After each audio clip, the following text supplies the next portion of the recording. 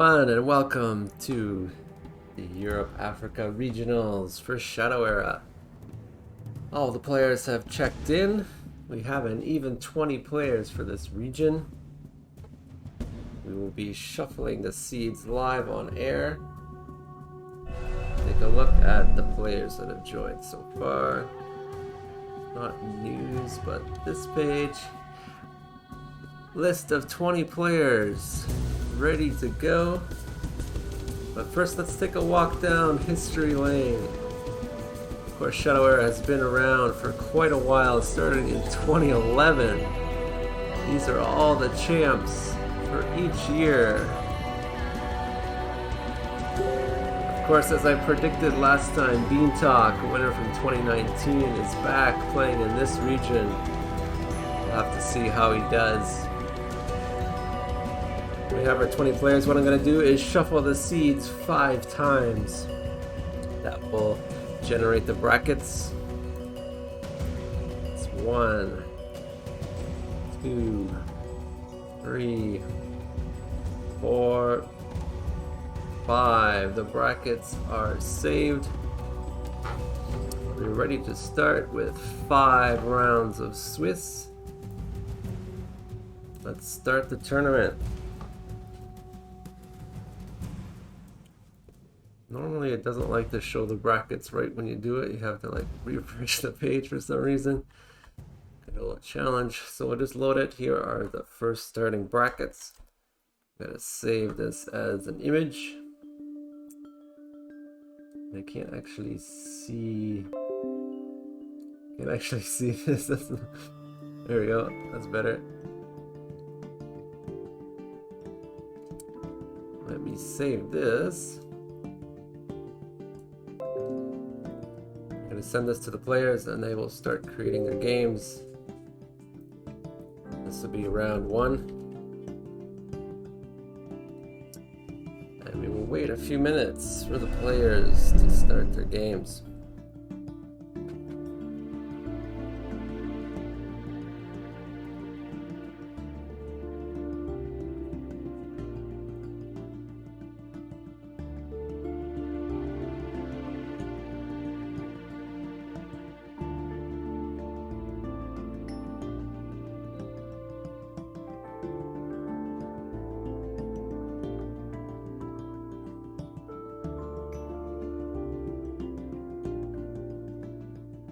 Players have got their brackets. They are starting to create their games.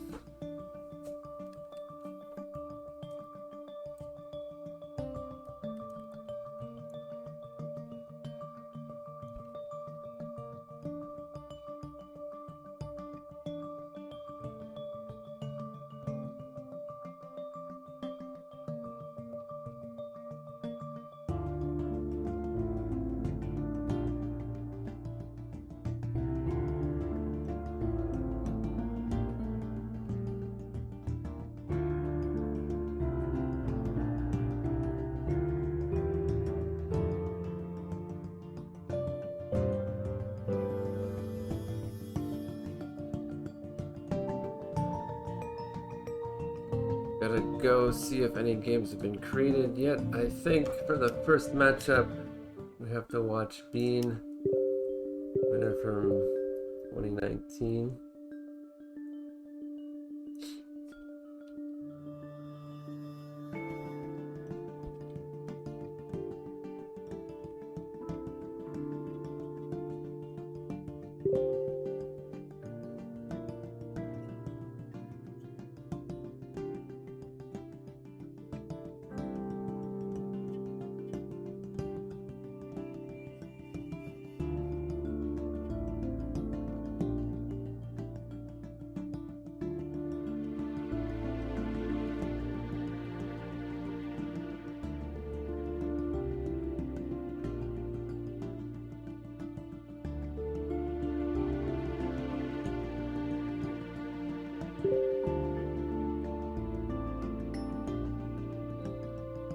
Everyone's still talking to their opponents, exchanging passwords.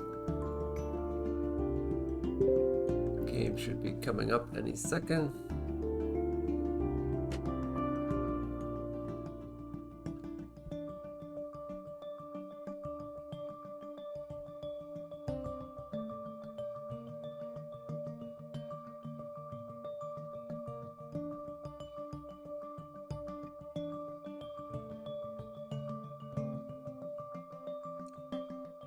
go.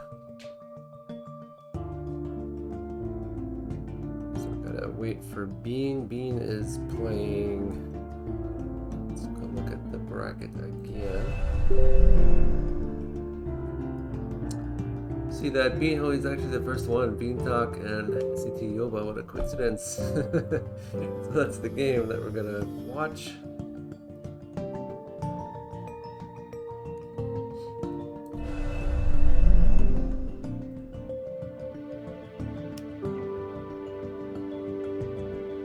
People are already starting to play.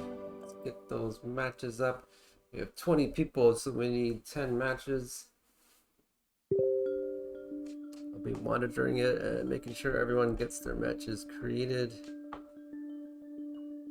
Of course, it is a deck lock, so players cannot change their deck for the entire tournament. Already we could see 2 Zaladars.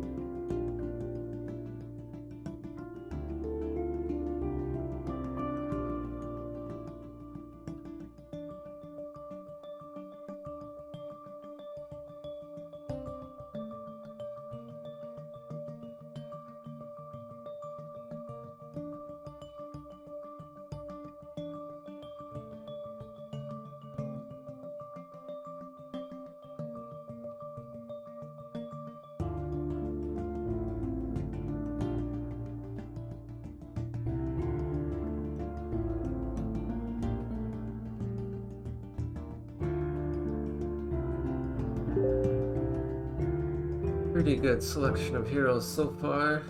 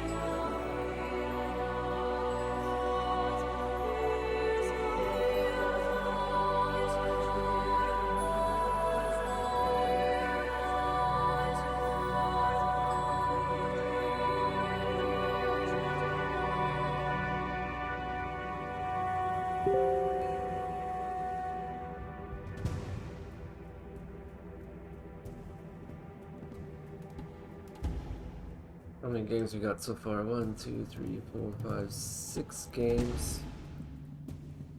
More and more. I have to push these guys to make their games.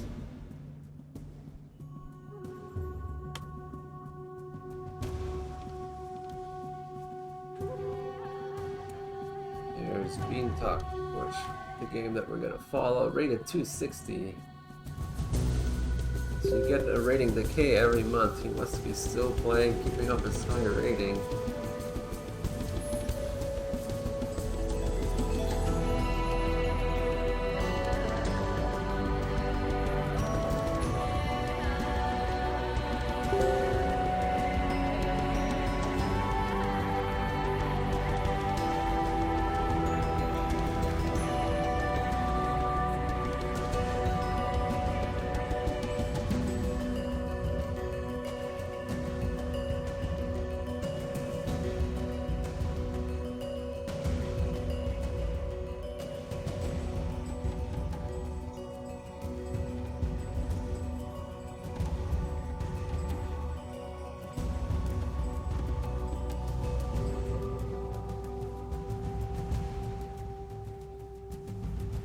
There's the first game up with Beantalk that we're gonna follow.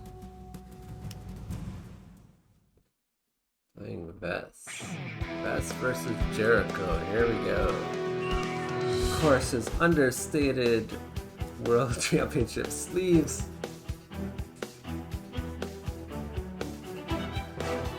The winner of the World Championship gets to pick the sleeves that the Grand Finalists use. This is chosen by Beantalk.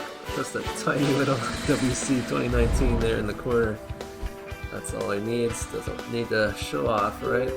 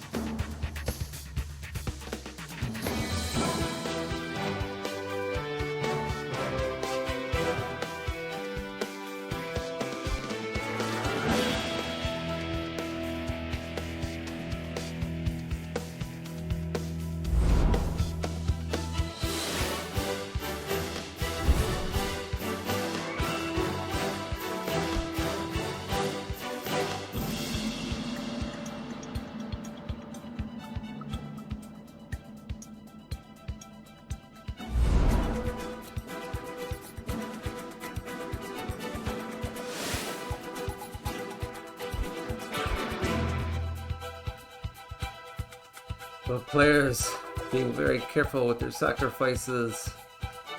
We're starting to get set up.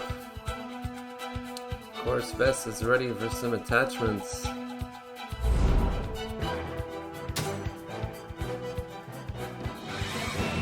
4 resources left. Here we go.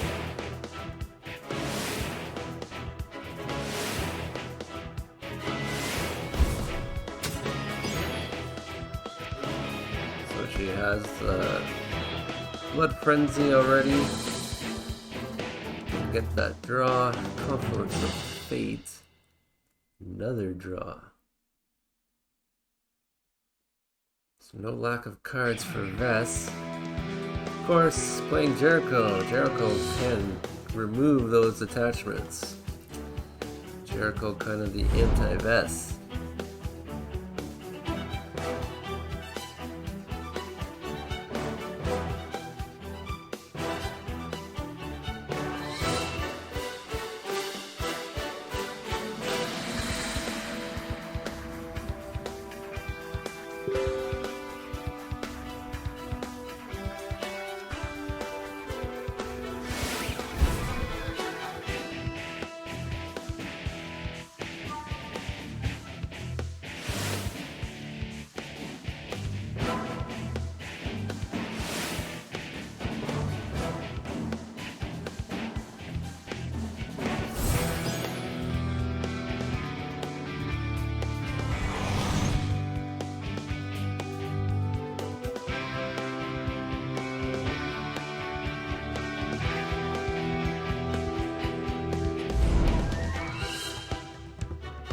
Got a nice buffed Zealous Mystic on board, 5/5.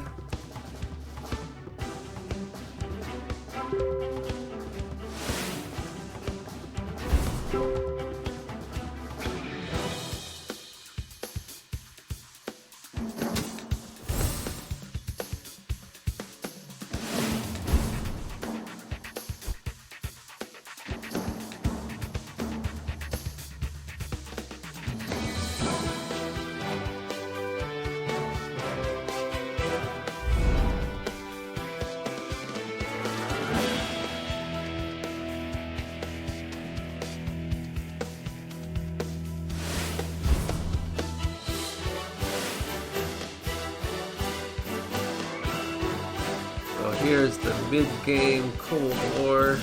Let's see who can gain the upper hand. Whoa, that's a pretty big buff.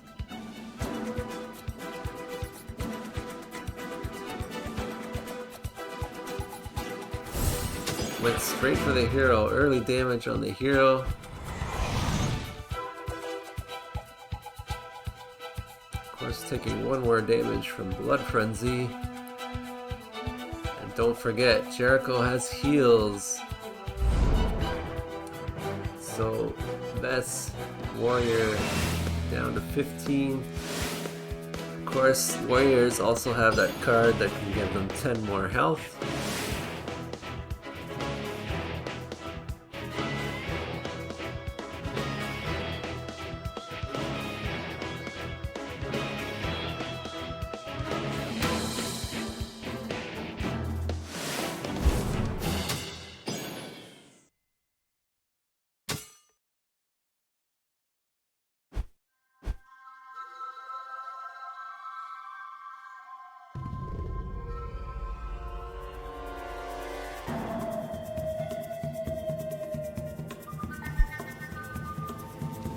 Bess is down to 15, but it looks like he has a better board position, at least currently.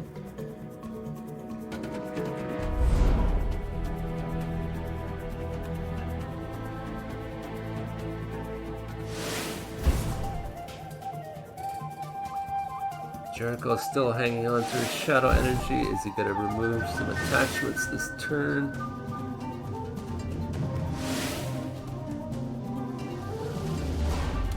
Just pinging that health.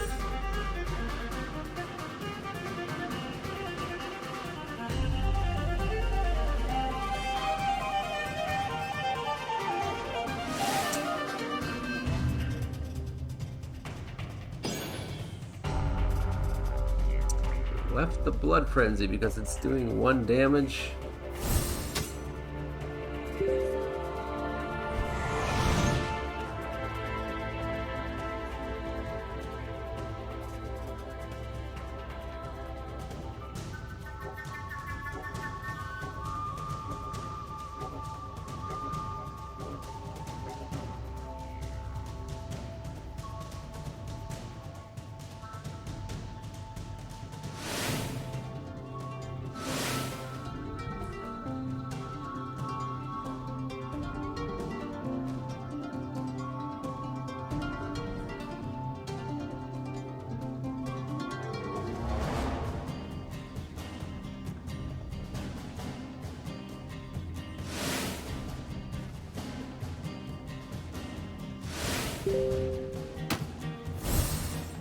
Best down to 9. I would be a little bit worried. 20 versus 9. Priests also have some direct damage stuff. They have a tidal wave.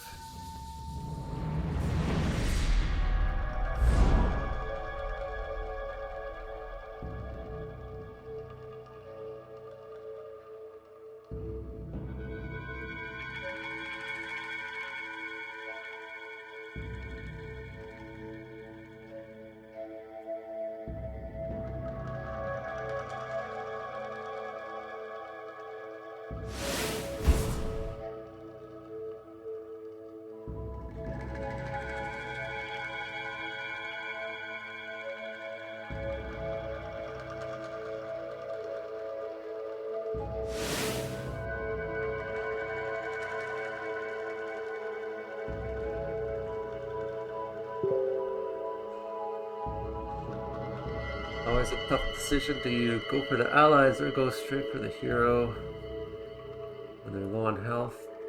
I would be attacking the hero. 5 health, 4 health now. On the defensive side, that's down to 7.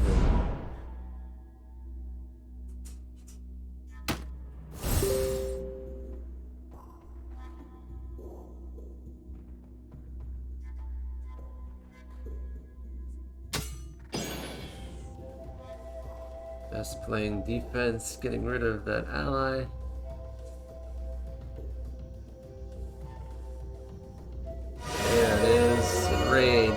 extra 10 health.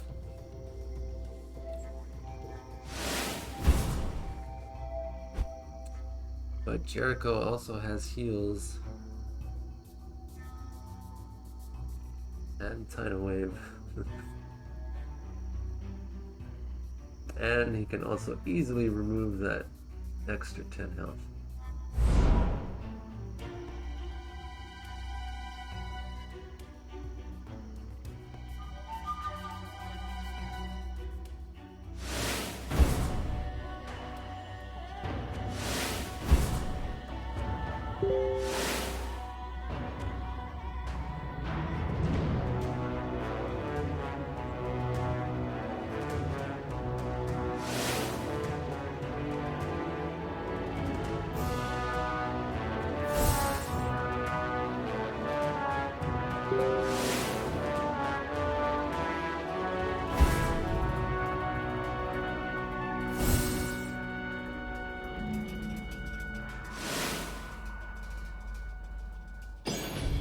Oh, there we go. Yikes. And he got the win. That's game one. We do have some other games or other matches reported finished. Emagor 2-0 over Lelouch. This one right here. So Valadar beating Serena. We have A1 Hitachi went 2-0 versus KA Dark.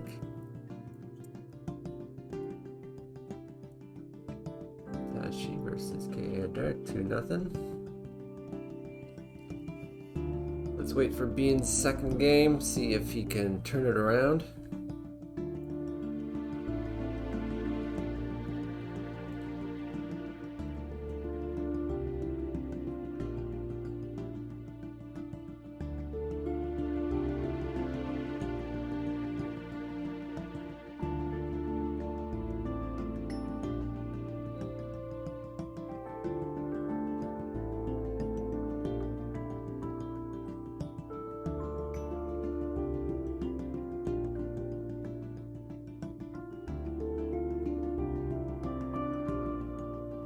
Bean has the first turn advantage this time.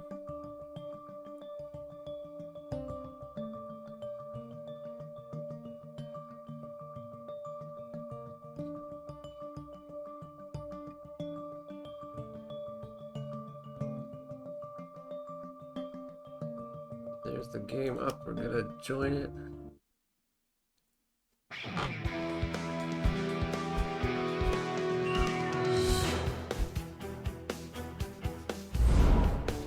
So as I mentioned, Vess versus Jericho is a hard matchup for Vess. As you saw the last game, removing that extra 10 health killed Vess pretty quickly.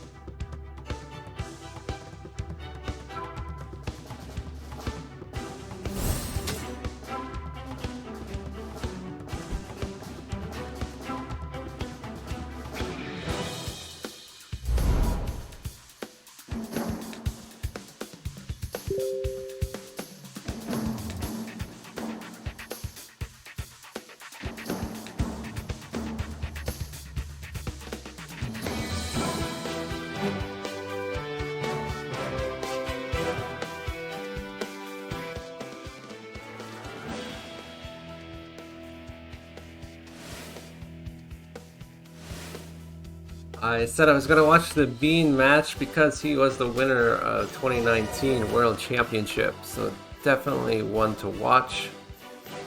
course, the next round we will watch someone else. I'm sure everyone has favorites.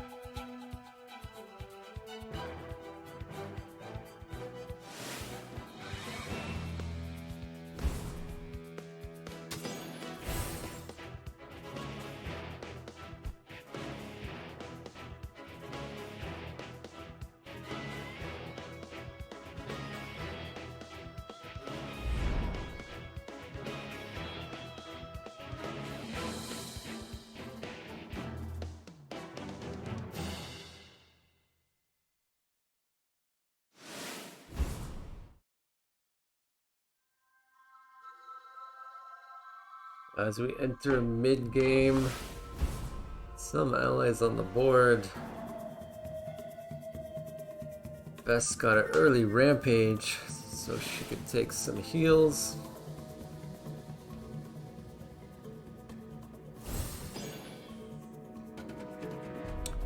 Jericho just strengthening that position on the board.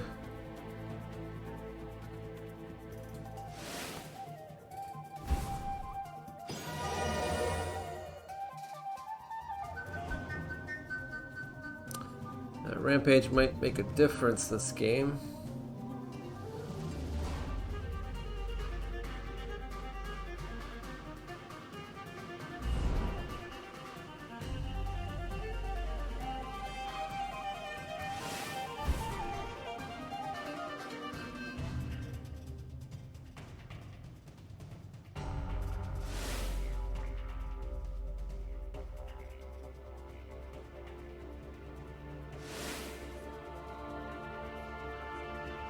Ooh, 2 for an Inaxios buffs the allies. Gonna be hard to deal with. And removes that rampage. No more heals for you.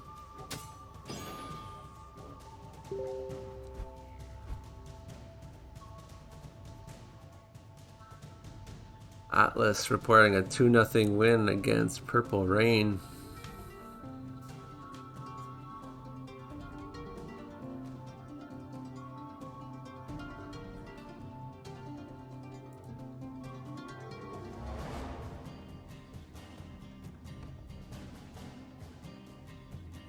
Bean taking its time.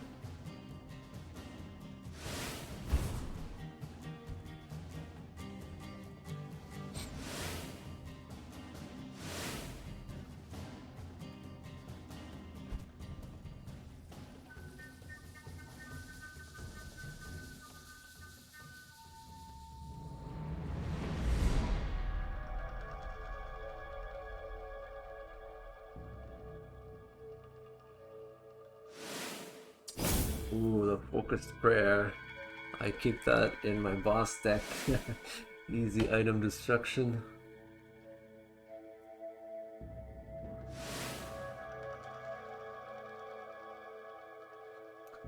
That's gotta hurt.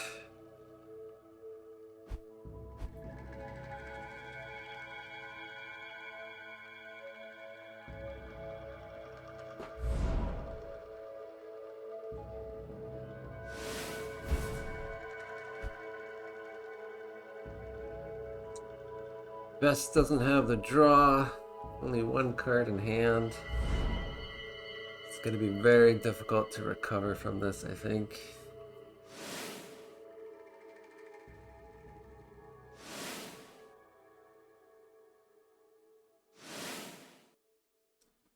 Yikes. Oh man.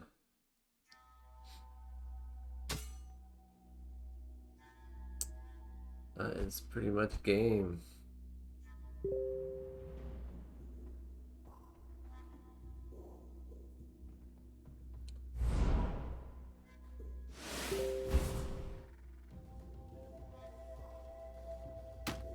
Charlie D reporting a 2-0 victory over Rocket. Two SET members. Was there any collusion there? Who knows? But SET Charlie D, 2-0 over SET Rocket.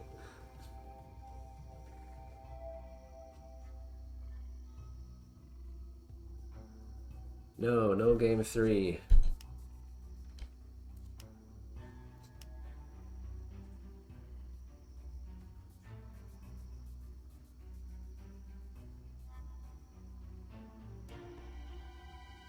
So the GGs and Bean Talk goes down. The game has changed a lot since you were World Championship winner, Bean.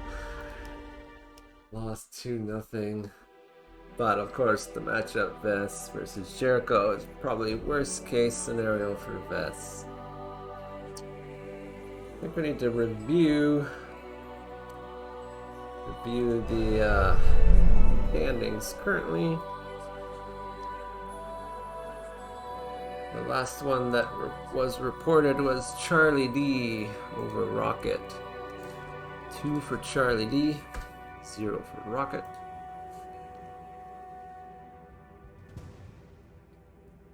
SET Cannibal conceded to A1 Anubis. But since it was the first round, we required them to submit their decks, just so there wasn't any weird scouting going on. So they had to submit their decks, even though they didn't play in the first round.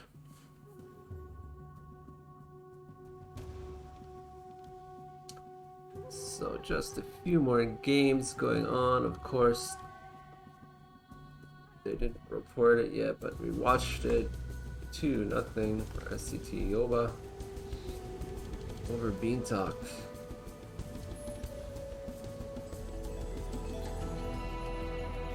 Let's see who we can follow.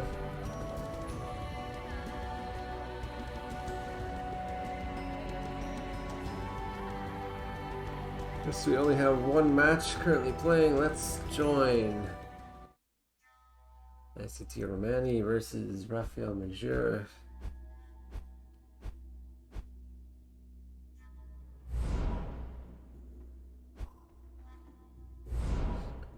So Baduru versus Bloodfang.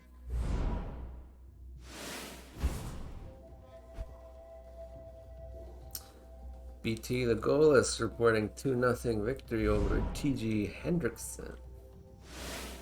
Apparently that is Sam's brother.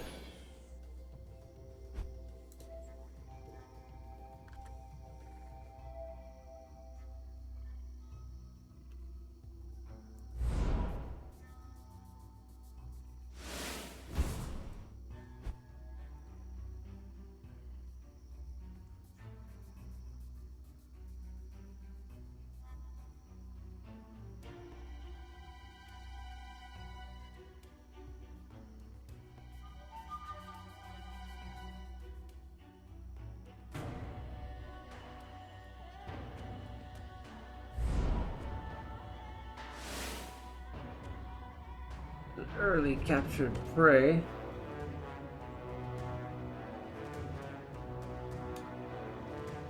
So Badura of course buffs his weapons while Bloodfang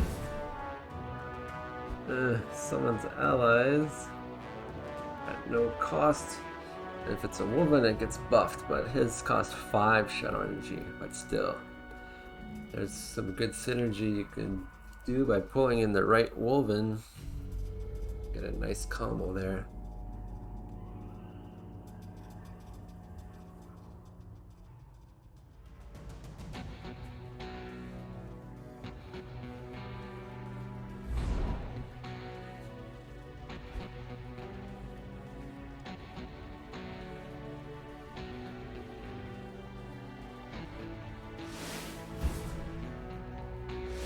Comes the weapon.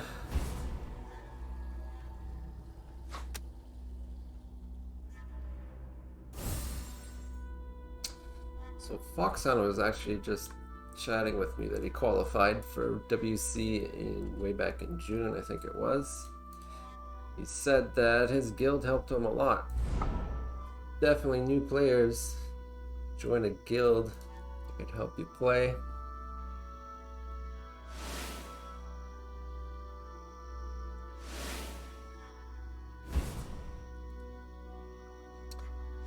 pretty big buff there.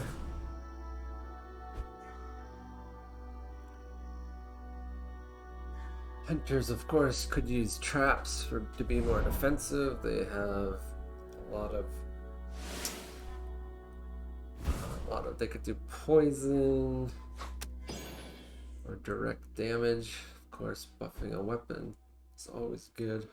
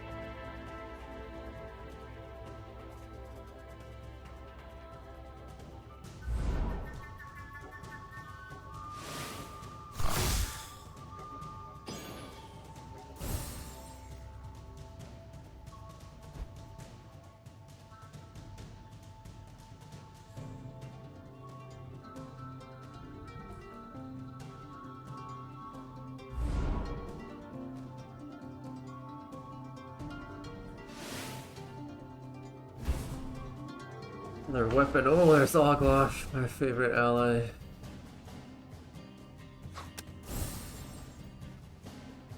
Little bit of trivia. Ogloff used to have a smiley face. Actually had to tell the artist to redo it and make him look a little bit more mean. Used to call him Ogloff the Smiley, or Ogloff the Happy.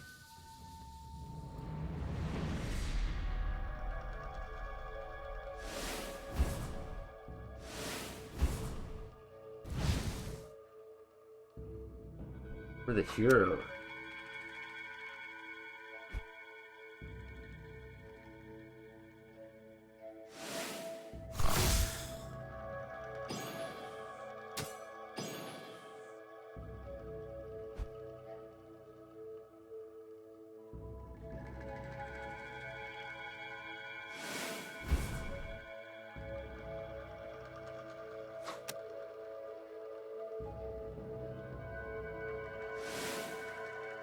He's just going straight for it, all out, go for the hero, even though that 5 damage on board is gonna start to hurt.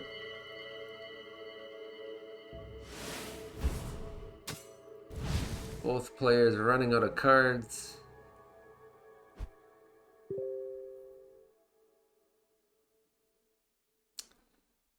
Yoba reporting a 2-0 victory against A1 Beamtalk. We already watched that. A little bit late, but thanks for reporting.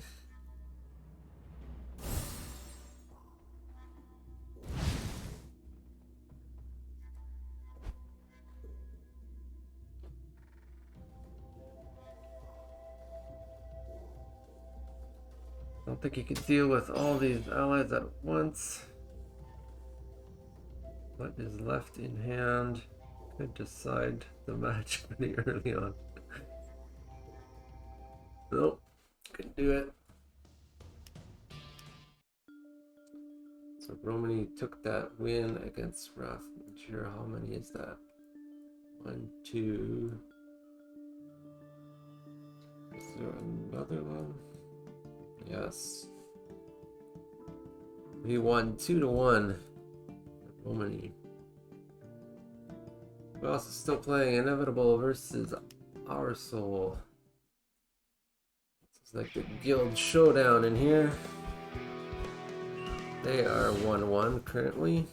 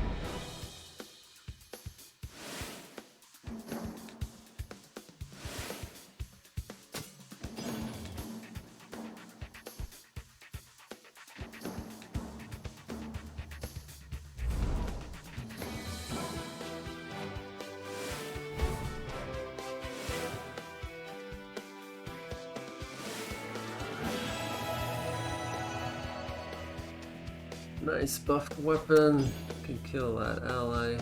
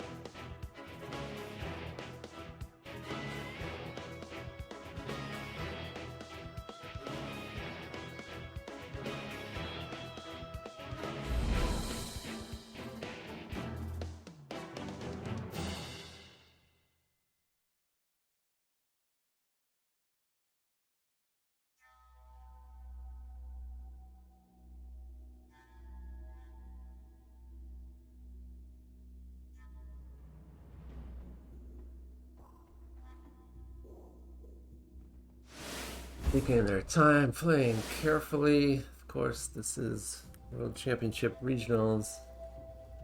Do not want to make a mistake, especially when you're live streamed to thousands of people watching the stream. Of course, the annoying Moonstalker stealth. Can't be attacked, can still be targeted.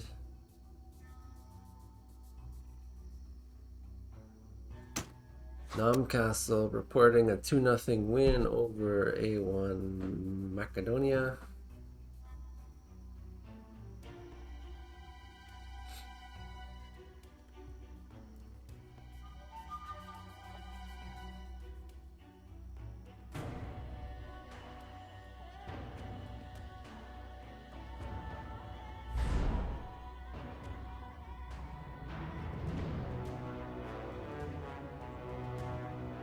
Everyone else has finished their matches. This is the last one of this round.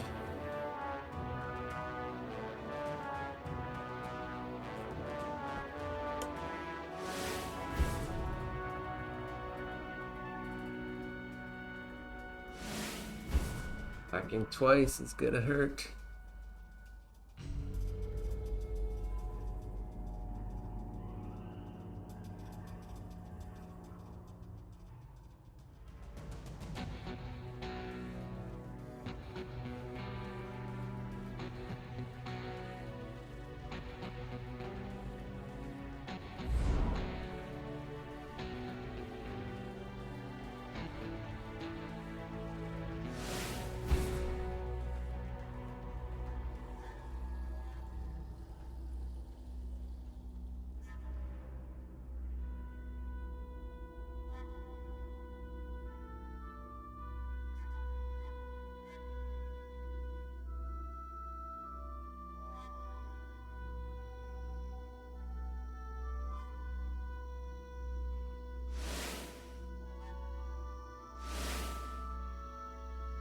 There's the stealth.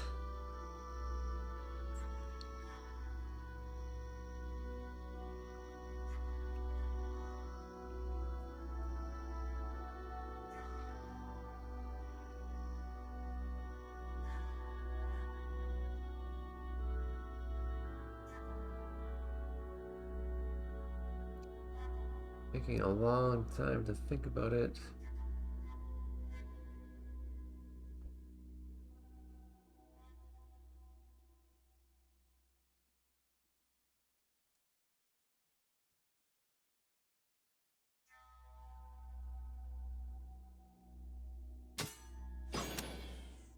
Goes for the attack on the hero. All out hero.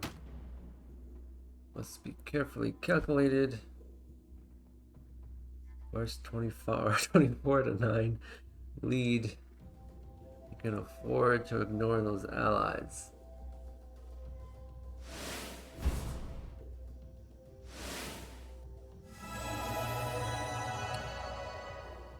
Gwen pretty much has to take care of these allies. Has to be defensive.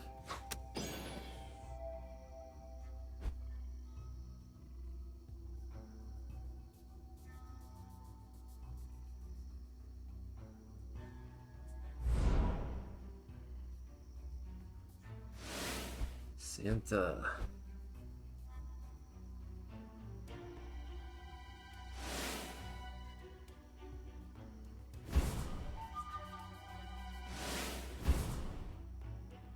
That's pretty big with a haste for some surprise damage there. I think he calculated that one out perfectly. He takes the 2-1 victory. That was the last one. TJ beating out SET.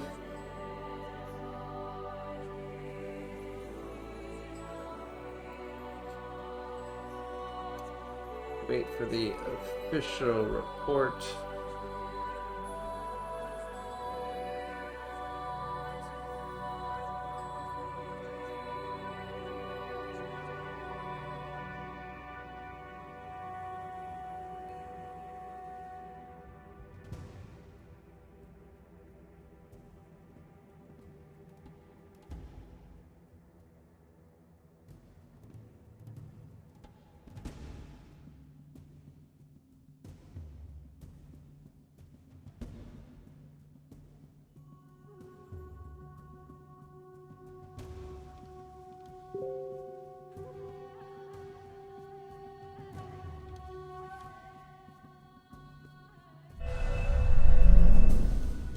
We got the official report from TJ. Inevitable victory 2-1 against Arsol. So when we submit, we will be moving on to the next round.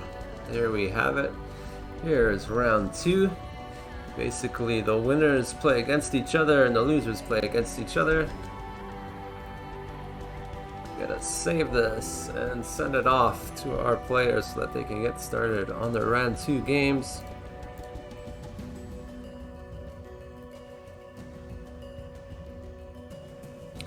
Of course, we could check the standings. Here are the complete standings and their scores. 10 winners, 10 losers. And we will just wait for the guys to start up their next matches.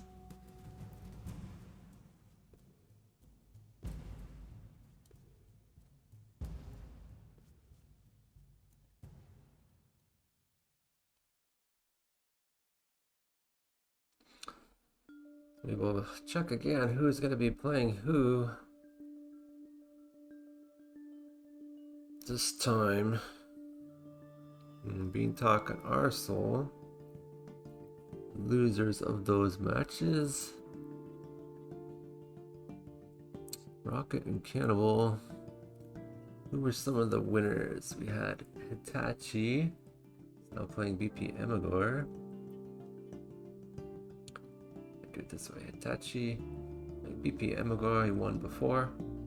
Charlie D won, playing against Anubis. Yoba won, playing against Inevitable. Arsenal lost, Speedsall lost, Campbell lost, Rocket lost. Atlas playing against Namka, so these guys won. And SET Romani playing against BT Legalis. Players are getting ready for round 2 matches. Let's take a look.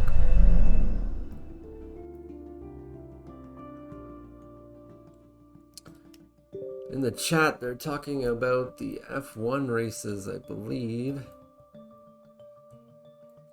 Apparently F1 was just before they ended just in time for our regionals, which is nice of them.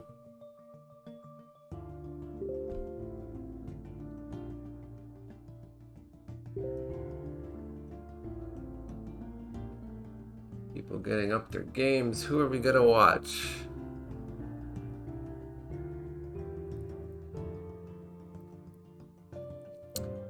To watch the winners, of course.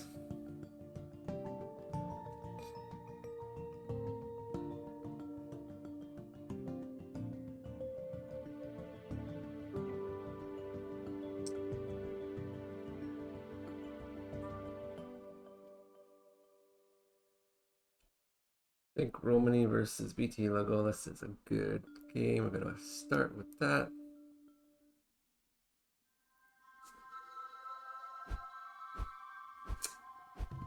Maduru, who buffs weapons versus Praxis. You know, in the latest version, I've fixed this hover problem. The hover will stay there. I don't have to keep moving it. It's really annoying when you're trying to see the card. Fortunately, I can't use my new version because I also fixed some bugs, so I can't do the current matches with my next version. The Praxis is discard.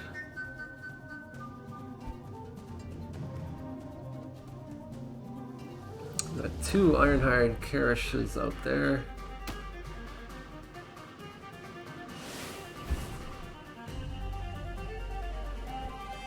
You have to be careful with elementals, they're kind of sneaky. Of course, have Mind Control is their big power card.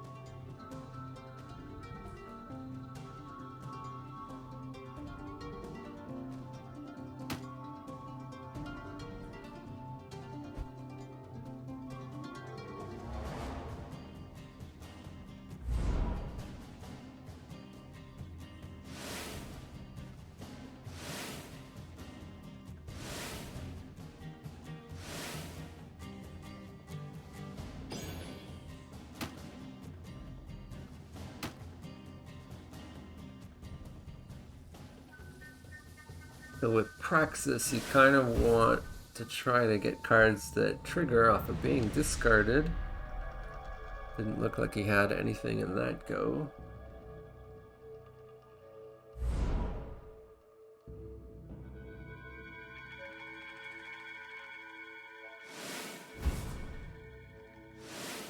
Here comes the weapon.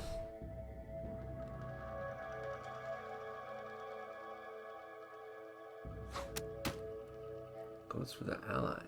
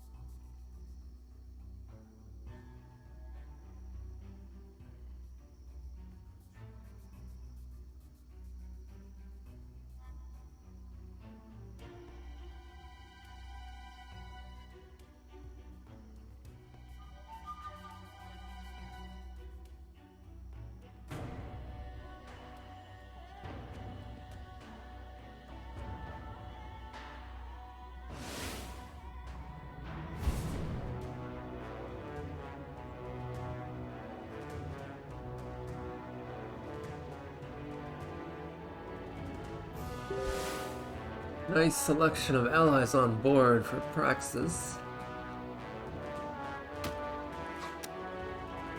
Draining the health of Beduru.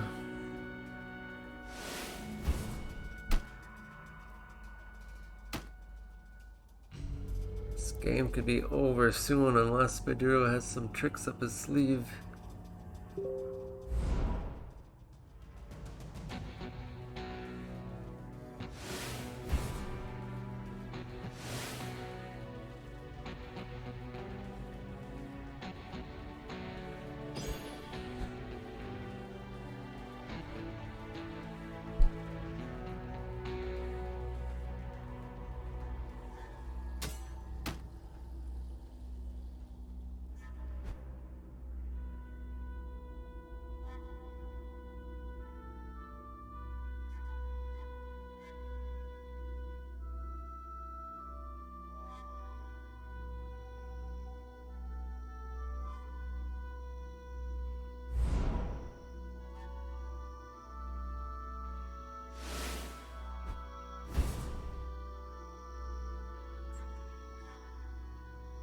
Not looking good for Beduru.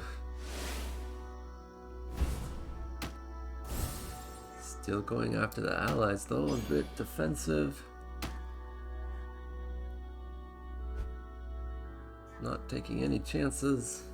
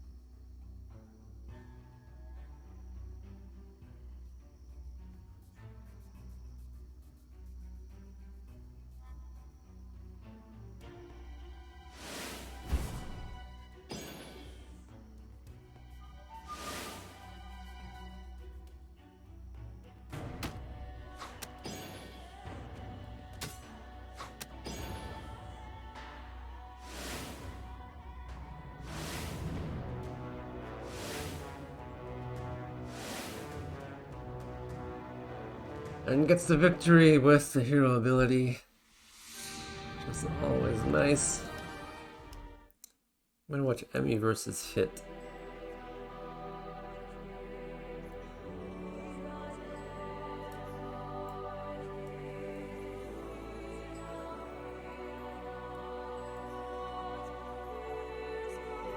They are 7 minutes ago. We can catch up, right?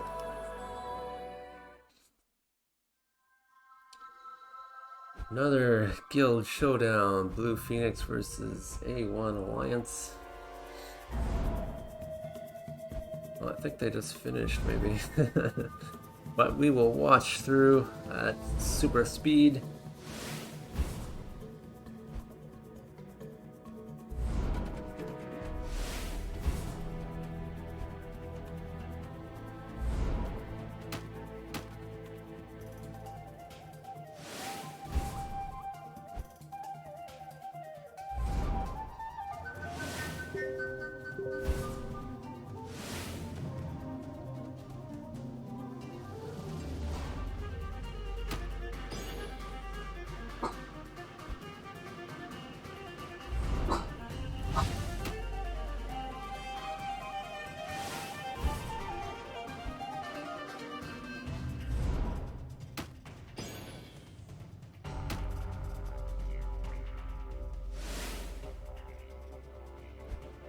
Of course, this is an elemental matchup, but different heroes. Saladar versus Elementalis, or Elementalis, however you want to say it.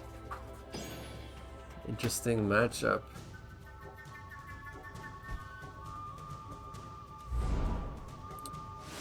Mind controls can change the game quickly. Still fairly early.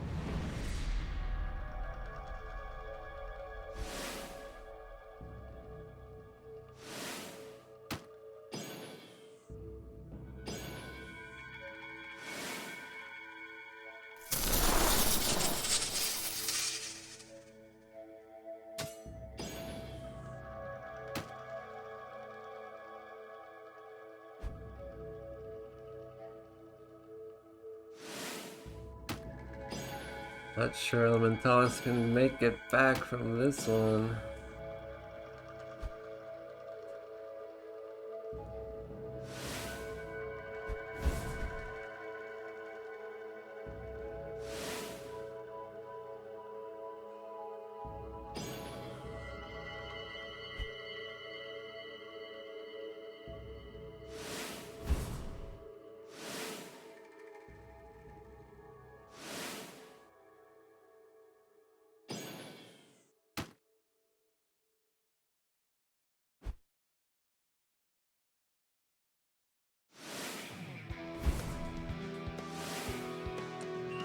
There we go, BP Emigor taking the win on that game.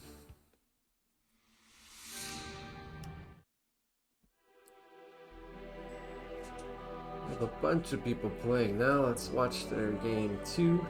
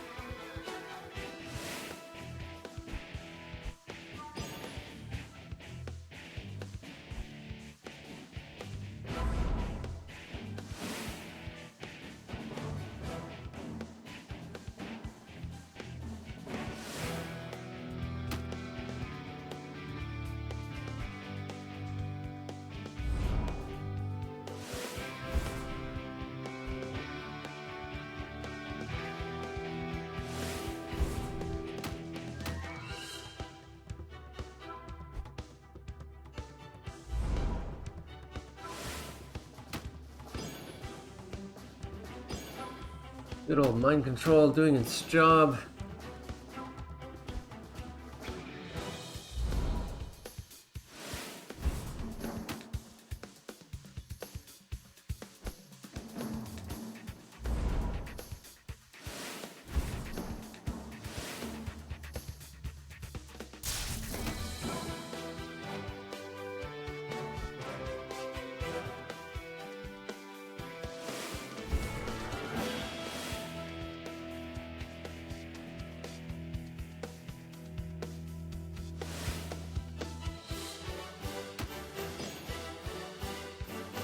This is gonna hurt. 13 to 22. We're on turn 7. That is a pretty huge lead.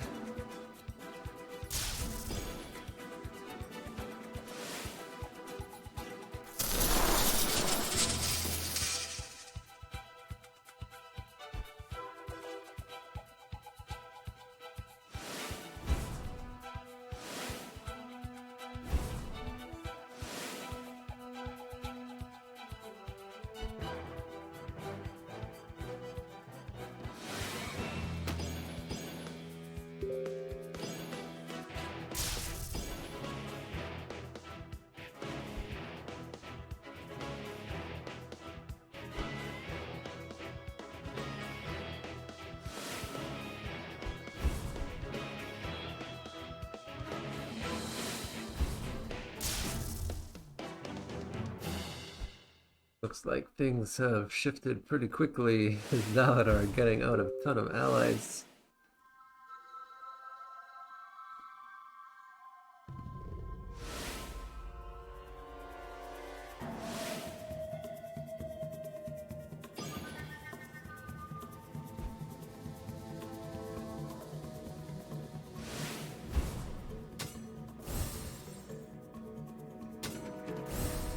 Still being defensive and taking out that ally.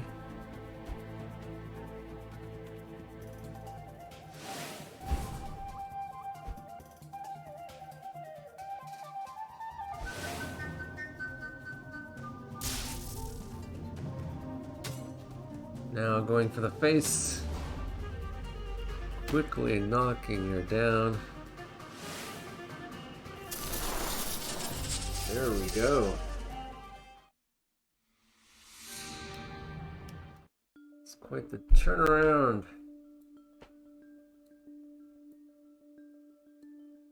Of some games being completed in round 2.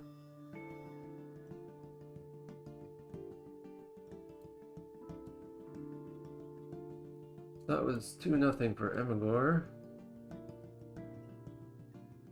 Who should we watch? Inevitable.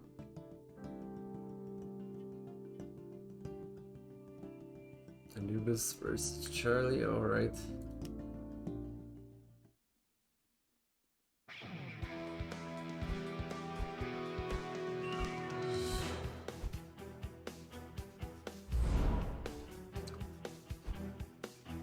Another grand finalist in the 2019 World Championships.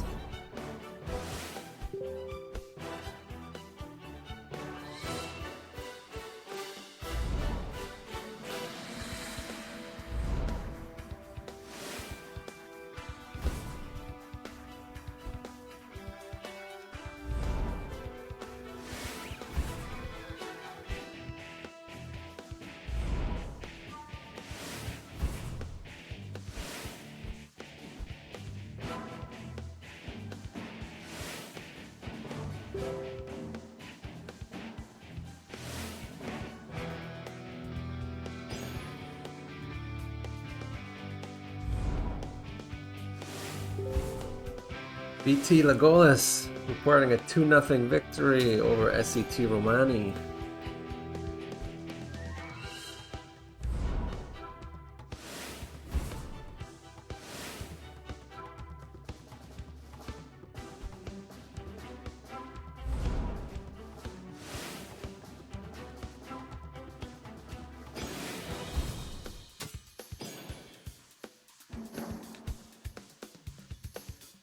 Now those 2-0 victories are important because it's different than a 2-1 when it comes down to tiebreaker. You'll be bumped ahead if you're 2-0 and someone you're tied with is 2-1.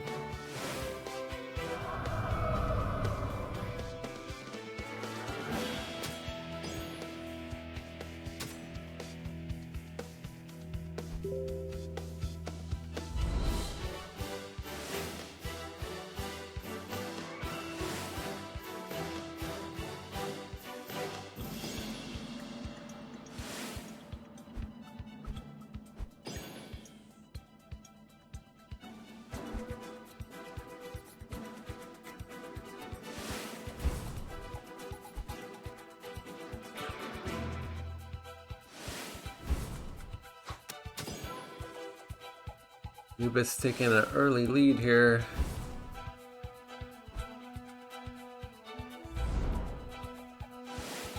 It's the sleeves that are good luck, of course. Have to wear WC sleeves when you're playing in a WC regional.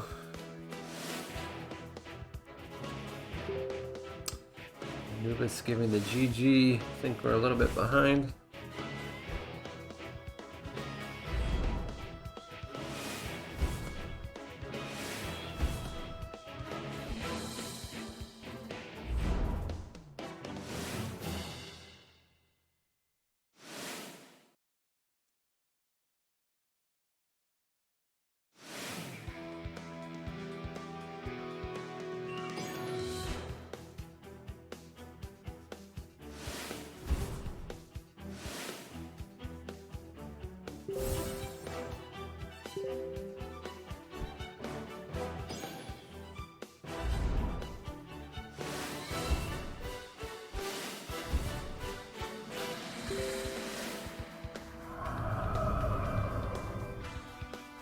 Lance trying hard to make a comeback. But 9 to 23, don't think it's possible.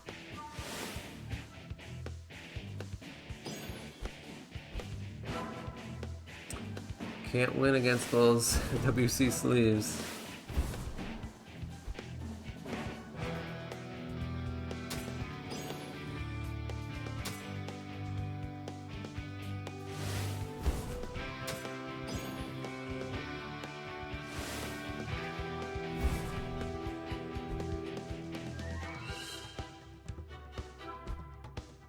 To 20, but he does have a lot of allies on board.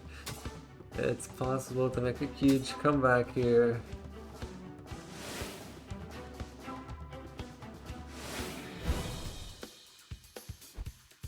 He has one turn or he's dead. We could see a major comeback.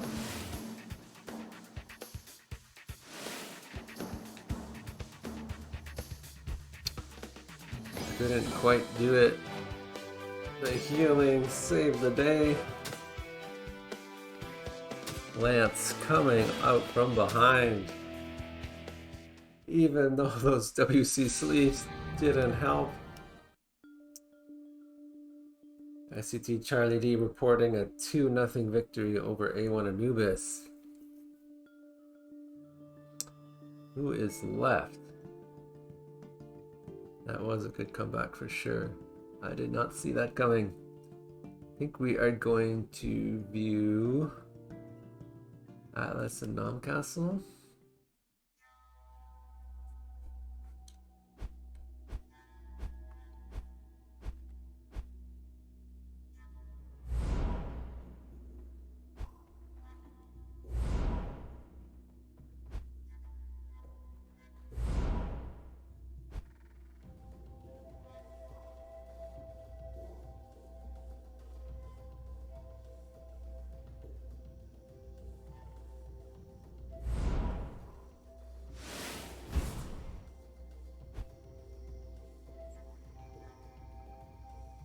AA Dark is reporting a 2-0 victory over A1 Lelouch Lamp RG.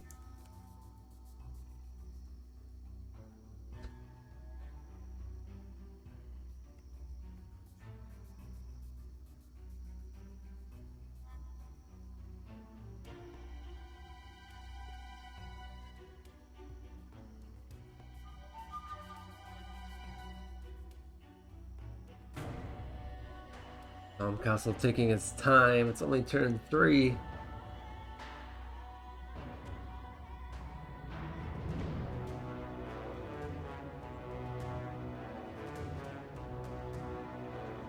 TJ Inevitable reporting a 2-0 victory over SCT Yoba.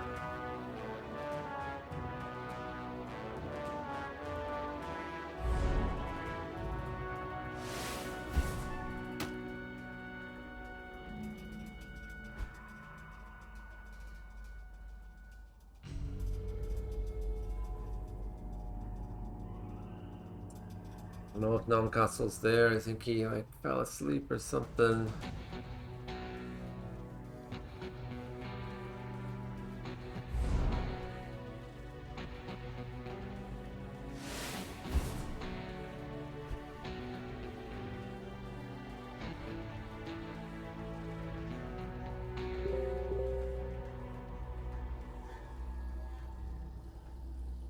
And A1 Macedonia reporting a 2-1 victory over RS Purple.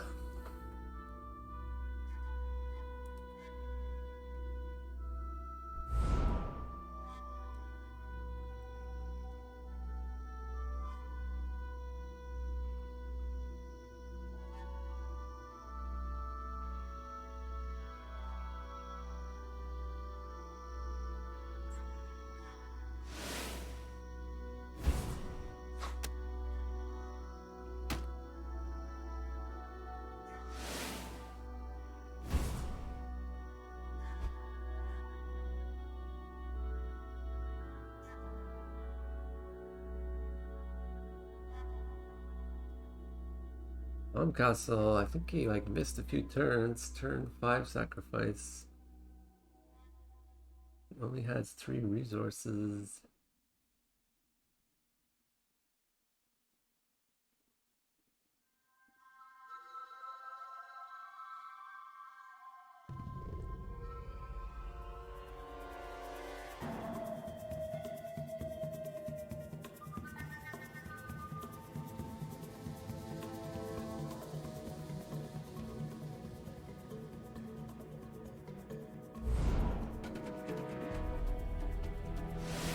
Maybe he's just taking his time.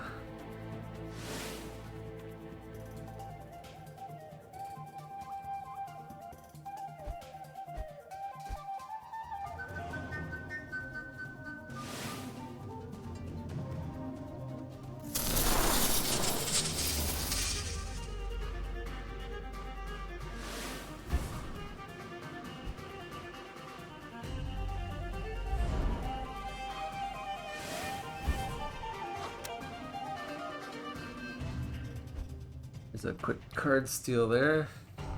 Looks so out of place against those nice card backs.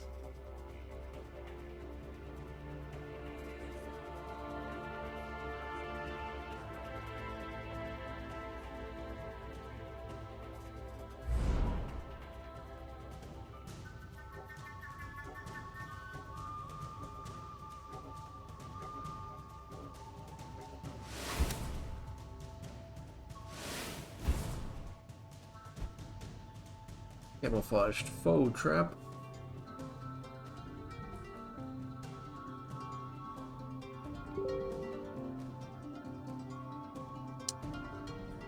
Beantalk reporting a 2-1 victory over SETR Soul.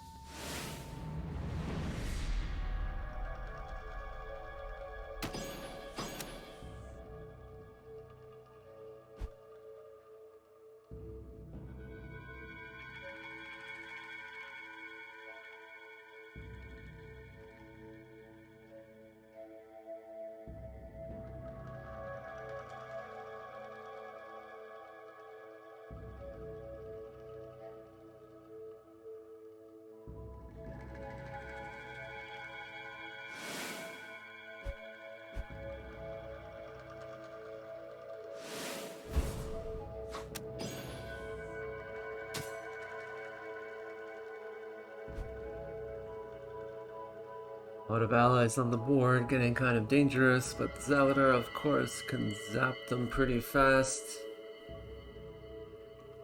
Next turn, I guess, but only 3 damage.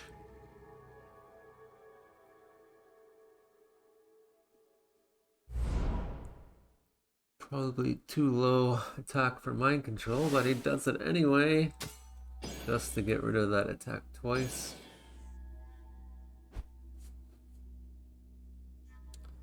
Really defensive there with the mind control.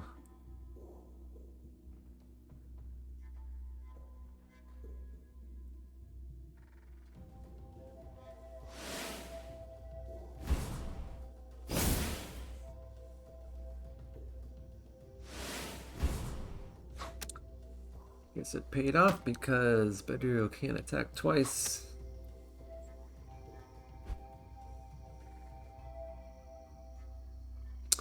Hendrickson reporting 2-0 victory against Raf.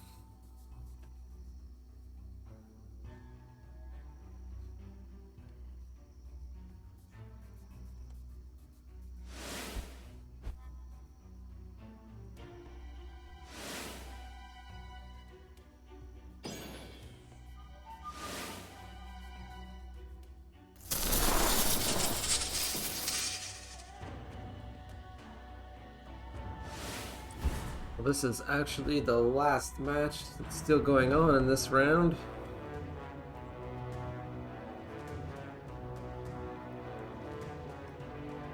Not sure Zalidar can come back from this.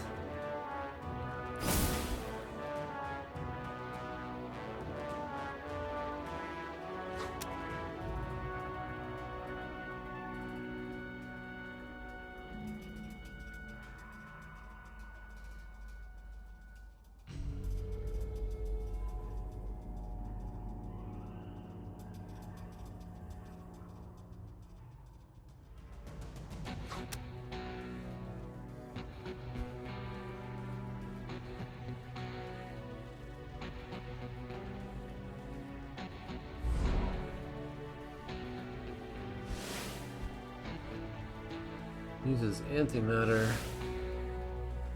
Don't really have enough resources to do anything with it though. That's about it.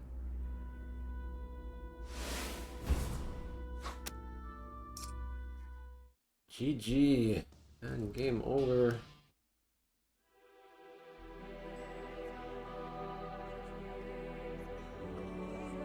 Just waiting for the final. Was that... Oh, Atlas Namcastle. Is there another one? So it's definitely 1-1. Atlas and Namcastle. I think it's... Yeah. Oh, Atlas 2-1 over Namcastle.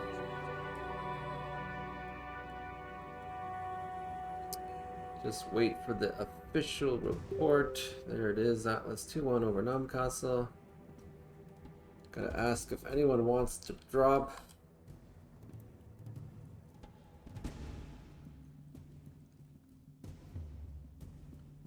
Just because if they drop, then it will avoid a buy. Otherwise, we have a buy.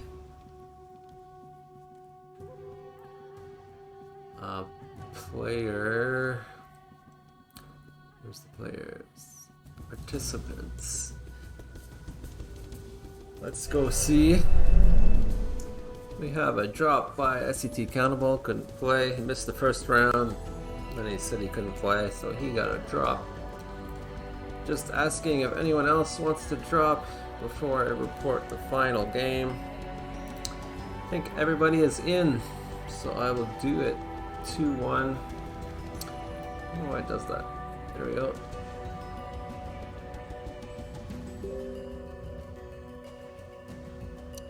Everyone's in. We're gonna go.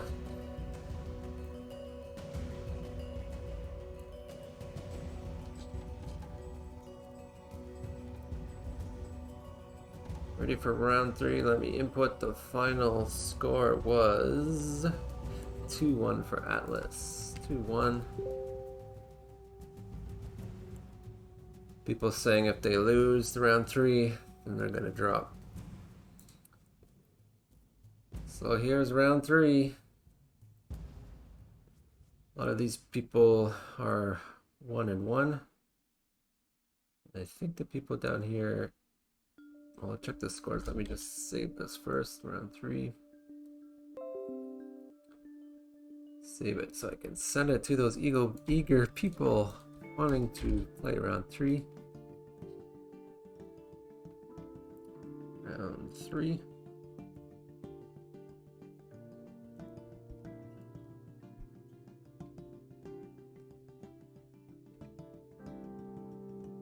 Or someone gets a buy. The lowest standing person gets a buy. It was A1 Lelouch Lamp RG. Oh no, he's playing Anubis this round. So who gets the buy?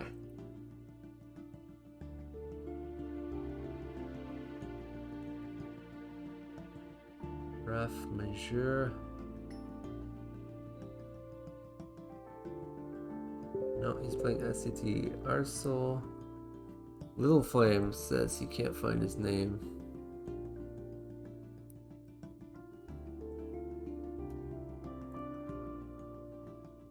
Purple Rain. Purple Rain gets the buy. The top of the 0-2s.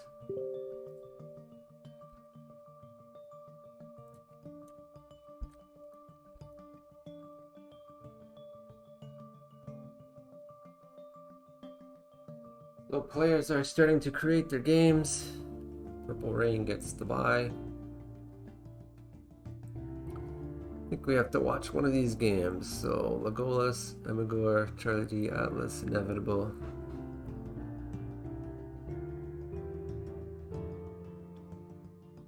These ones at the end. Why do you always do that? There we go. So maybe Atlas and Emigor we will watch. Let's see if they're getting their games ready.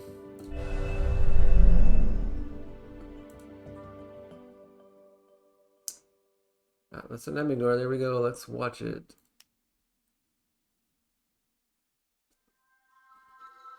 Another good guild matchup. Shadow Era Titans versus Blue Phoenix.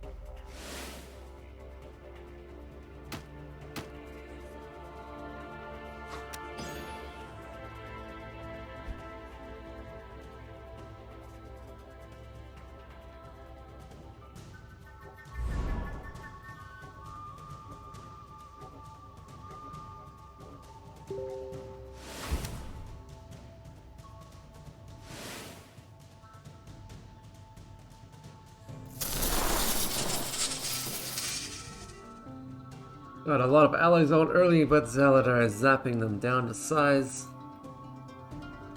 Beduru, of course, can buff his weapon, has a nice buff already out there.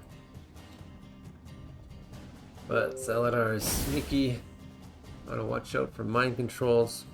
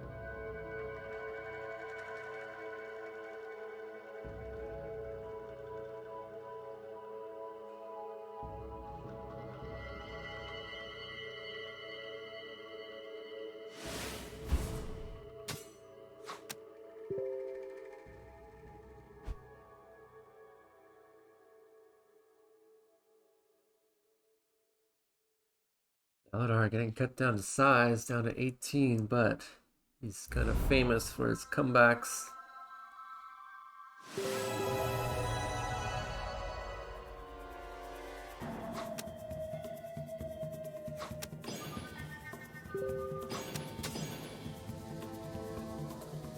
That rapid fire is certainly helping out with a buffed weapon.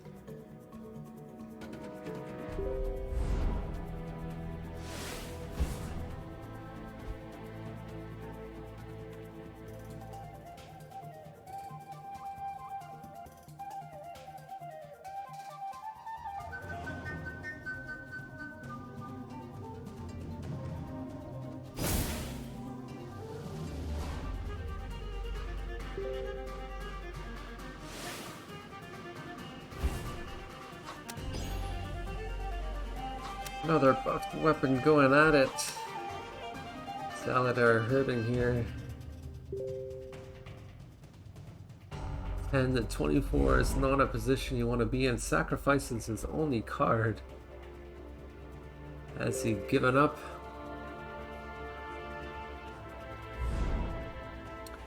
GG.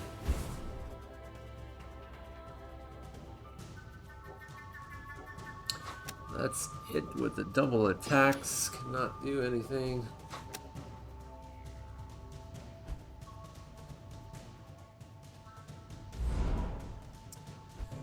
and he just sacks. Some people like to take the last damage. Some people don't want to see it and they leave before dying. They run away. But I always like to see the last damage. Take it like a man, right? That's the thing.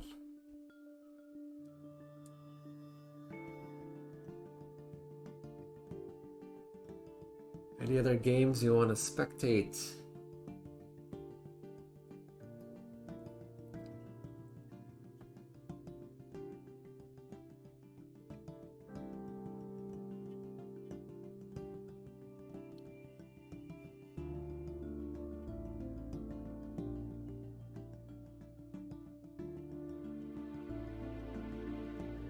Our lead getting a victory.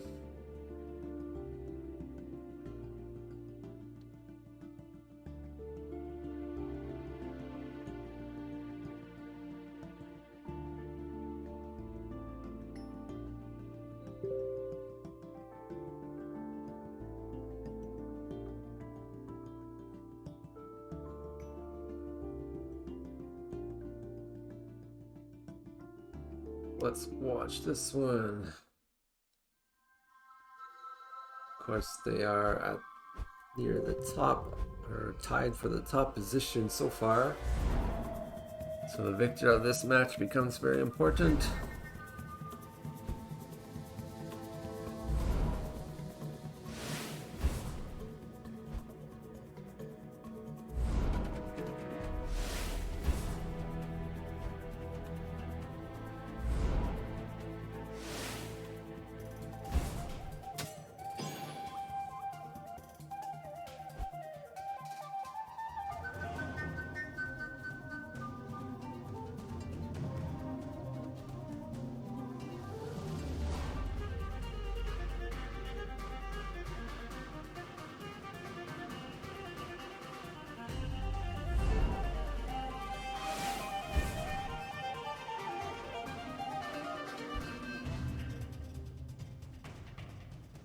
Of course, the Sleeves King of the Era was a tournament.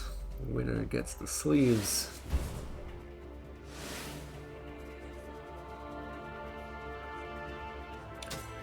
So SCT Guild versus BT Guild.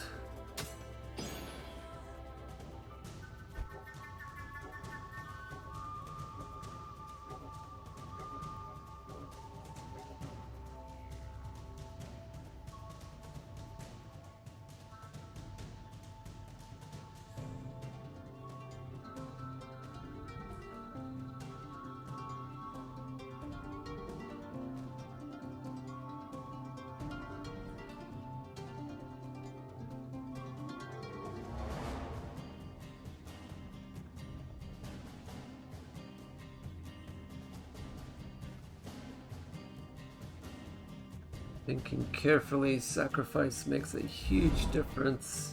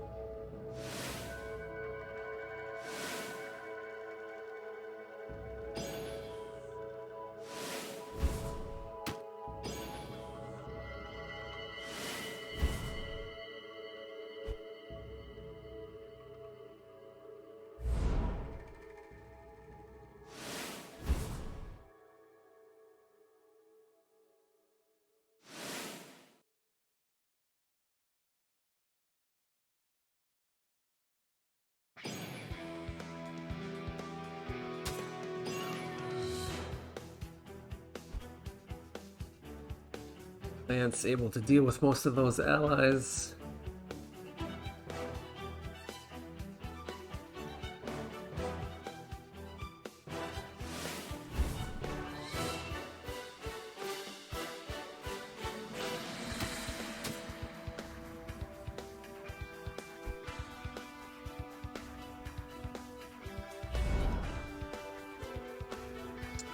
Here's where card draw starts to play an important part.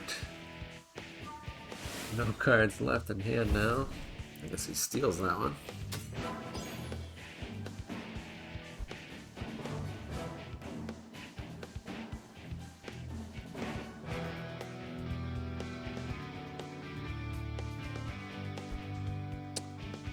What was that?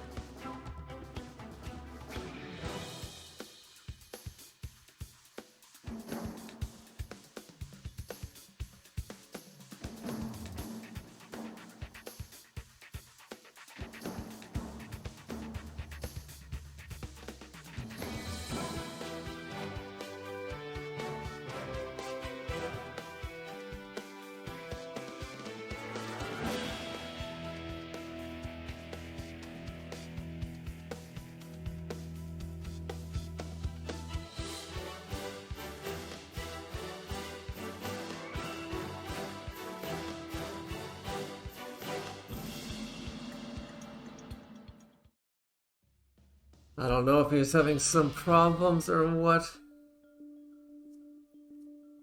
But SCT Charlie D gets the victory there.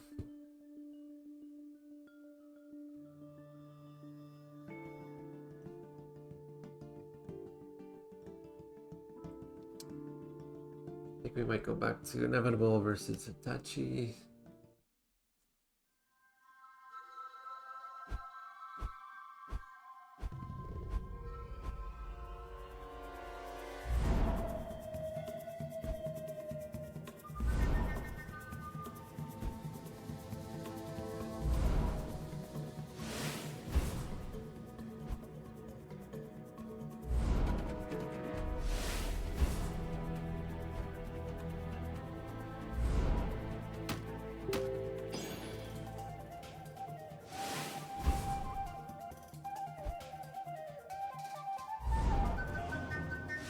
Charlie D reporting 2-0 victory over BT Legolas.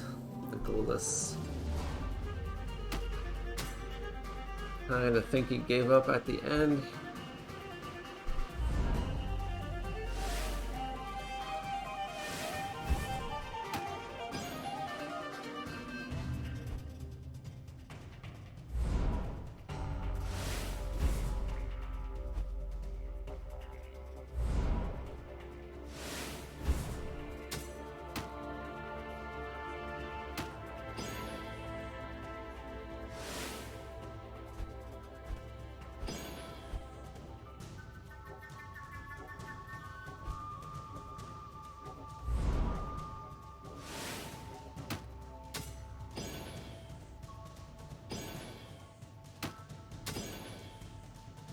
Moonstalker taking some early damage.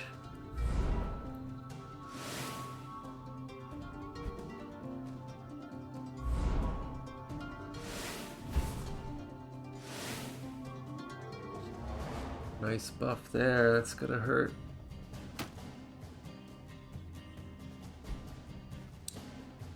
Of course he can go stealth, but he needs some allies on board.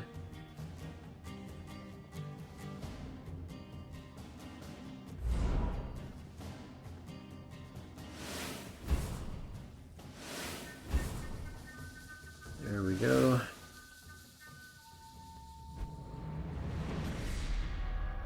So you can still mind control that guy. He won't attack, but he will die. And no, he doesn't. Windstalker still has another stealth up his sleeve.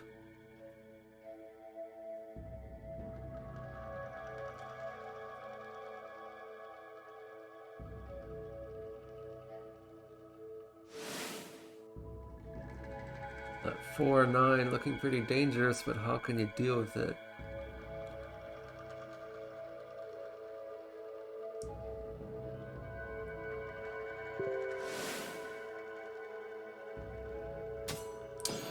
That's how you deal with it. Good combo there.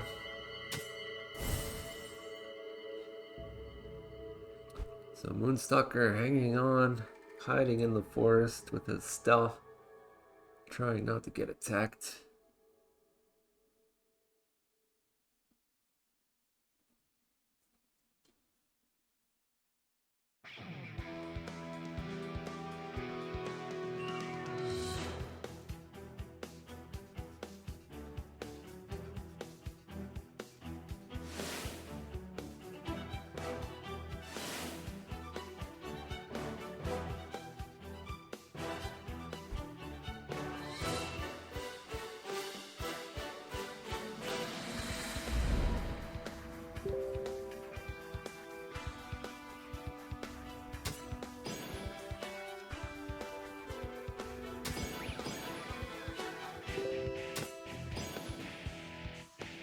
Evening things up a bit, but you always have to watch out for mind control.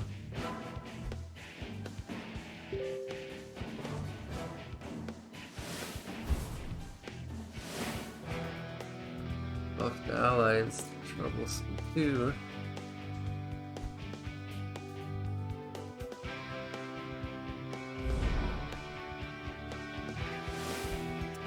Ooh, a Santa, so everyone draws 3 cards.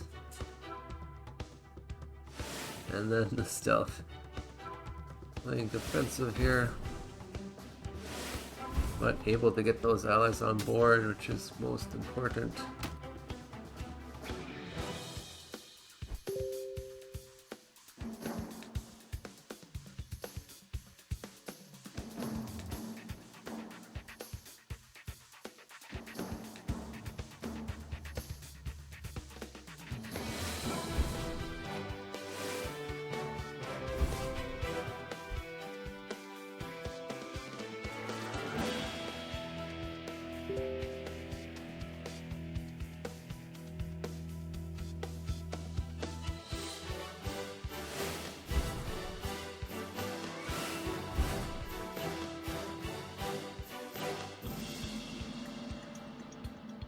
A lot of allies on both sides.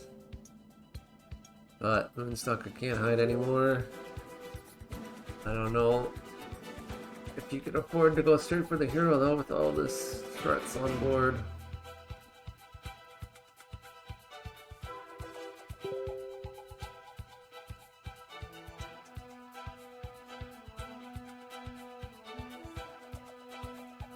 Choosing carefully.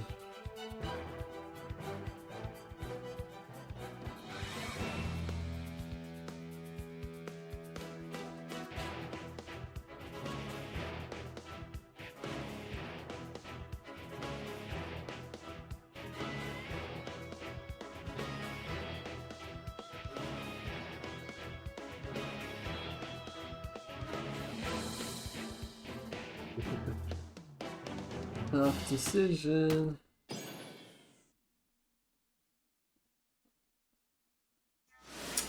Oh, that was a lucky draw.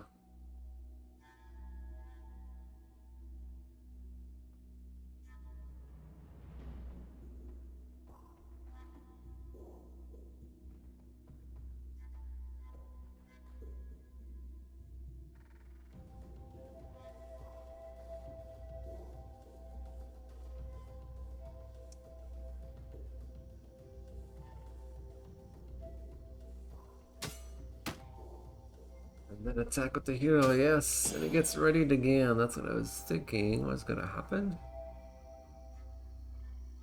It's a the ability.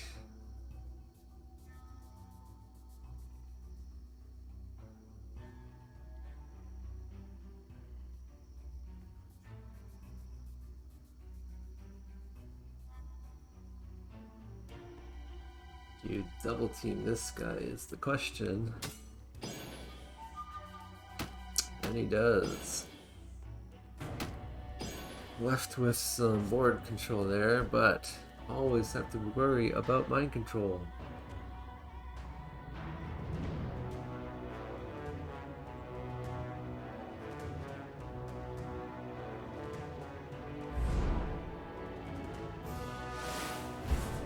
Looks like he doesn't have it.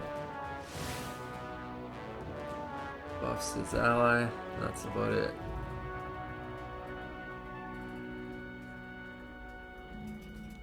Still anybody's game at this point, I think.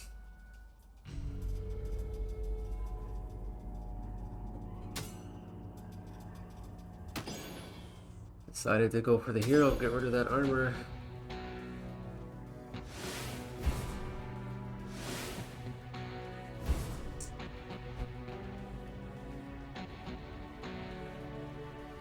This is looking pretty scary now.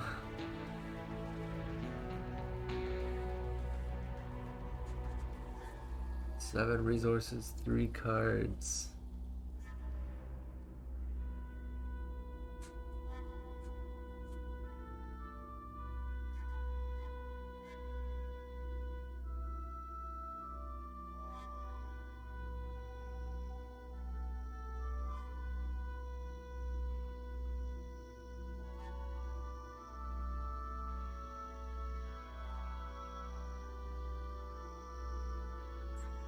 Actually giving the GG. Is that when he lost? Yep. Yeah.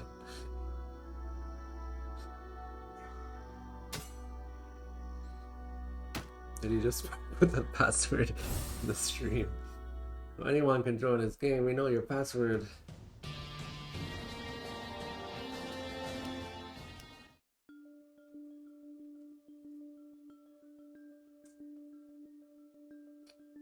So a lot of game 2s being played now.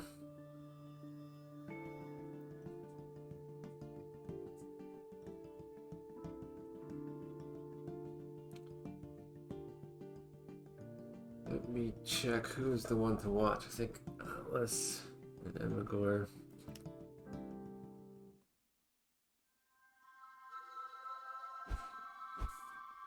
At least when we enter in late, it'll go at full speed until we catch up.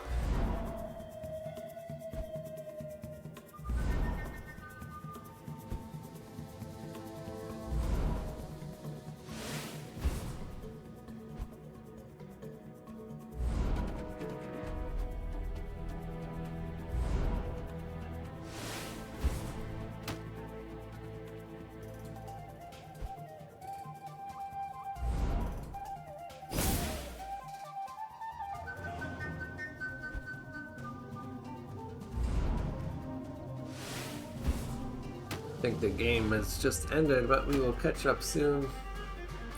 Just because someone said GG doesn't mean they won. They could have lost and admitted defeat.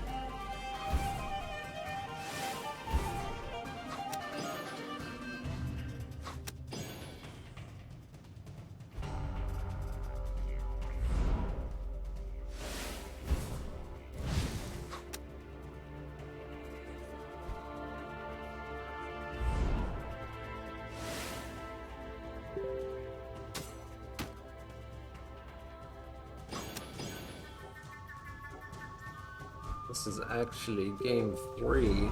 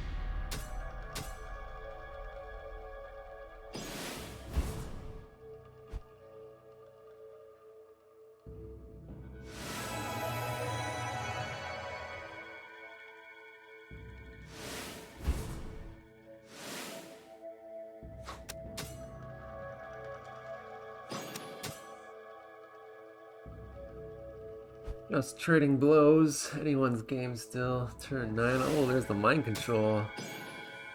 Only one attack, but gets rid of that troublesome ally that gives 2 attacks a turn.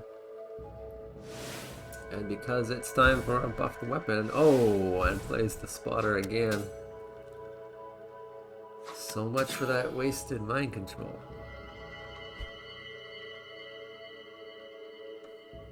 There's another one.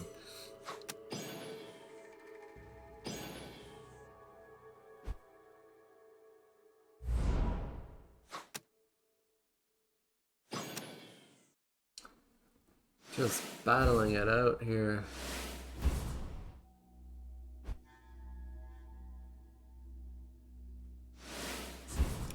Remember, this is game 3, tied 1-1 so far. Down to the wire. 8-9. Of course, Zeladar has no cards left. Traps on the board. It's going to be hard to come back from this one.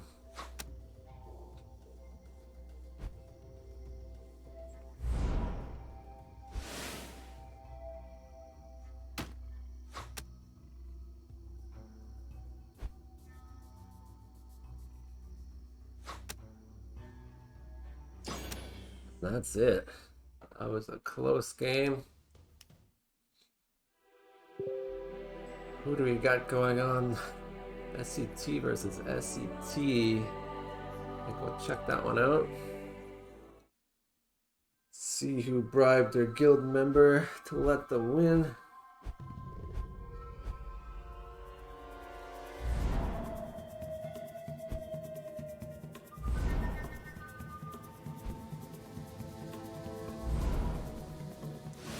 SCT Arsol losing to Raf 2-1.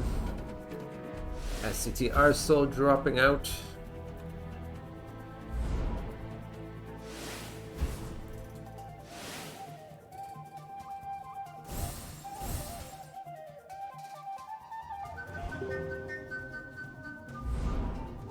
A1 Lelouch winning 2-0 over A1 Anubis. Another guild payoff there.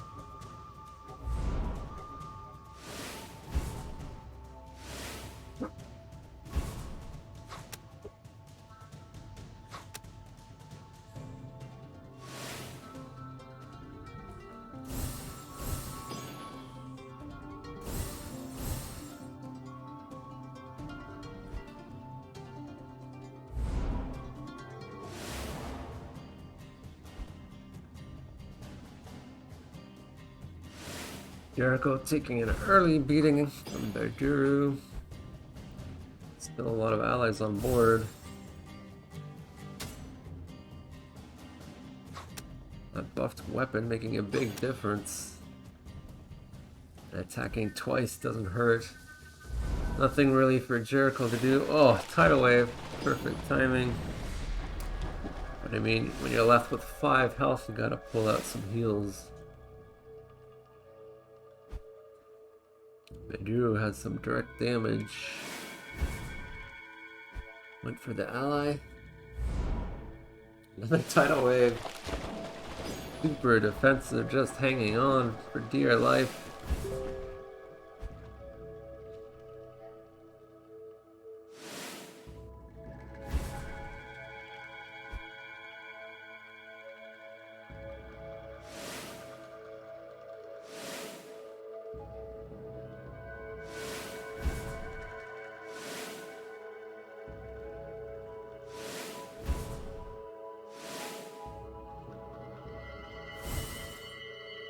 Getting a little damage at least. Here comes the weapon. Might be game over. With the ping. That's it. That was a quick one.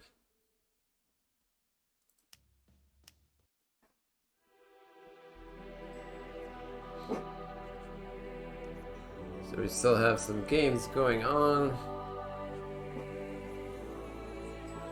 I think I want to see Hendrickson play. We haven't seen him yet.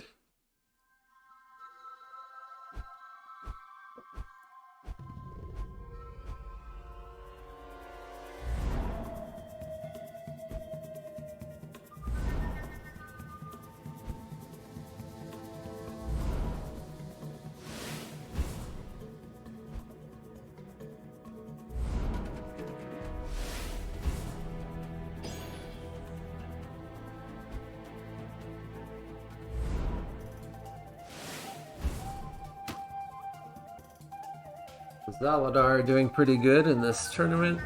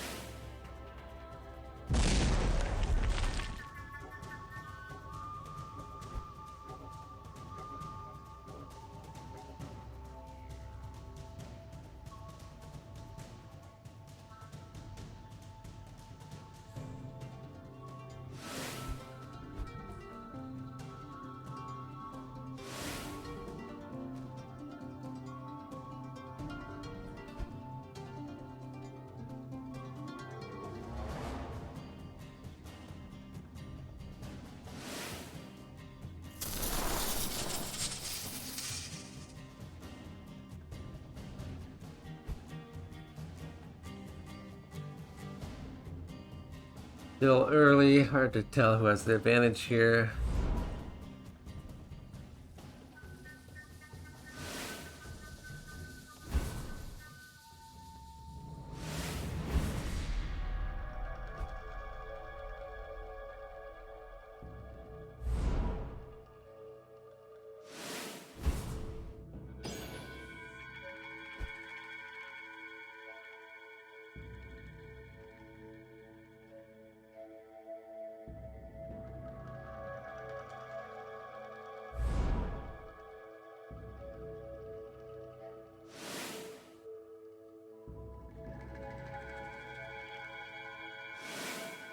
There's the mind control, that's gotta hurt. Of course, mages have stuff like fireballs, everything else. A lot of direct damage, so you never know. But down to 8 health, 8 versus 21. Kinda hard to come back from that. Of course, Shadow Energy, you can return that Forgotten Horror back to play.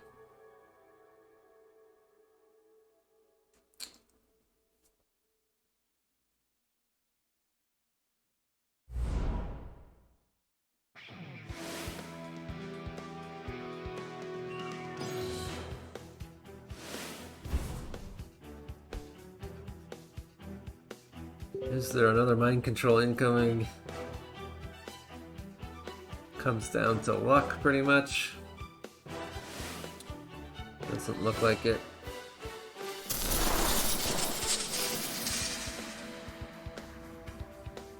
There it is! Mind control for the win. Well done.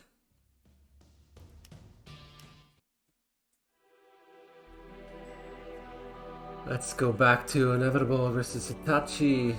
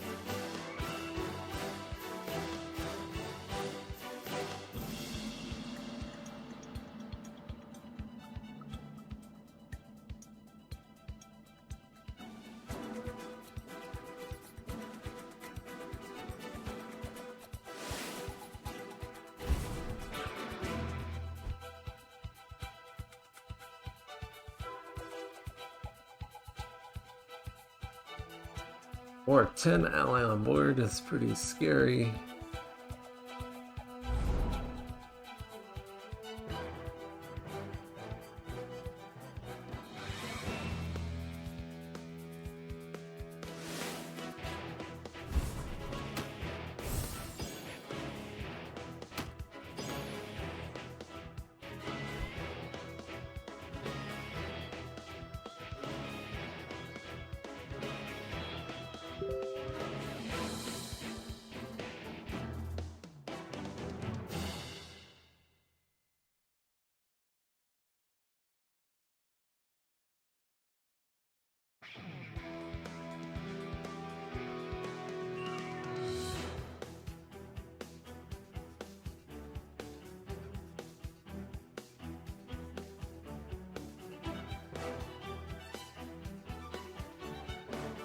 AA Dark reporting a 2-0 victory over Nom Castle.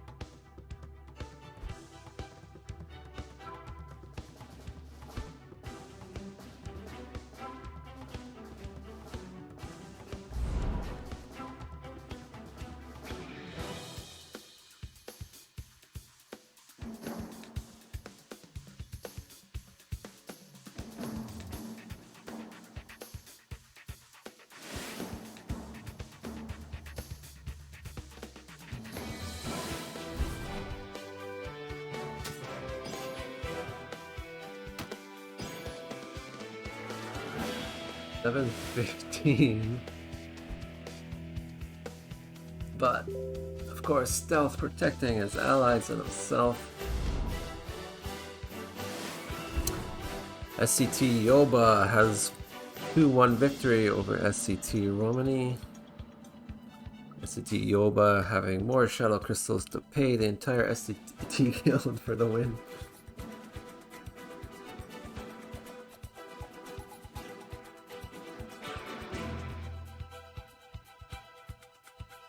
I've never seen an 8-16 ally.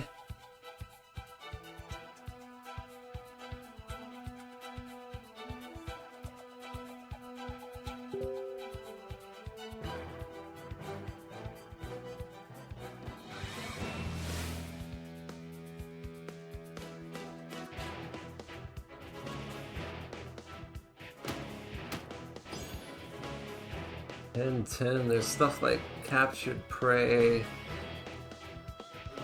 Or what else? Windstalker should have stuff to deal with it though. Can't just leave a 10-10 on board. Death from above, that's it, yep.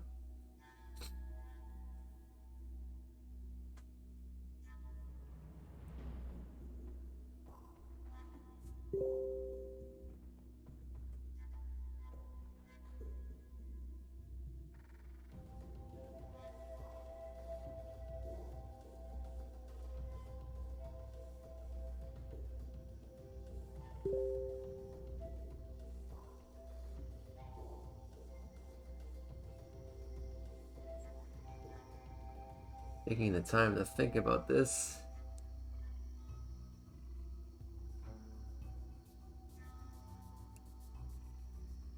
Comes down to a little bit of luck. If you didn't get the cards you wanted in your draw, cannot deal with such huge allies like that. Besides using your stealth ability.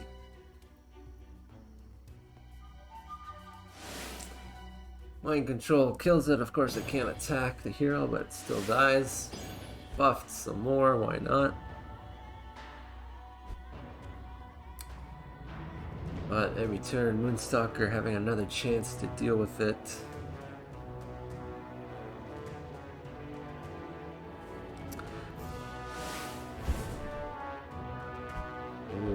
Oh. He did not hide.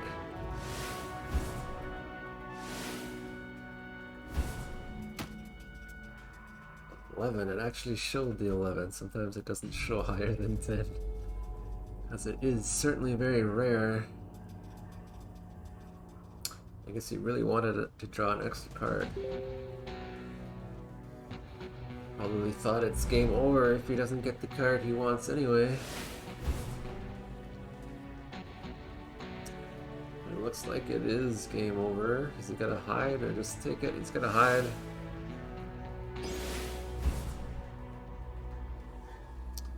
Hide and live another day.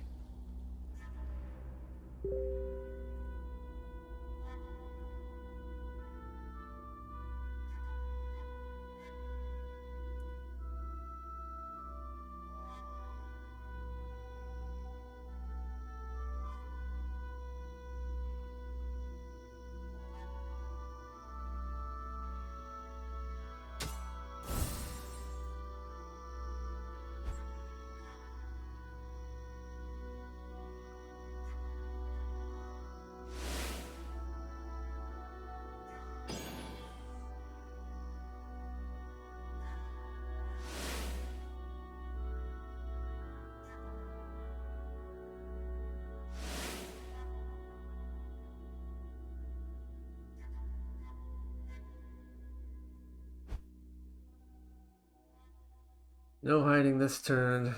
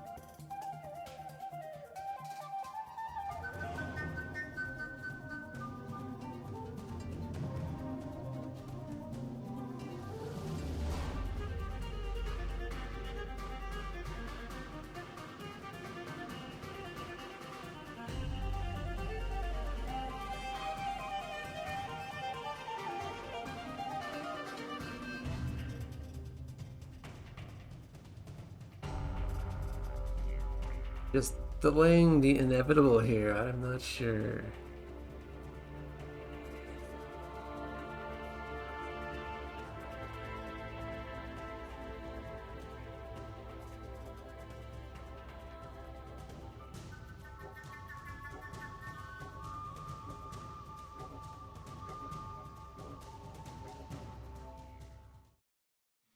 And there we go.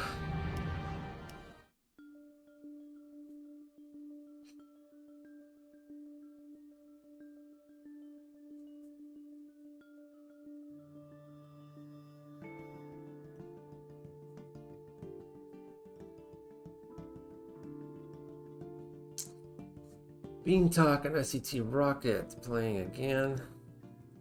I think we will watch them. Some people says best is not interesting to watch. But Beantalk is the champion of 2019.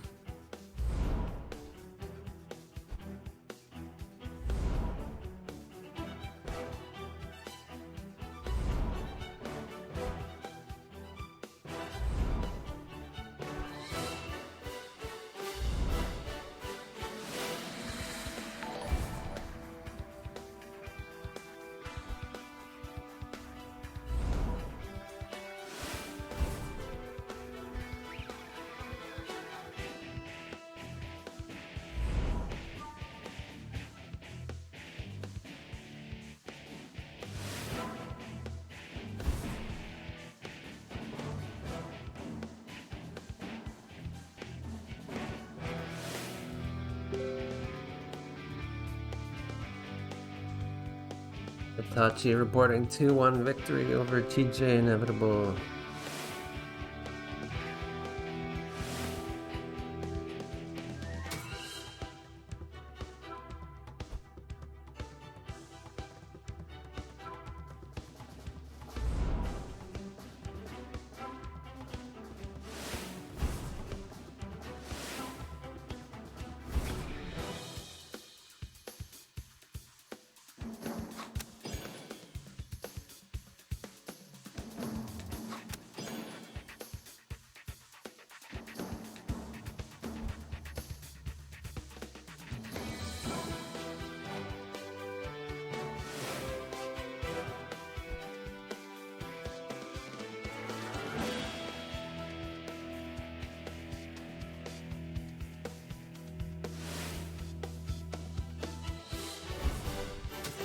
Blood Frenzy and Rampage on there early.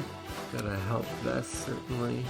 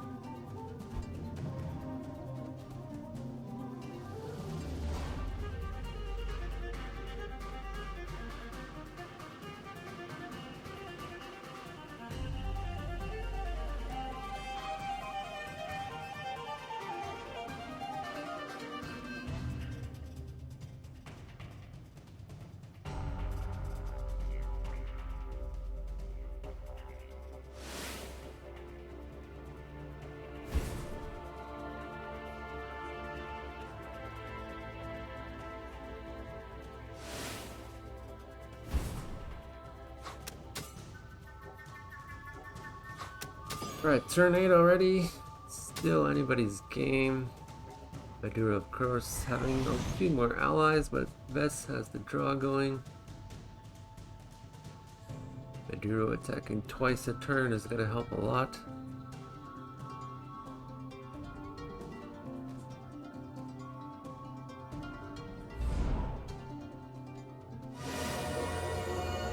Rage, another 10 health. It's always good.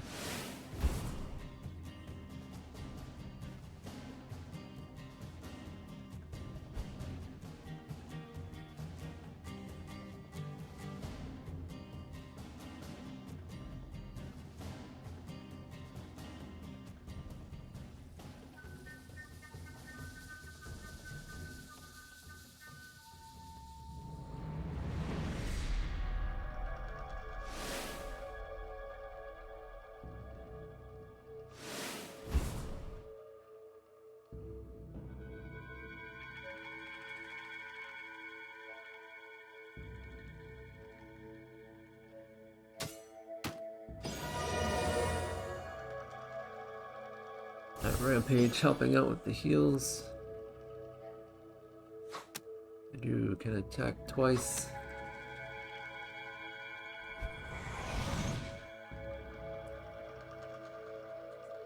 guess needs some attachments with an ally or something.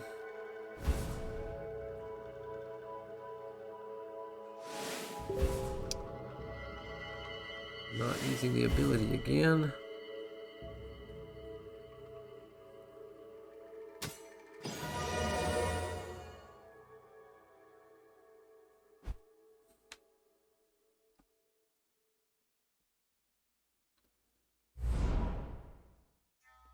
Hendrickson reporting a 2-1 victory against A1 Macedonia.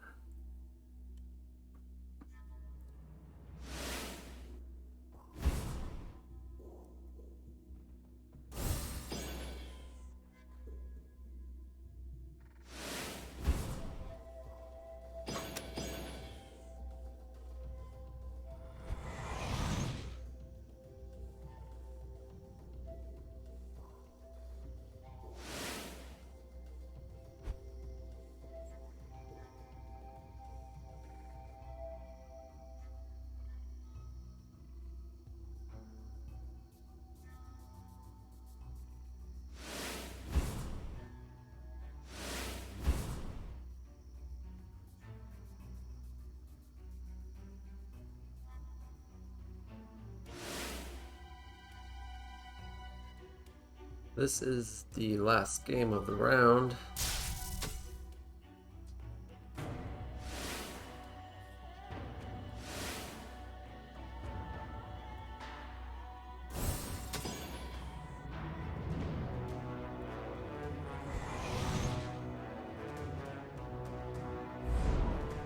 That is a lot of allies on the board. Here comes some allies with attachments, hopefully.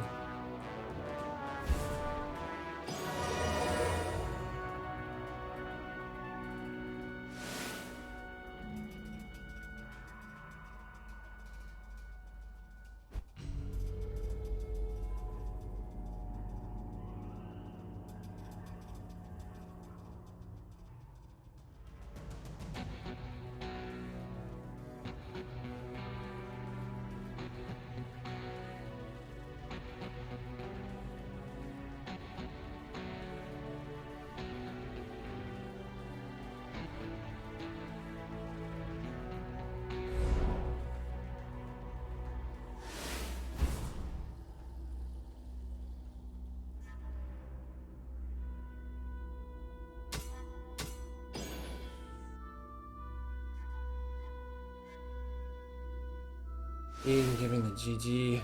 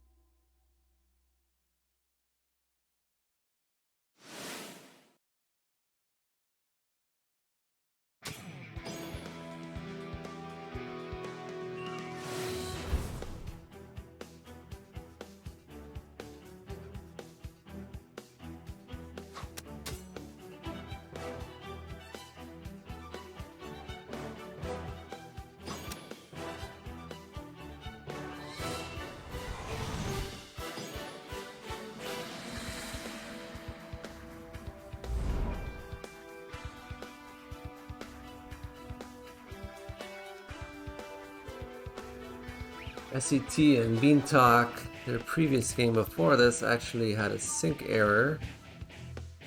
I reviewed the game. It was clear that there was a sync error before there was a clear victor, so they're going to have to replay that game.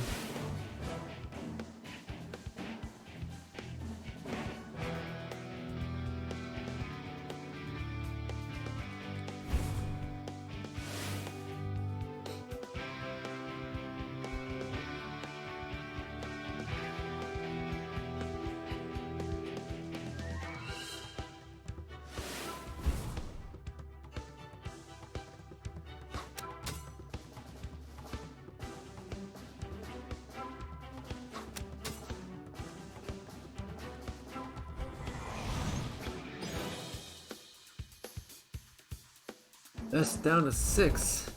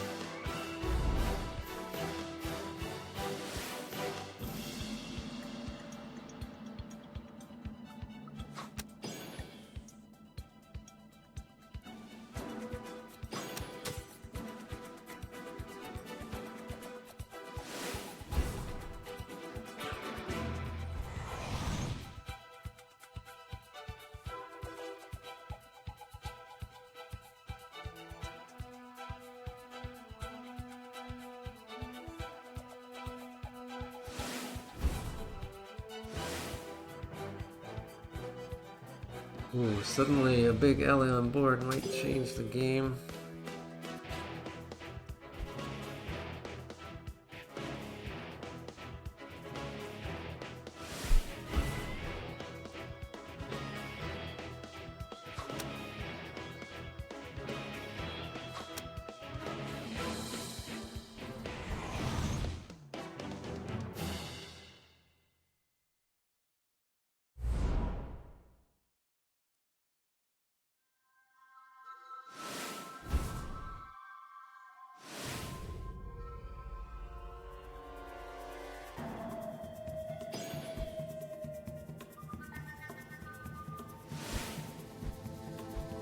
With 1 health.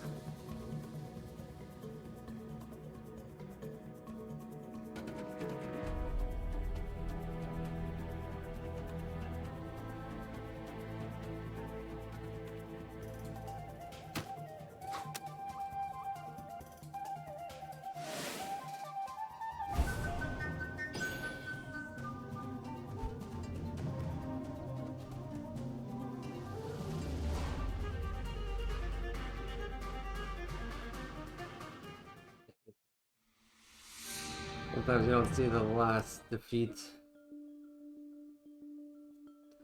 Rocket won that one, but there is a game in dispute where there was a sync error. I've asked them to replay one, the last game before this.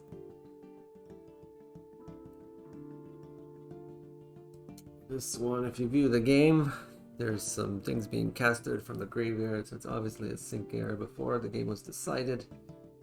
You'll have to replay that one. This is actually the last game in round 3.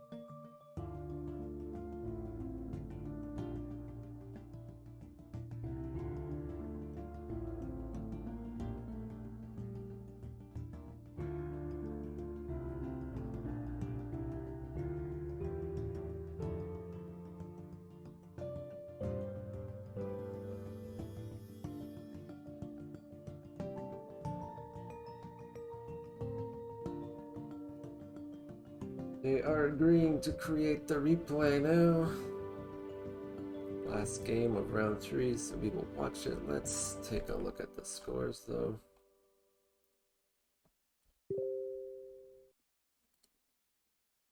For everyone that has finished their match so far. Hendrickson beating Macedonia.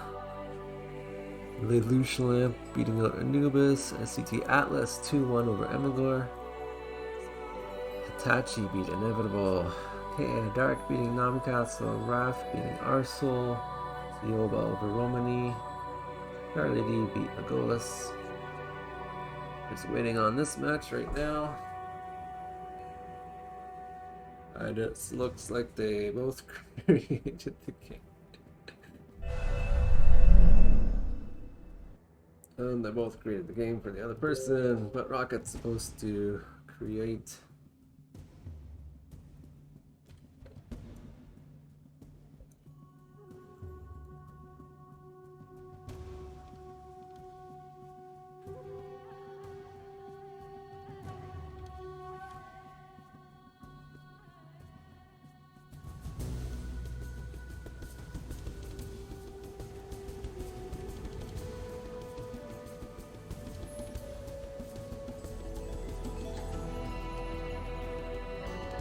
We'll figure it out.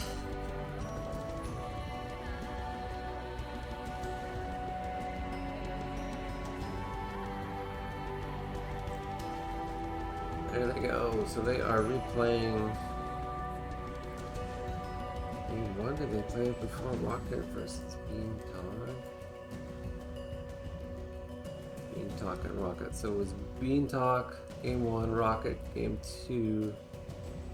But they're replaying it. Because it already went.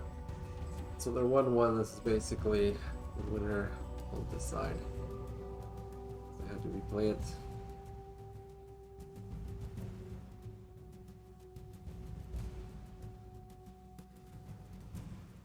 Let us watch.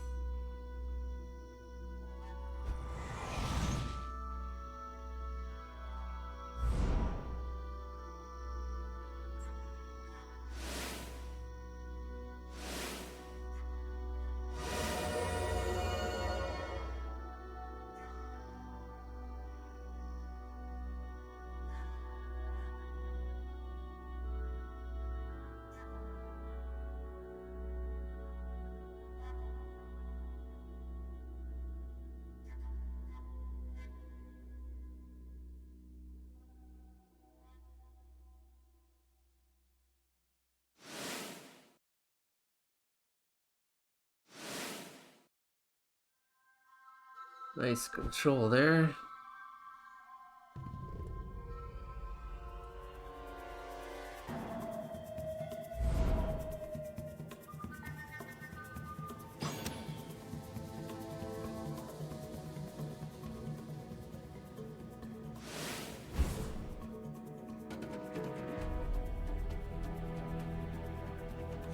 Never-ending supply of bows for Baduru. Down to 15 already.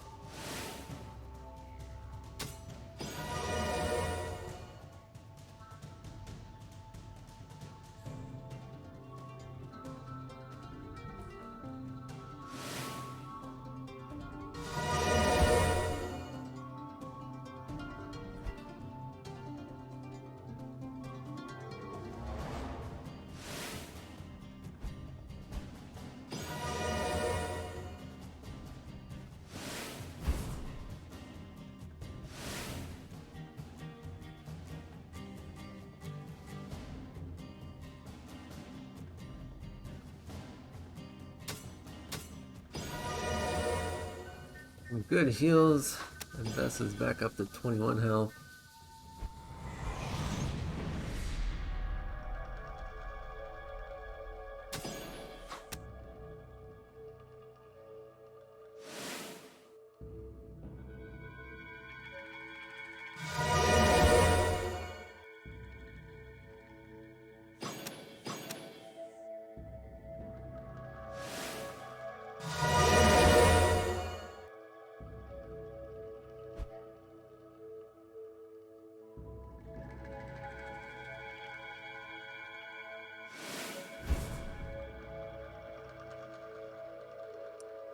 When will the epics be restocked? Every single day at midnight server time, which is Eastern Standard Time.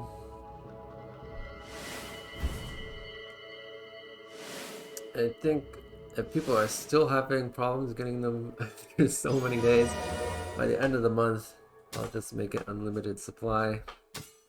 They've been out long enough.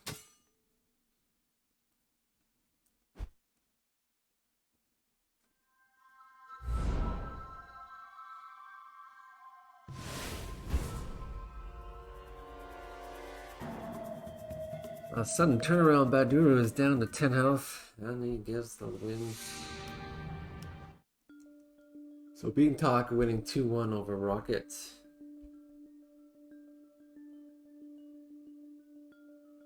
That's it. I will ask if anyone wants to drop.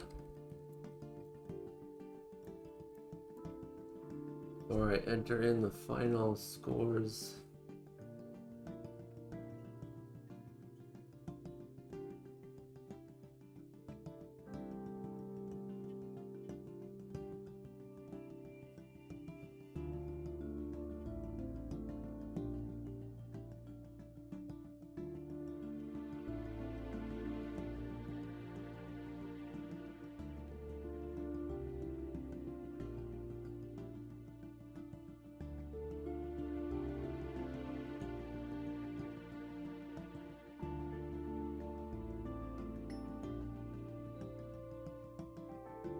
Nobody's speaking up that they want to drop.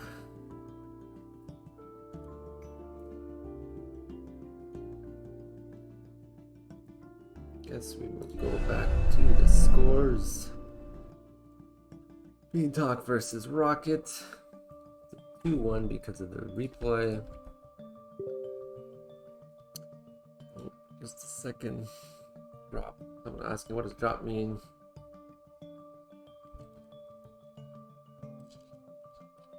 It means drop out, quit playing.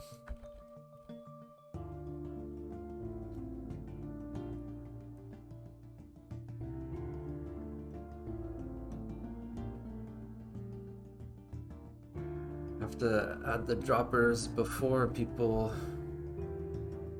How many matches? 2 rounds left.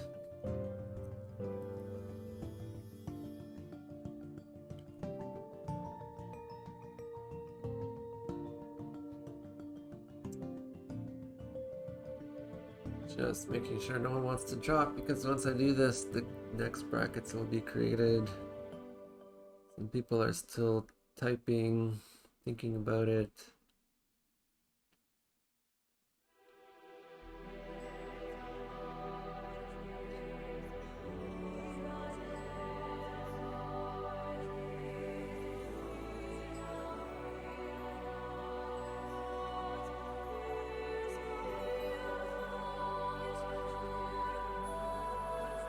I have no droppers, I'm gonna go ahead.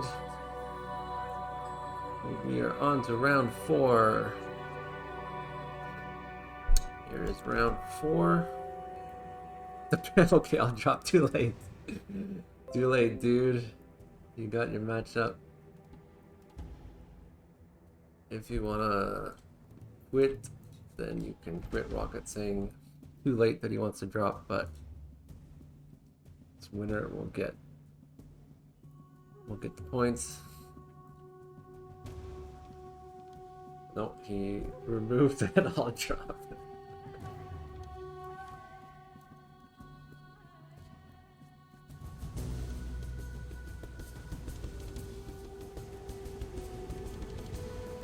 So I'm putting up round 4.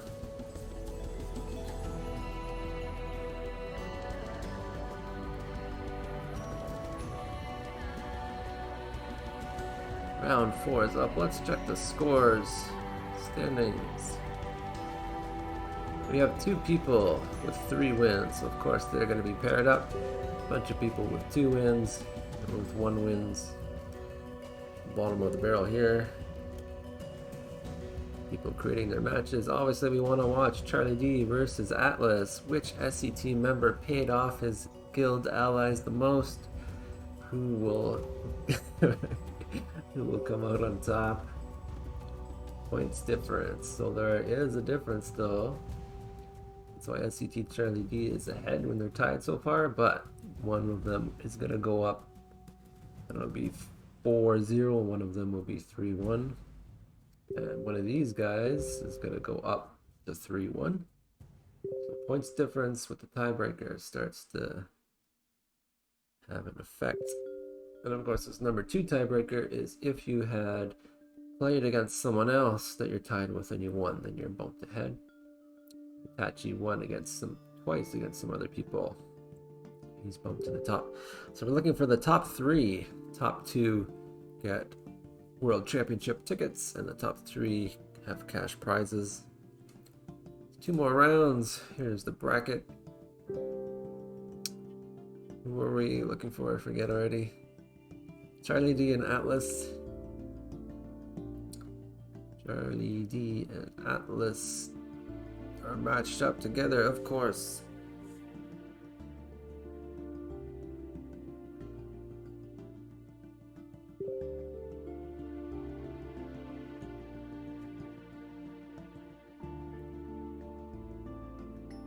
Charlie D and Atlas. Let's go back to the game. Everyone's sort of creating their games now.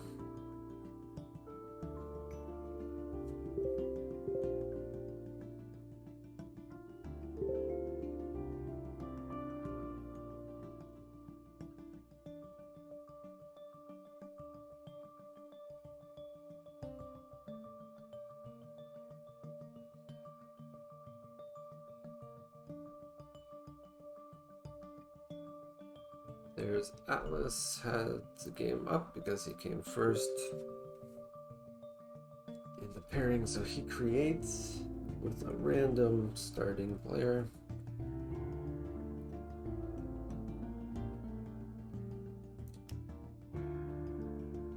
There's the game, Atlas. Let's go in it. Ooh, so they both have different SCT playmats.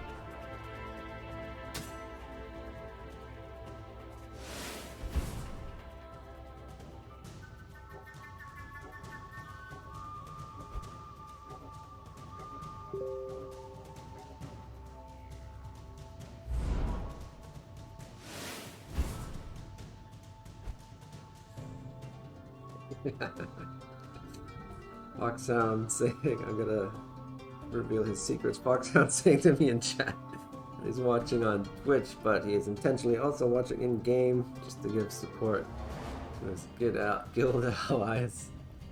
I won't mention who paid him off the most though. That's an SCT secret.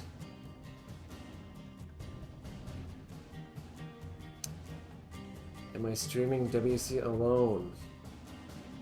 I don't think we set the exact dates for it yet. We still have the rated playoffs and Pro Tour playoffs. Probably like in January, probably WC in February, I think is how it goes. Of course, we try to avoid the Lunar New Year in February. A lot of people in Asia have that off, like Christmas here in the West. So dates aren't set yet, but I will definitely be streaming it. I'll try to get some commentators. Obviously, I'm not the best commentator. I don't know anything about the game. But the card art looks pretty.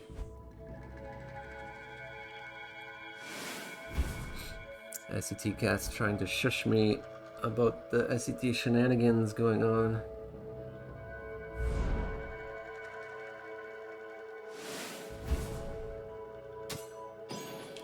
Should mention, of course, SCT Cast is one of the PT committee. Don't shush the creator. SCT has a lot of insiders in this game. Don't trust them.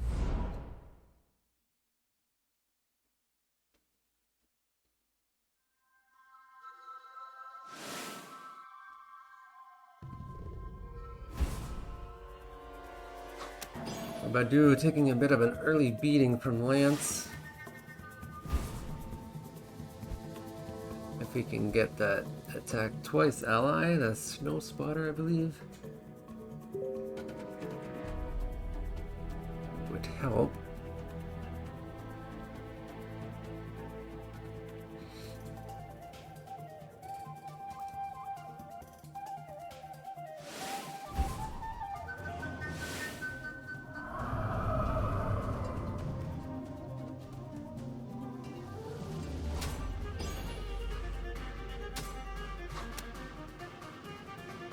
So our SCT Romani has dropped. So Namcaso gets 2-0 for the late drop.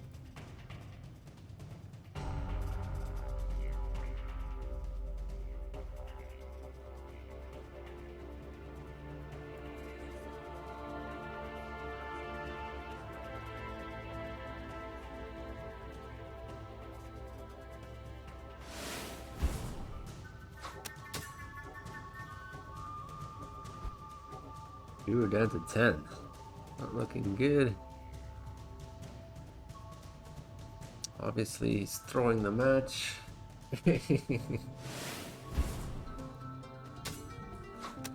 Bobcat's gonna lose. And that's it. Bobcat cannot save.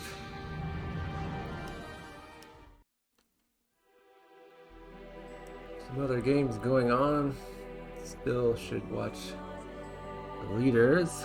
Charlie D and Atlas. Charlie D picking up the first victory. He lost with style, yes he did.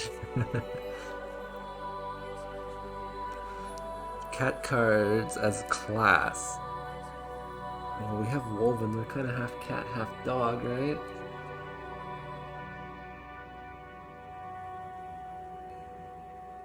And we have a new cat card coming up in the campaign set that was spoiled. Not the artwork, I guess, yet, but the card was spoiled. It's actually ready to go on the test server. Pretty busy with regionals today, so test server will open up tomorrow. You can play all the new test server, all the new campaign cards on the test server starting tomorrow.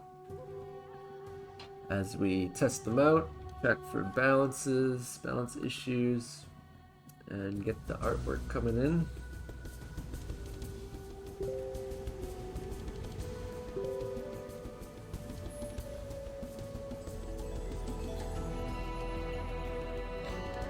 So waiting for Alice and Charlie D. There's their second game. Baduru with first turn advantage this time. Is he gonna throw the game again?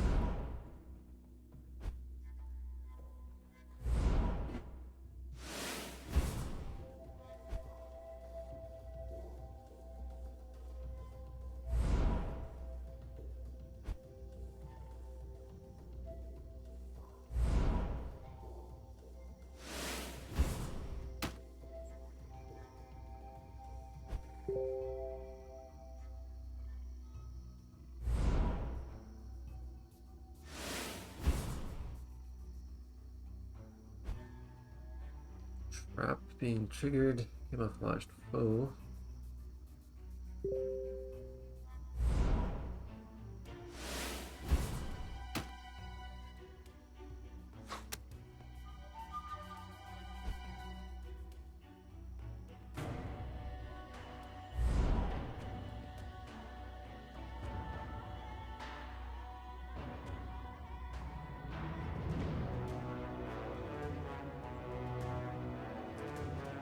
Joining a guild is definitely the best way to get good at this game. A lot of it, surprisingly, is about sacrifice choices and planning the resource curve. So you always have cards to cast, you don't waste any resources every turn. And then obviously about the combos. Combos really make the game. You have to build your deck around a combo. And finally, try to keep it around 40 cards. If you have just a huge deck, you're never getting the cards that you want. A lot of new players complain about a bug that they never get the draw that they want. Just because their deck is too big, it has no consistency. In Shadow Era Land, we call it the shuffle bug, when people complain that they don't get a good draw.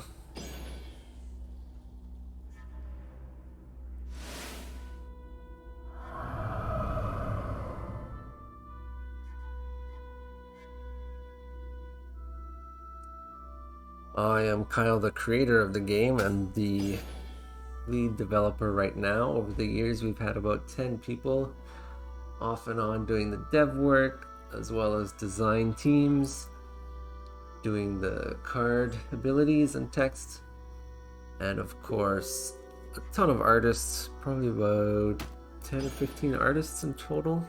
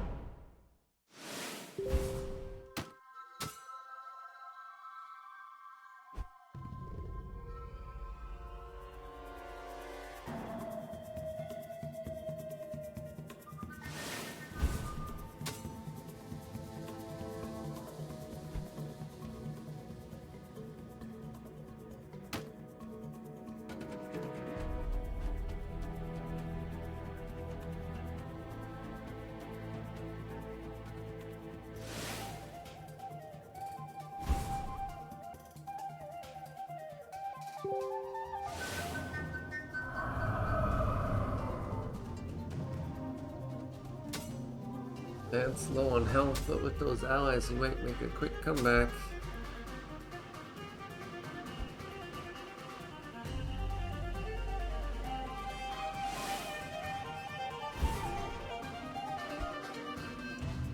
Telegram's old news. You have to go to Discord now. Everyone has Discord.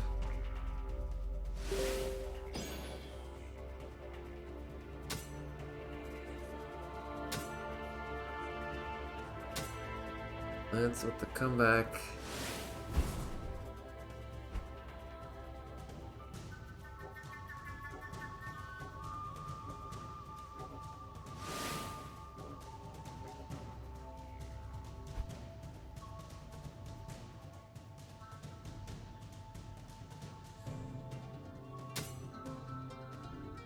Looks like that's 2 games.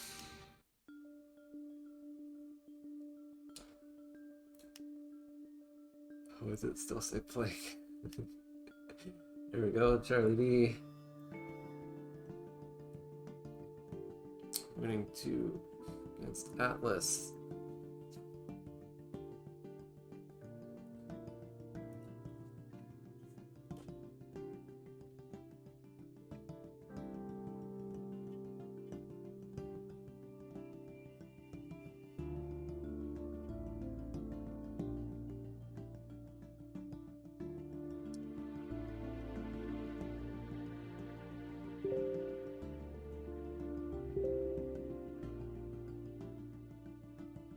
Lelouch reporting a 2-0 victory against A1 Macedonia.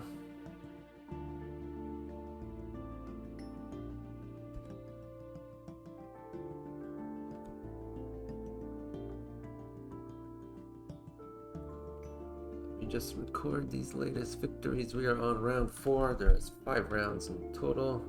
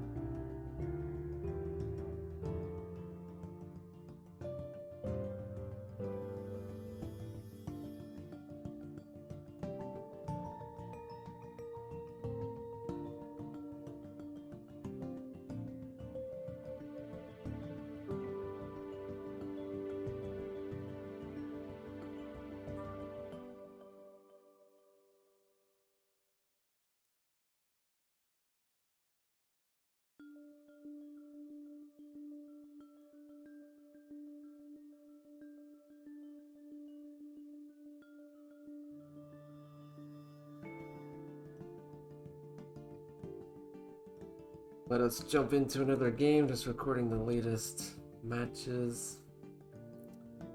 I got Anubis and Rockets.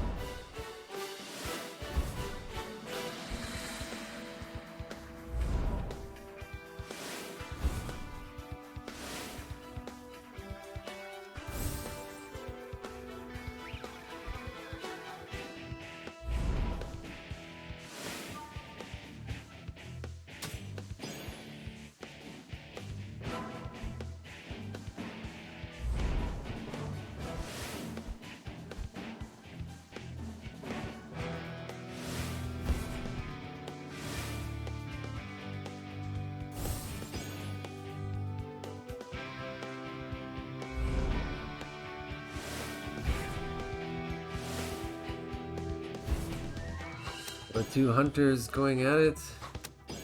Adu versus Bingbo.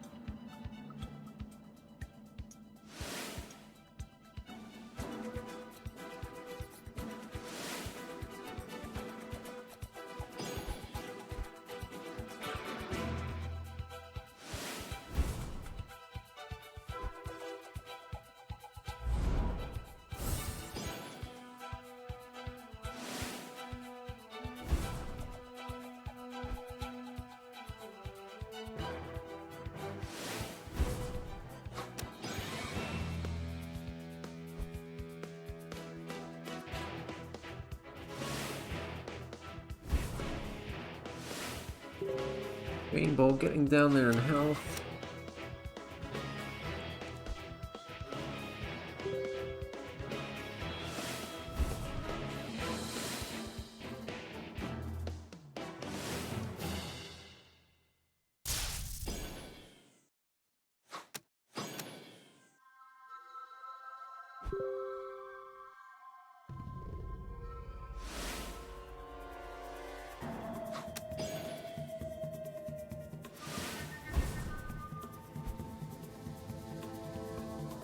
Itachi reporting 2-0 victory over BT Legolas. BT Legolas dropping out for the last round.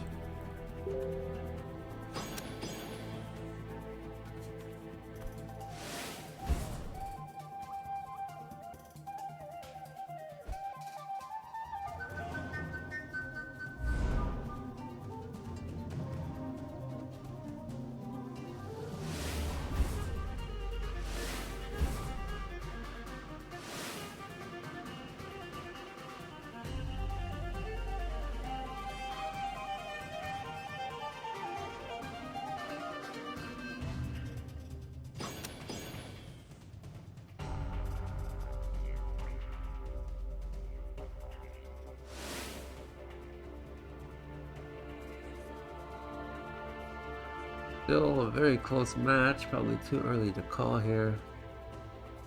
Two hunters trading blows.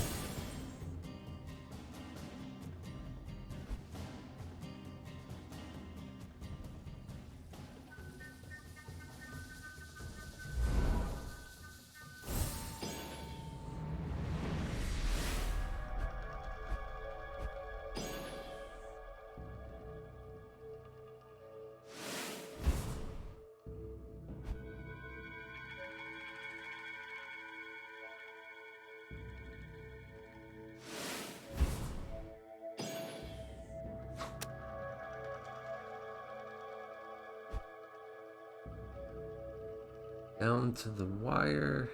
Rainbow must be getting nervous.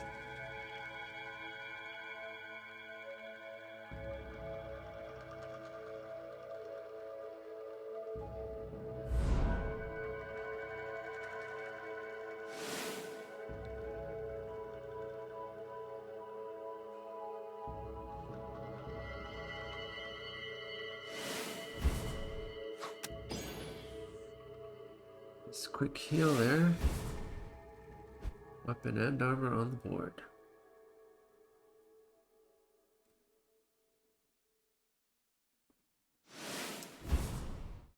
That allows him to attack twice.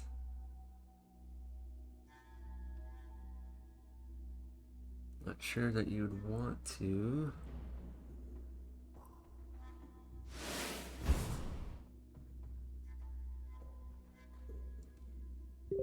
Just thinking about it.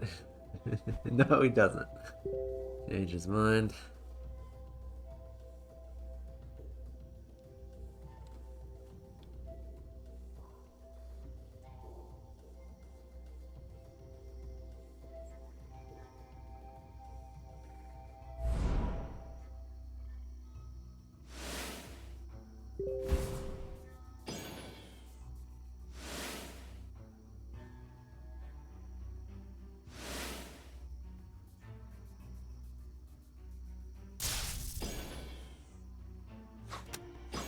And kind of a turnaround for Rainbow.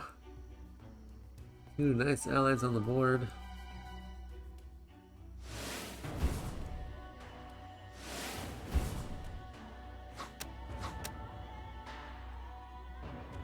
His Just going all out now because next round is the decider.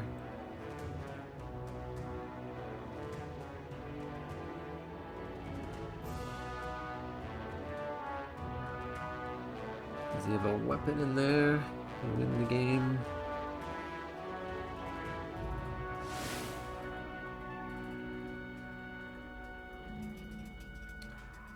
I guess we can buff the ally to get the win. There's 9. Oh. He's being super careful. I think he could have just attacked and won already.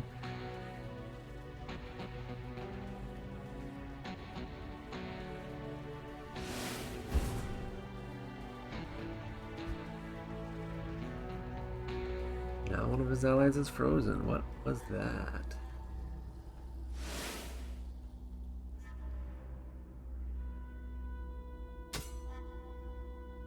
Still gets the win.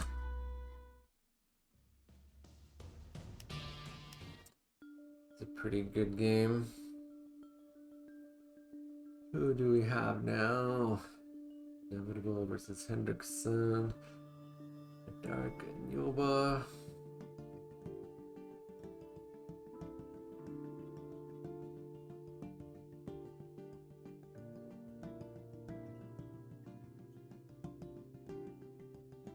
Alright, we're gonna watch Dark and Yoba.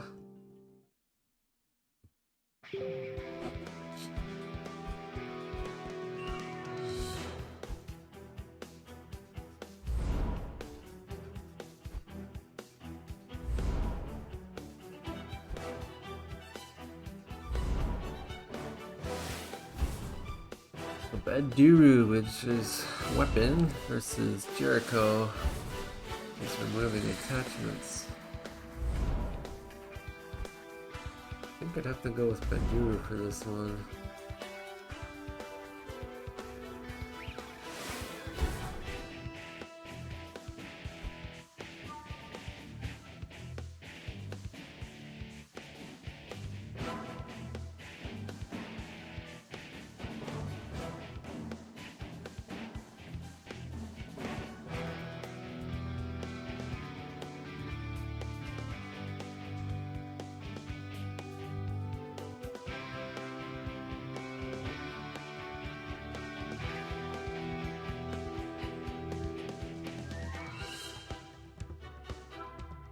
Anubis reporting 2-0 victory over SCT Rocket. Okay, Dark just taking his time for something. I have to play carefully, I guess.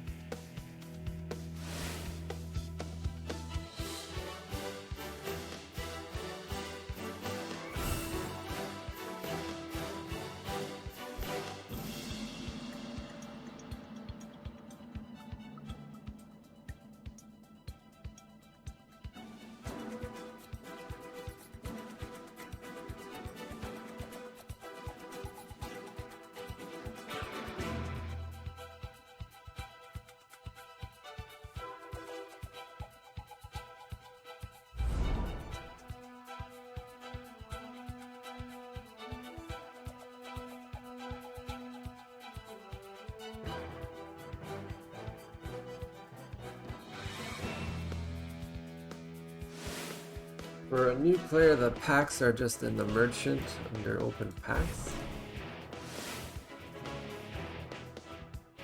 Normally they cost shadow crystals to buy it, but if you have unopened packs, then you can just open it for free in the merchant.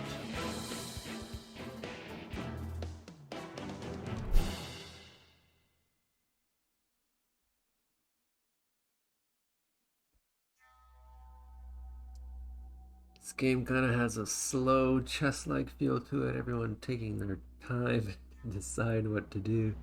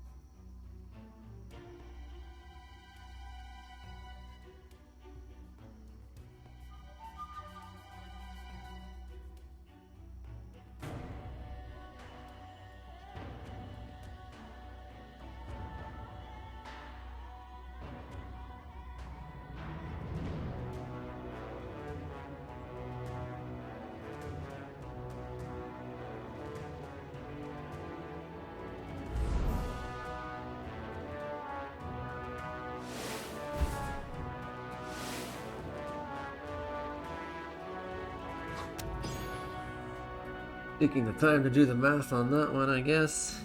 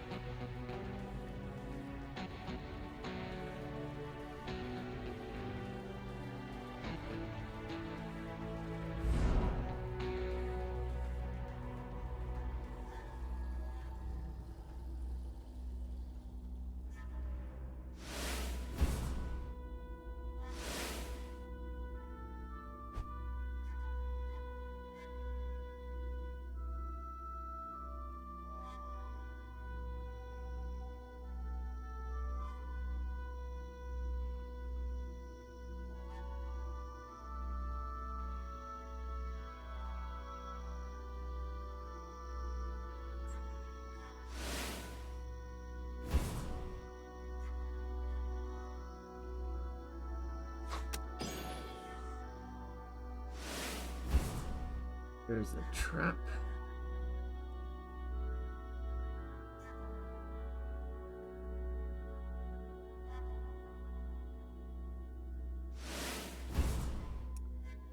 It's an unsummon trap.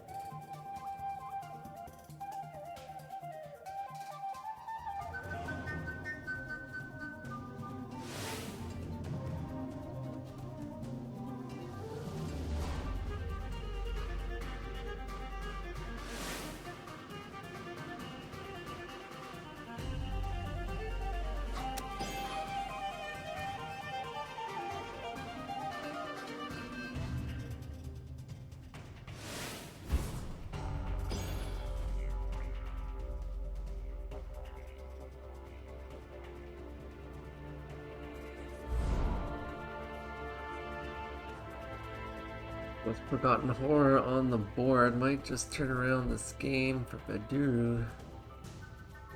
Unless there's a tidal wave or something. Always have to watch out for those sneaky priests, but this might be that trap that cancels an ability. So it could potentially cancel a tidal wave.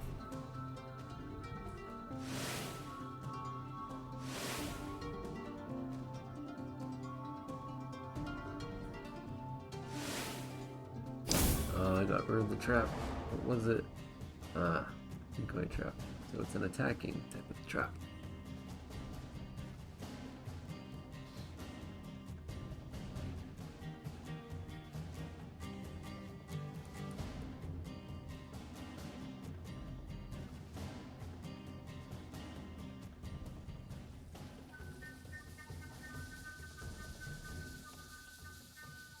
Forgotten Horror is still there, can do some damage now.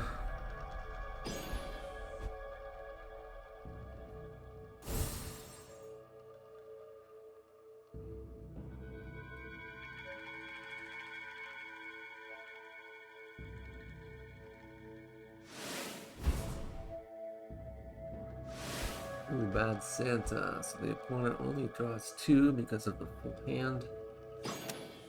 So a slight advantage there for Baduru. Things are starting to look up for Baduru. Unless a tidal wave comes along. There it is. Slings the board.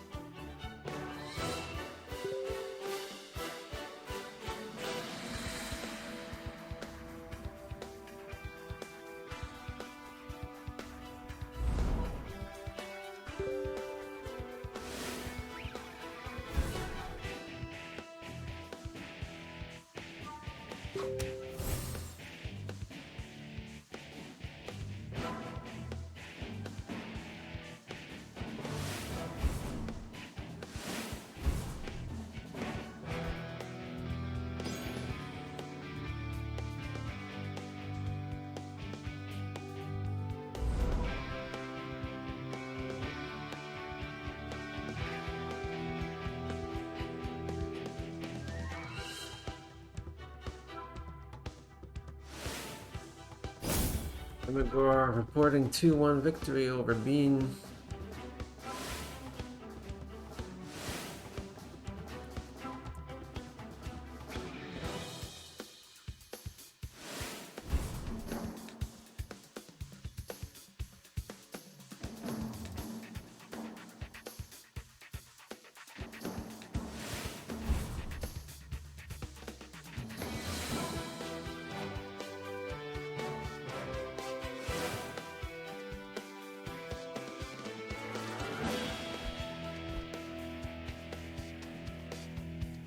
Castle dropped out for the final round.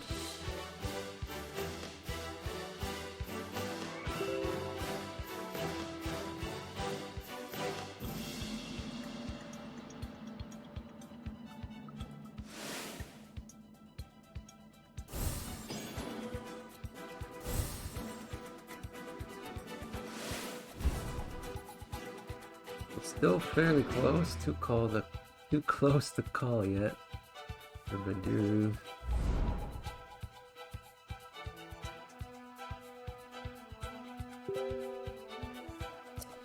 Inevitable's dropping. Raph reported a 2-0 victory against Purple Rain.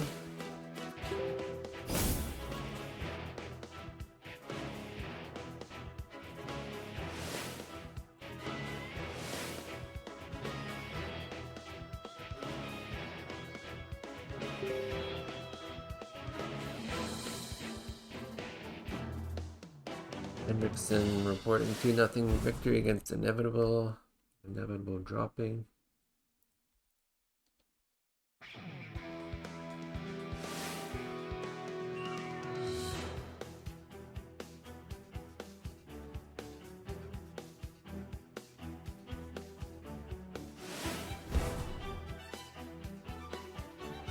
think this is like the last matchup we have going on.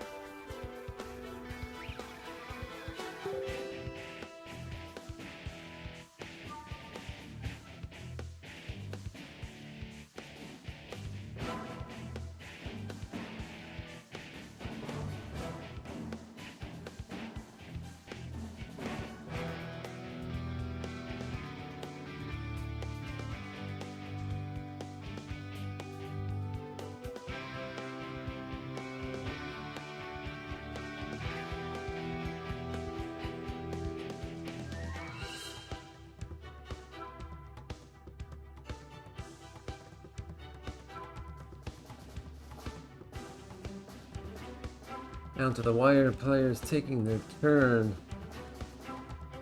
Jericho has a lot of allies on board. You have to deal with it. How are you going to deal with a 7-9? Maybe heal a bit. It goes for the hero. This is going to be a big turn right here for Jericho.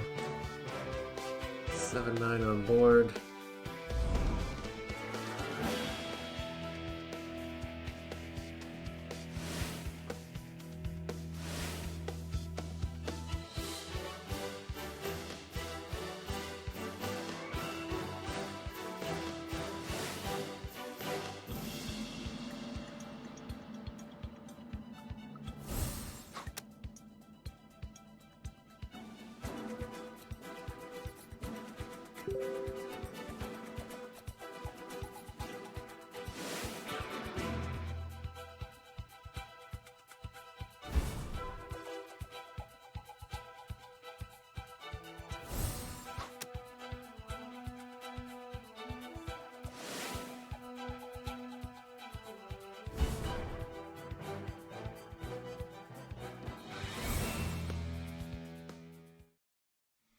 That's it.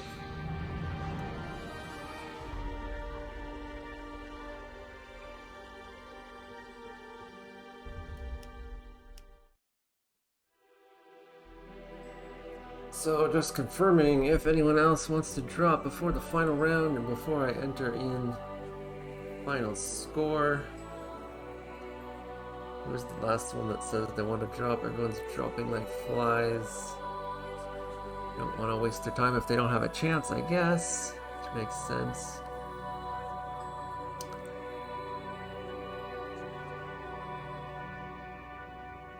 Inevitable dropped.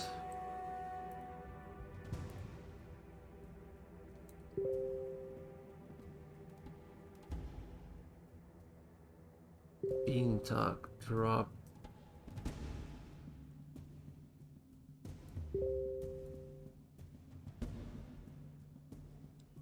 Purple Rain dropped.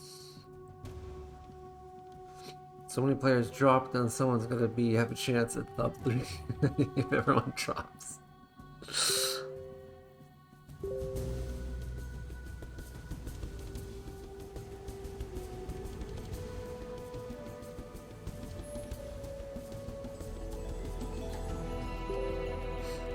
Yoba reporting the 2-0 victory against K.A. Dark.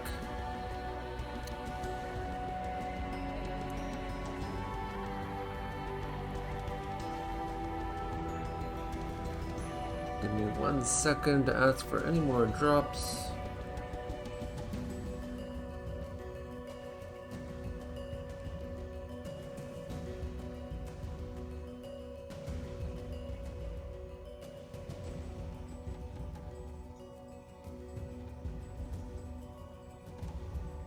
Rocket dropped.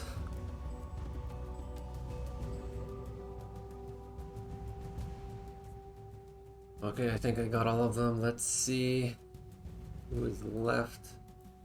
Go to the brackets. Here's where it ended up, and I will input the last one, which was Yoba 2-0 over Adark. Nothing. And it will generate the final round 5. Obviously we have less matches, everyone else dropped. Let's send this along to our players.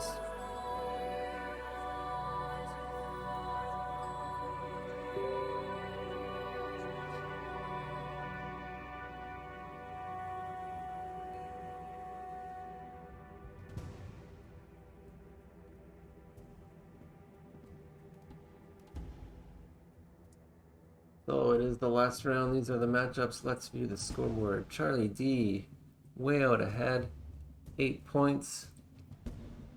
Very good point difference as well. Amagor, a lot of people tied with 3 wins, but Gore, tiebreaker. So it is actually ordered by tiebreaker and points difference. These guys in the middle will be playing. Who's gonna get top 1 or 2? SCD Charlie D is playing Emagor, which is, where's Emagor on this list?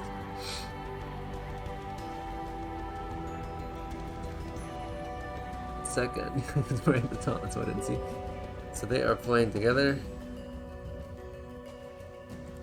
It's going to be an important match. Because if Emagor can manage to beat Charlie D, they'll both be tied at 4 wins, 1 loss. Someone else could also come up in these matches, I'm sure. Hendrickson is playing Yoba. So, Hendrickson and Yoba, it's an interesting match. Hendrickson sort of came from behind, lost the first round, but then won 3 in a row. But match to watch, Charlie D and Emagor. Gonna be watching that.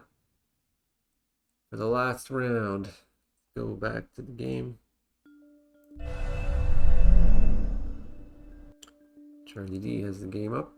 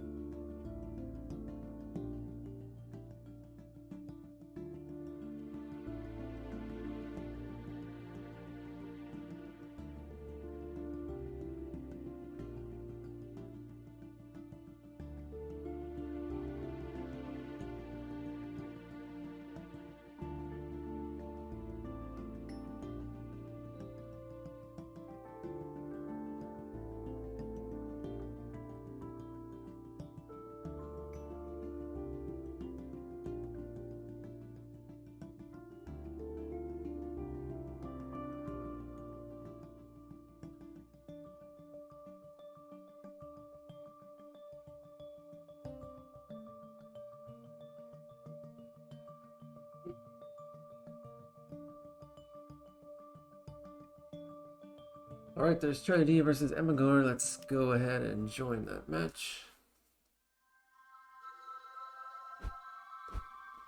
Another guild showdown. SCT versus BP.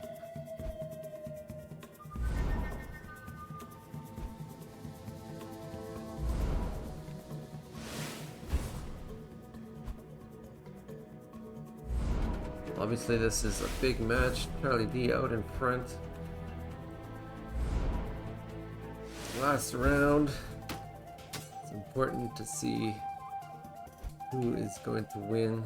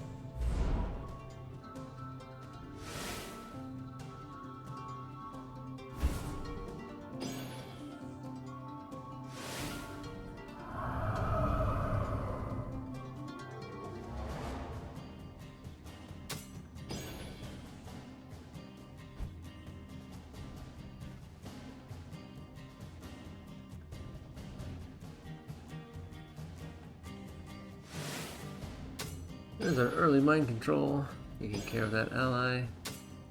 Lance is dropping like a rock.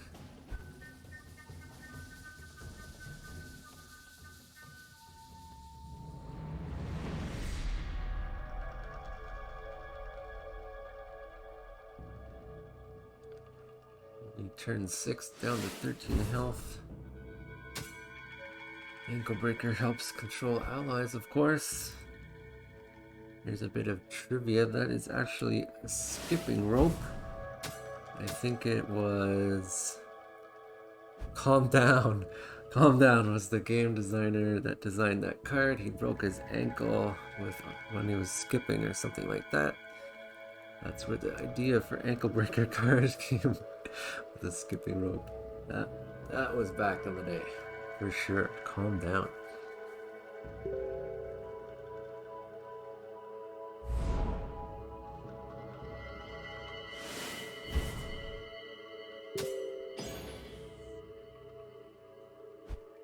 Sal beats Lance in most cases. Well, we will see.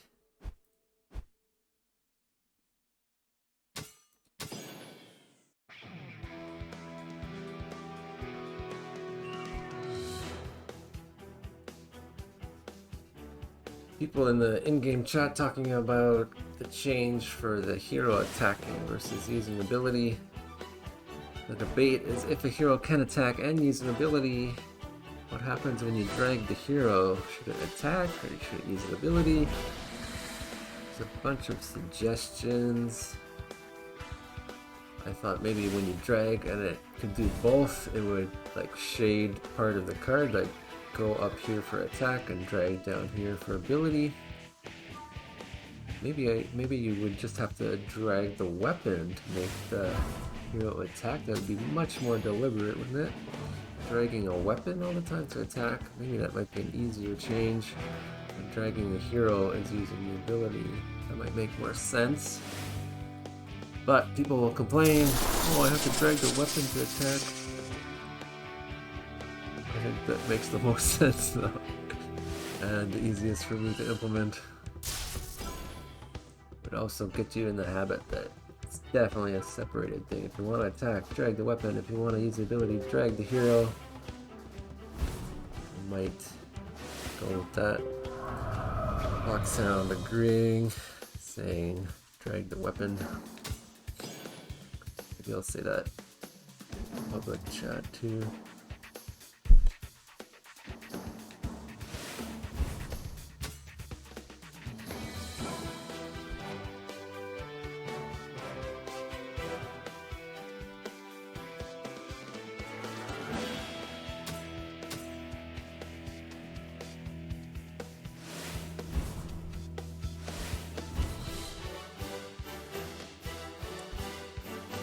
Lance making a strong showing here against Zaladar, but you always have to watch out for mind control.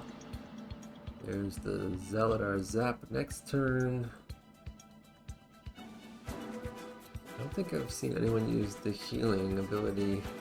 Like remove allies from your graveyard to heal.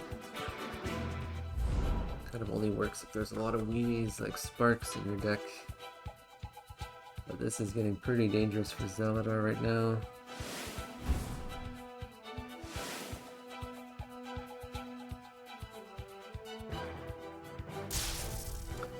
Going for the hero. Getting rid of that armor is important. So this next round is going to be huge.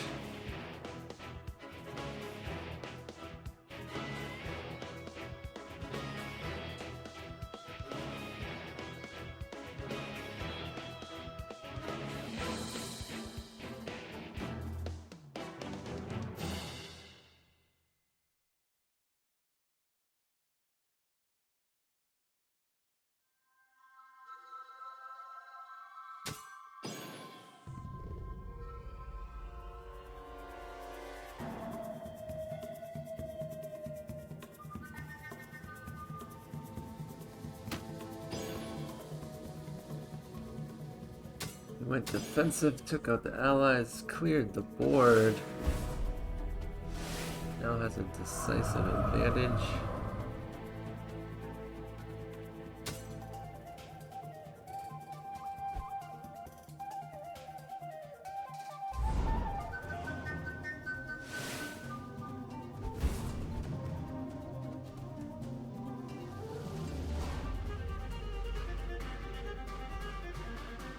Didn't do much that turn. It is GG. Lance came from behind.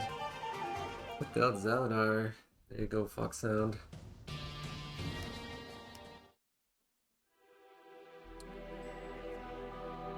Let's wait to see their second game. Charlie D beating out Emgor. Of course, it's one of the most important matches because Charlie D is so far undefeated. Pretty good variety of heroes. Got two Zaladars here. Serena. Atlas winning this game.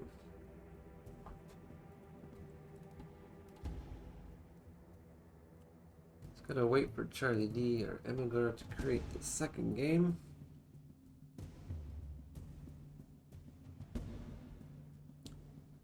This, of course, is the final round. Atlas has the game up. Still waiting for Charlie D.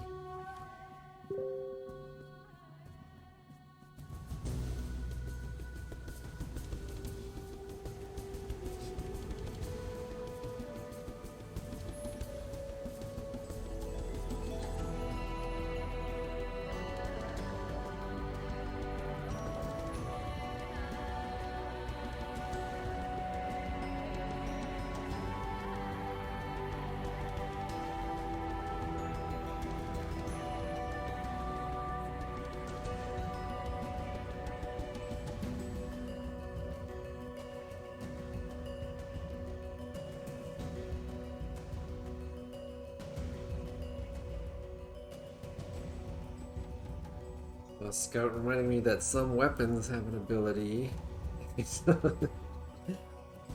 But, like, dragging a weapon always means attack. For abilities, you always have to click on it. It's just the heroes that they use their abilities so often that I like the drag, especially some heroes like Zaladar, you always use his ability. I guess it depends who you play. But for allies and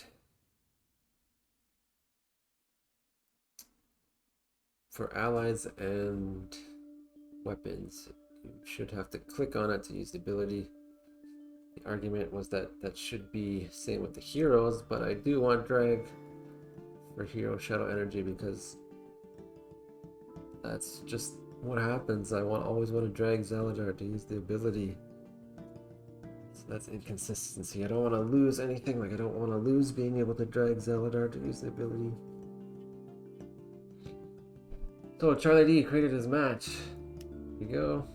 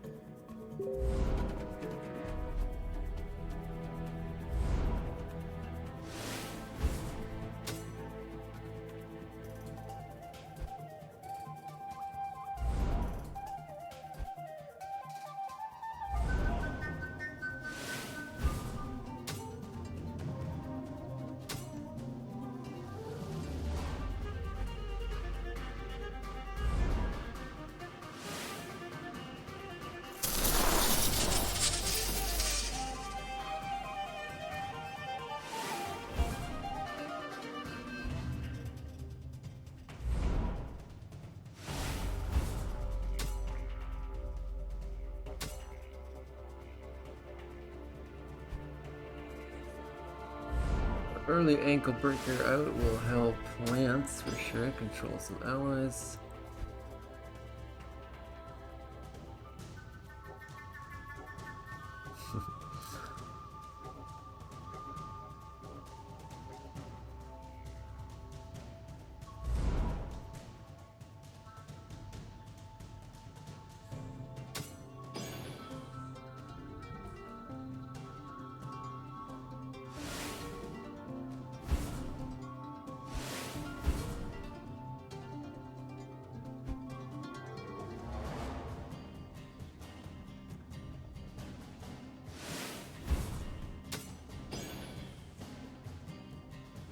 It's kind of weird that the hero goes to attack, but you don't see the weapon move.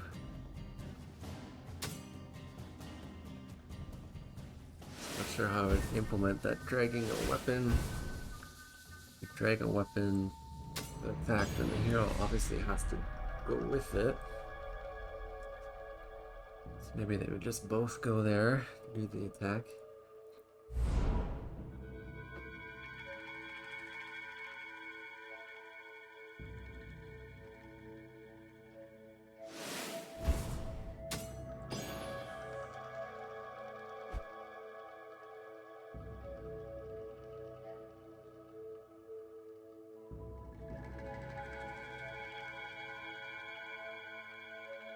It had the idea of having little icons below, so if you can attack and an ability, there would be an icon for shadow energy and an icon for your attack value, so it would just kind of drag what icon you wanted. Also makes sense and is immediately clear, but it is something different than what we're training people to do by dragging cards to attack. But it is clear what you have to drag to do it. The main thing I want to avoid now is people drag and do the wrong thing. Even though the targeting lines are red for attack, purple for ability, but sometimes they still miss that.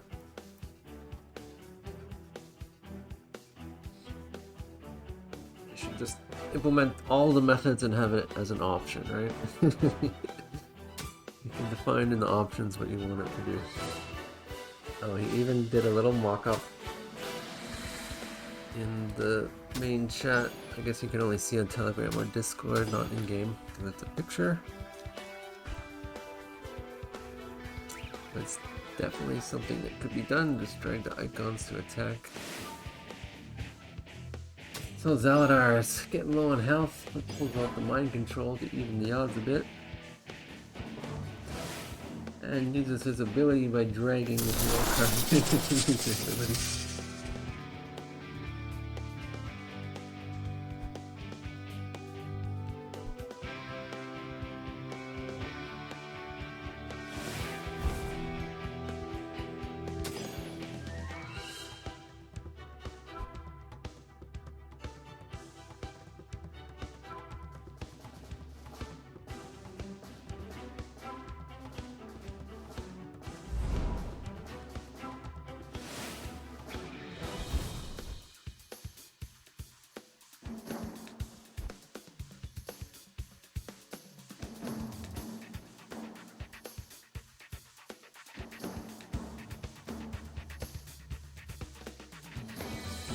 Oh, we are mid-game turn 10.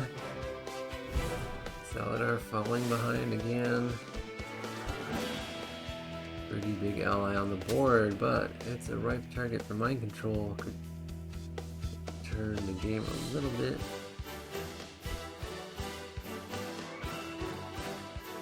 So basically, you have something to deal with it this turn, or it's pretty much game over there. As mind control, he does have it in hand. Turns things around a bit.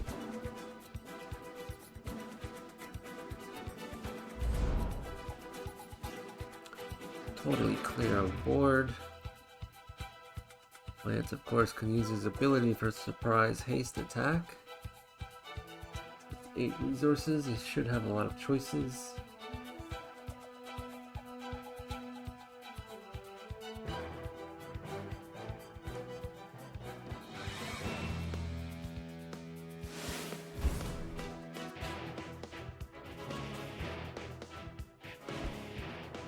Saves the ability.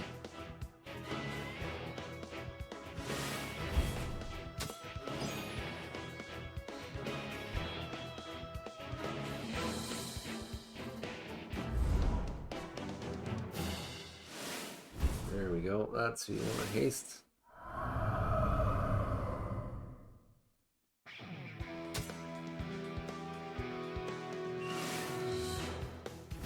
Oh.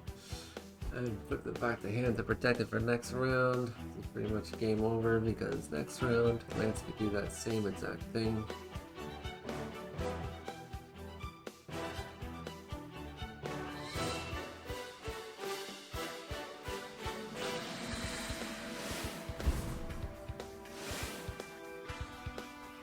blue. What is going on here?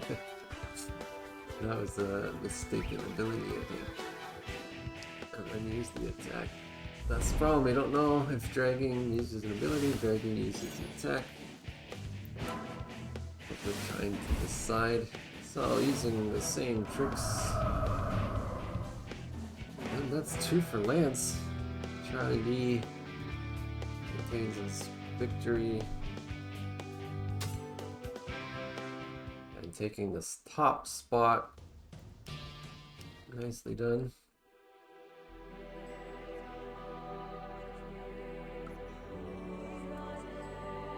2-0 for Charlie D. That's Emigor.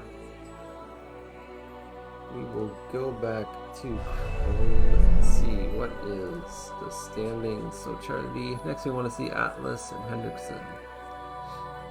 So Atlas is playing Itachi, Hendrickson, and Yoba. We will see Atlas because they just started. Itachi won the last game. Oh, Atlas. It was Atlas and then Hitachi. So this is game 3. Very close. Game 3 up now as a reminder. Let's go back so you can actually see the game. There we go.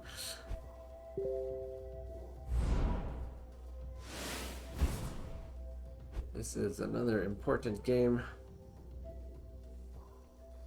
Pretty much battling it out for 2nd and 3rd place.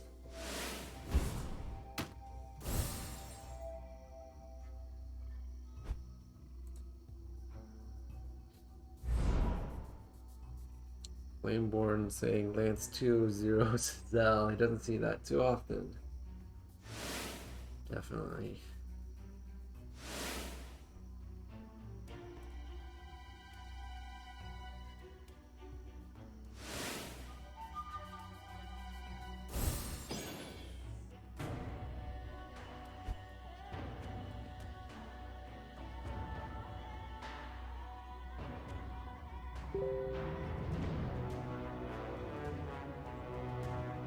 AA Dark reporting a 2-0 victory against A1 Anubis. They were in the lower part of the bracket.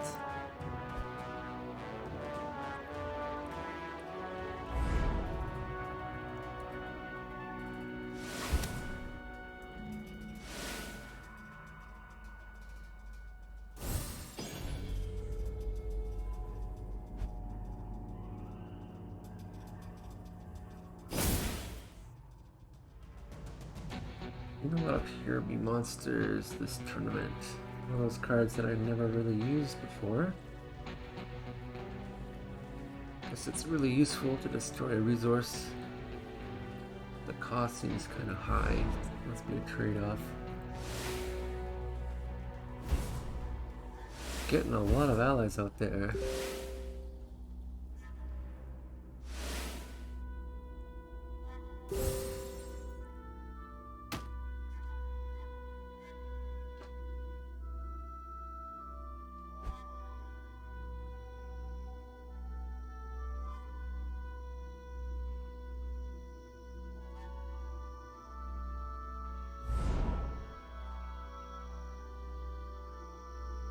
Lelouch Lamper won 2-0 to Raphael Major.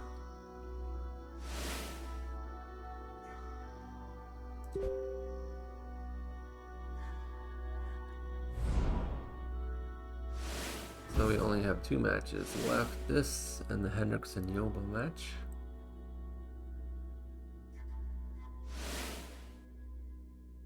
So of course game 3. Not looking good for Badu.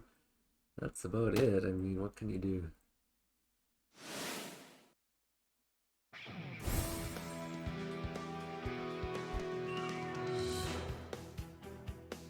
Good games. That was... It steamrolled over him in that game. Very surprising. Victor was Hitachi 2-1 over Atlas. Let's go watch the Hendrickson Yoba game. It's the last game going on. That was a speed round for this round 5. Games went quickly.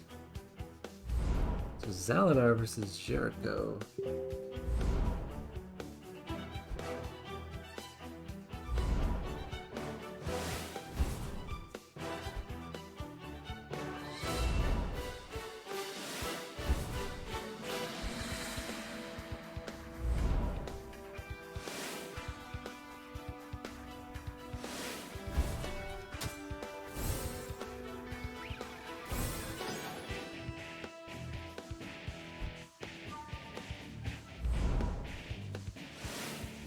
This is game 2, I believe. Yoba won the first game.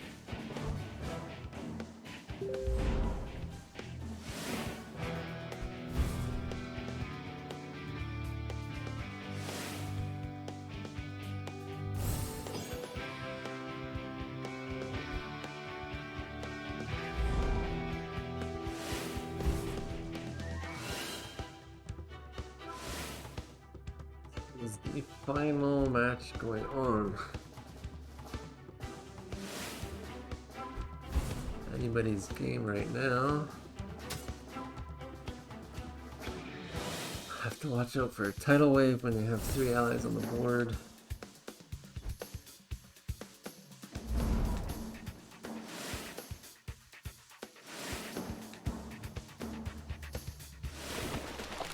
There it is. I called it. Zaladar has some of his own tricks up his sleeve though.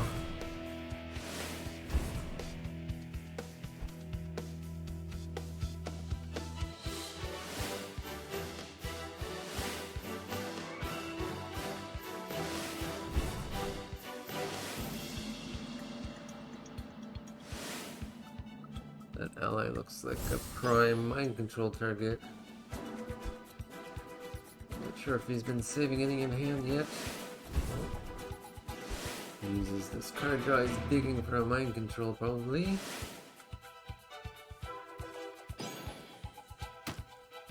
Gonna have to wait. Oh, there you got the discard. This Brimstone Devourer triggers off of the discard.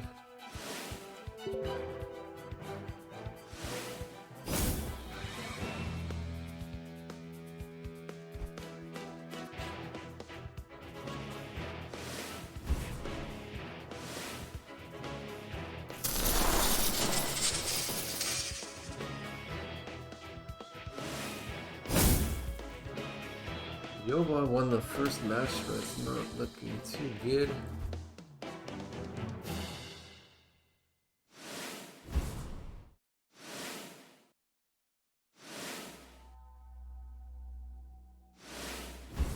But we didn't watch that match. Maybe he has a secret strategy to come from behind.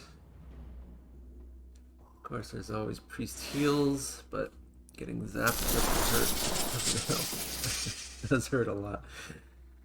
Doesn't help. Oh. I don't think there's any way to come back from this. 5 to 26.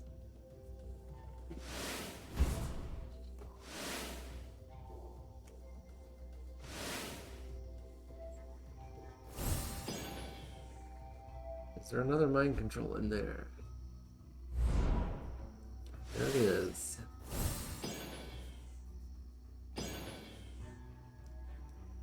Down to 3.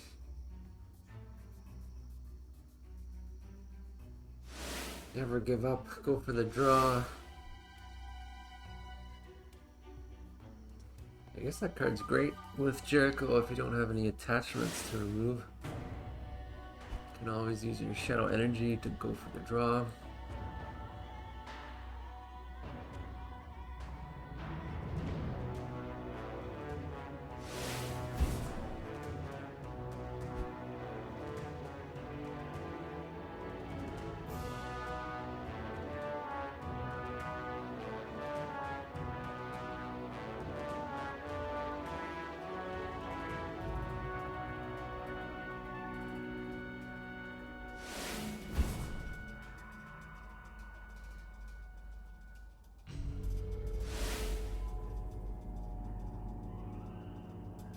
Still hanging on. Doubtful there's yet another mind control in there. But like one more direct damage and it's over.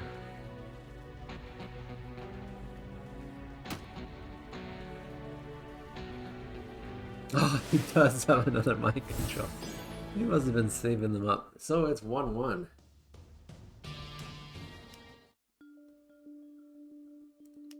One for Hendrickson, one for Yoba here.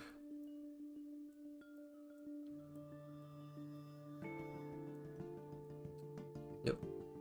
So waiting for the third game.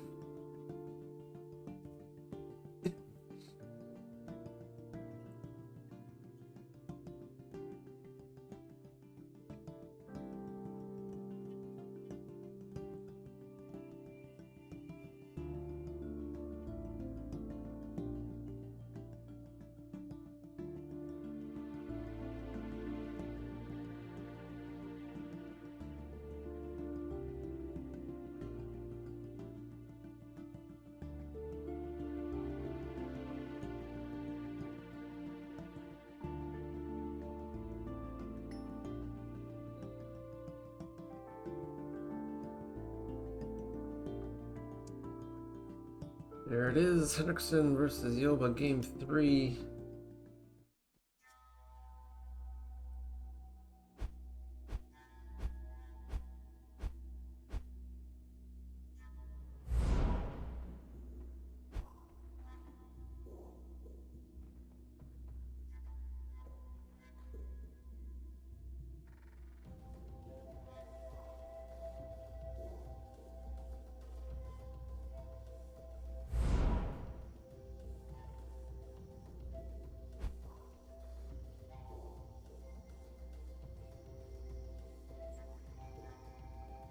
People watching this last game.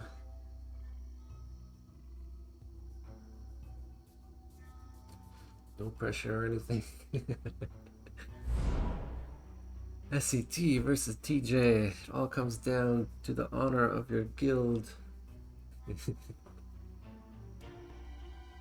By the way, TJ, I didn't receive that check in the mail.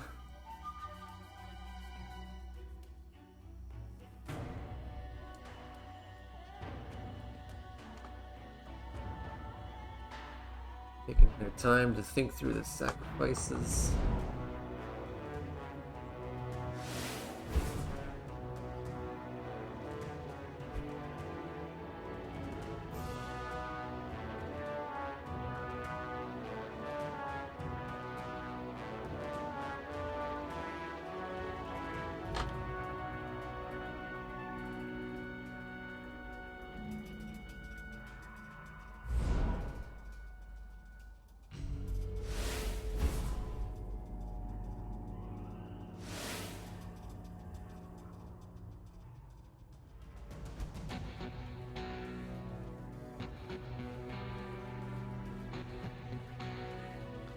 Less resources to summon an attachment, that's nice.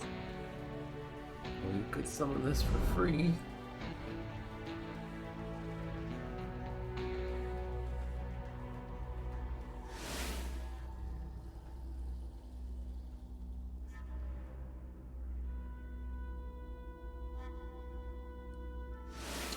Taking damage from Death Mage Thaddeus.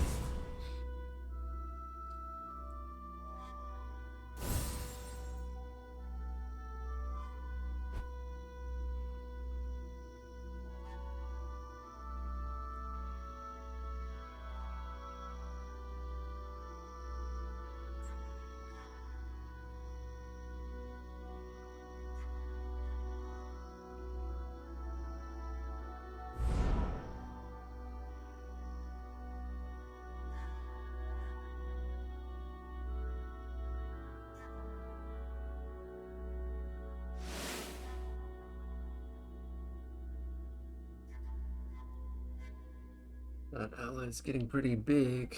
It's only turn 4. Need 5 for a mind control.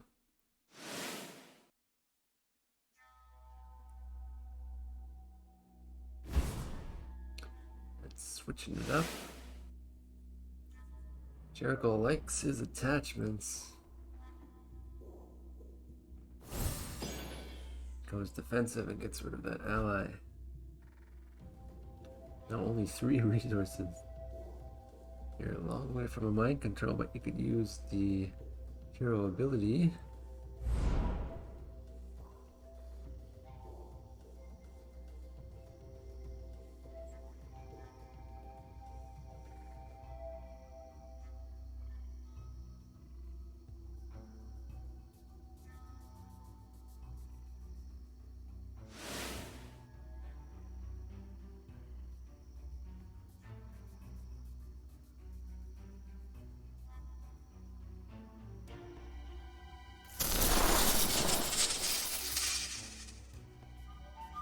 Is there any follow-up to that? A weapon.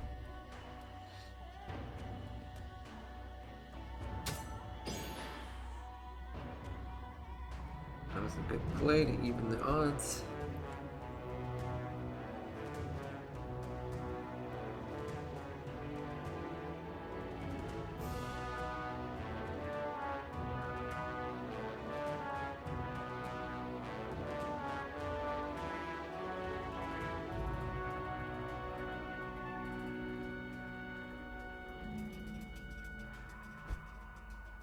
Nothing.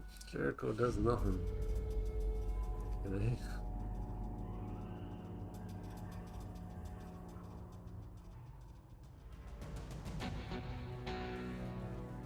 Didn't want to attack into that weapon, I guess. Not sure why.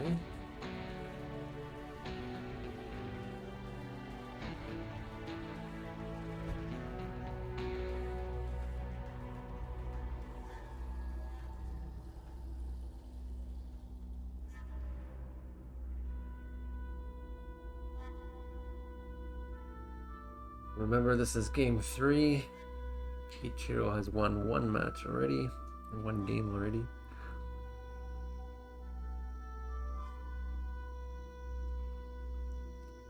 It's looking pretty even, too early to tell. Turn 6. Players taking their time to carefully consider what they will do.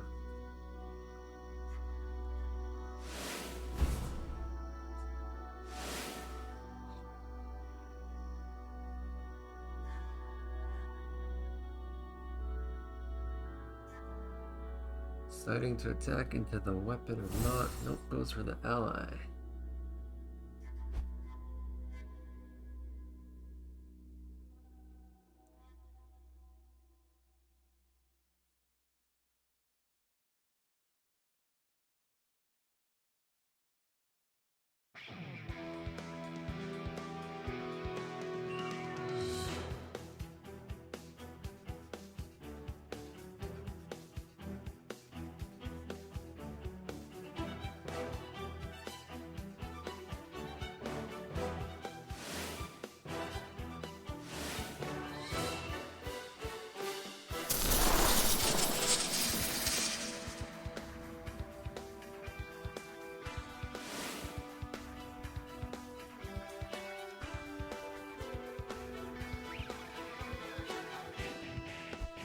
He saves the durability on that weapon, not wanting to use it yet.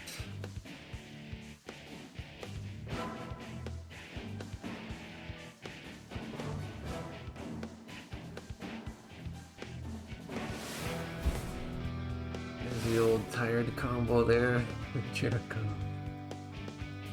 It's sort of the Thaddeus. Yep.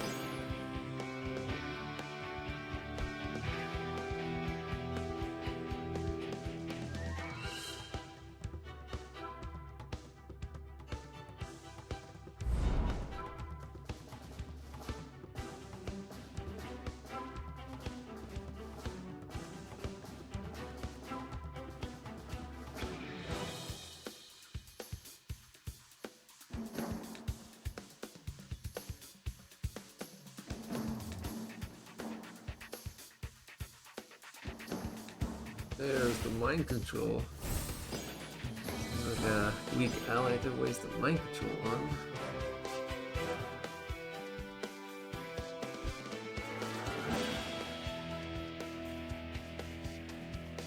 So turn 8.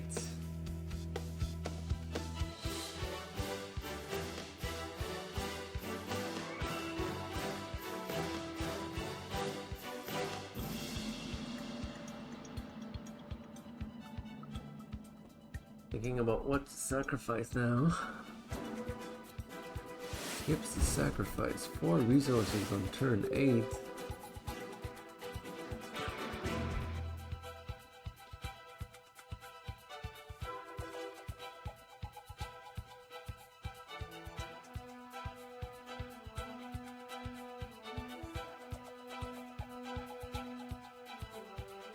Hendrickson at 5 resources. I don't know whether I would skip. I probably would skip. Yep. Cards in hand is more important than another resource. Uses the ability and then attacks. But the weapon is gone and we have a clear board. Darkwood Leech comes out to play. Things are looking worse for Jericho.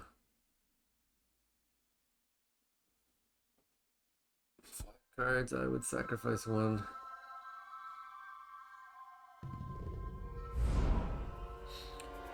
Five is in tidal wave range. Wouldn't waste it on one ally though, but 16 health, you have to do something. Seems like he only has low cost allies that he buffs. He does nothing. So unusual. It's like an AI that's broken. You don't know why. They did nothing. Because there is a tidal wave. You're just waiting for next turn. Some more allies will come out and then play the tidal wave.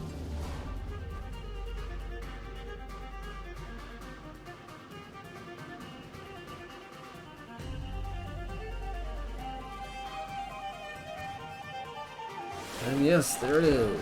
He destroys 2 allies with that tidal wave, but still has nothing else to do that turn. 9 shadow energy stored up for Jericho. Obviously nothing to use it with.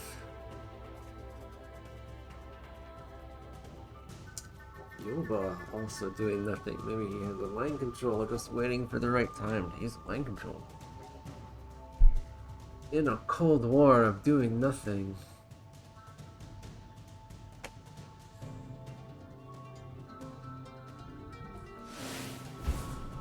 There's an ally, another ally. Could be mind control time.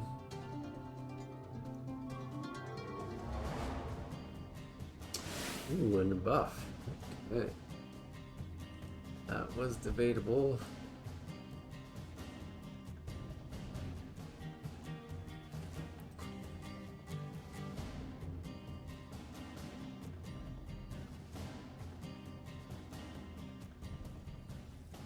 One damage. Is it one or... There's the mind control. Still at least one ally on the board.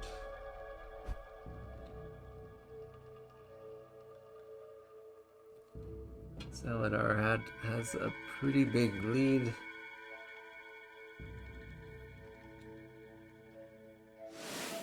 Use that shadow energy finally. Might make all the difference.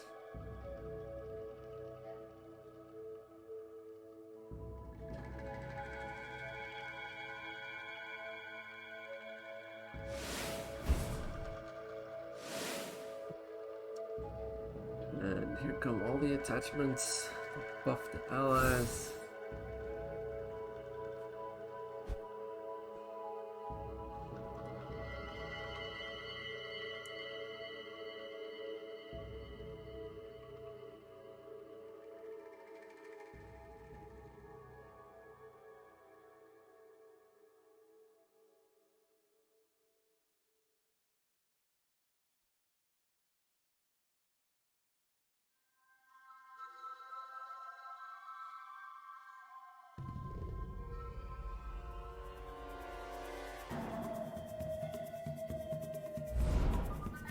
Rico's up to 6 resources.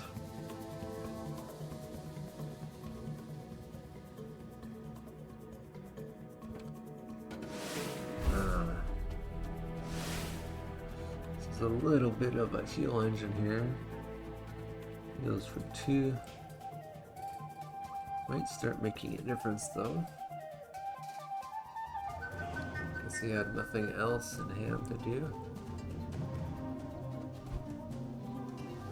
He wasted 2 resources.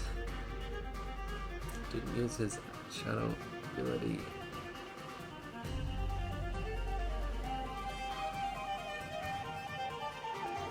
So Jericho can use that draw card. It's lots of shadow energy saved up.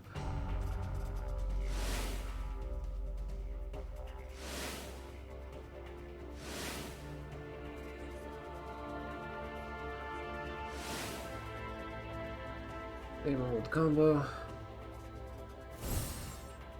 Those buffed attacks are starting to add up.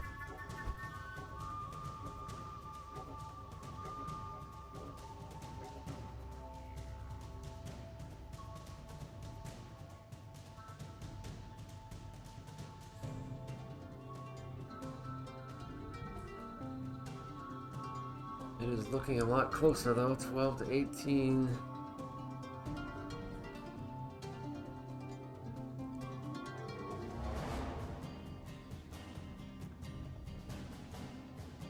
His hero ability only does 3 damage.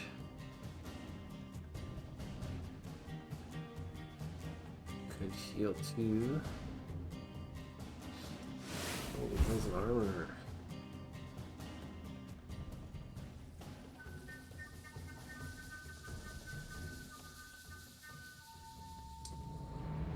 Could ready it. No, he's gonna go for the zap. I guess he's look at the cost sealed already. He could still do this. And he's doing it. Discarding a card. Must be a tough decision at this point.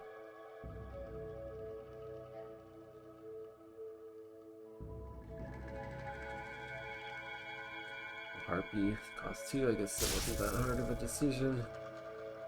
For that 4 damage. Jericho's down to 5, Zaladar 17.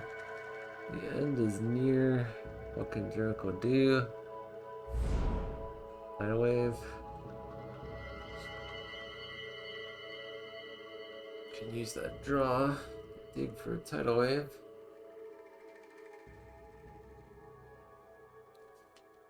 I haven't seen like any priest direct damage from this deck. It's all about attachments, buffing the allies.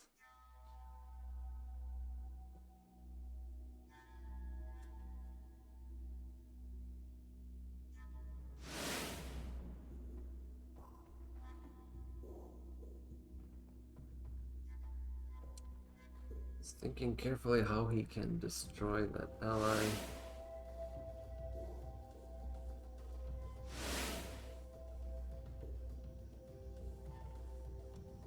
A lot of combos there, just pinging Zaladar. There's the draw. Only 2 resources left though. There's the attack, so it goes back to hand. Not sure he can do anything else.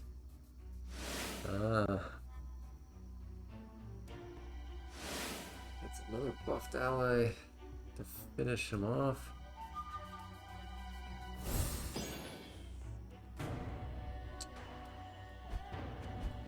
Down to 5 health though, that's pretty low.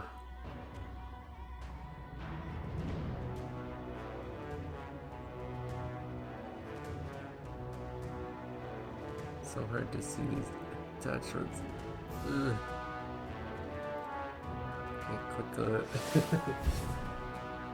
He's drawing cards, okay. He's desperate for something.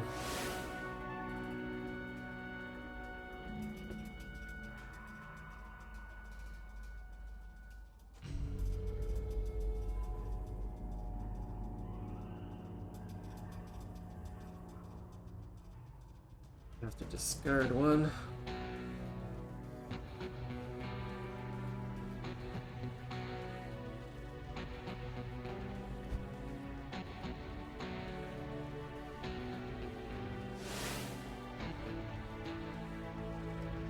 for the heals. He wastes all his resources to draw and get a little bit of heal. The ping damage certainly was adding up.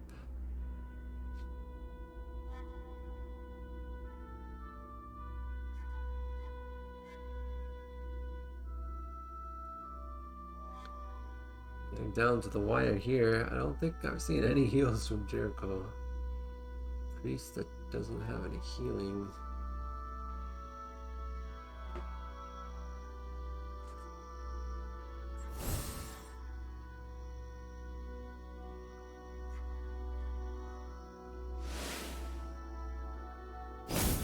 Glory Zealotar's heal. Goes for the draw.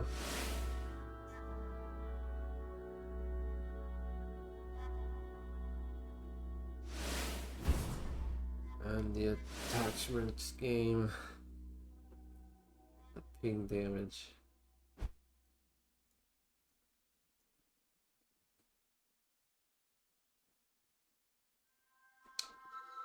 Even if you do have a mind control, it's not going to help you much. Still one turn away from the Zealotar Zap. He's drawing, he's digging for something.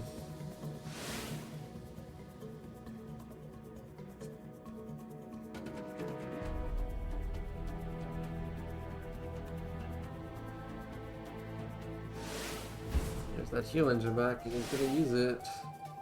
Only 2 heal. Next turn could be dangerous. This turn might decide the game. That is kind of wide open. Get some attachments going.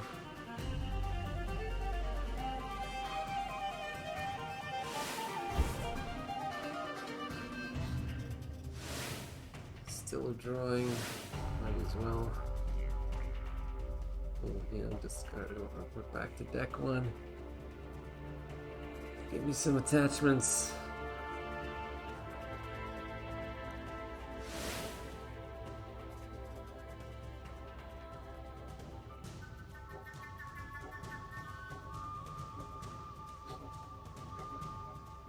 Well, there's 5 damage. Another big attachment. 7 now. Suddenly the game has changed. Oh, that guy can't attack.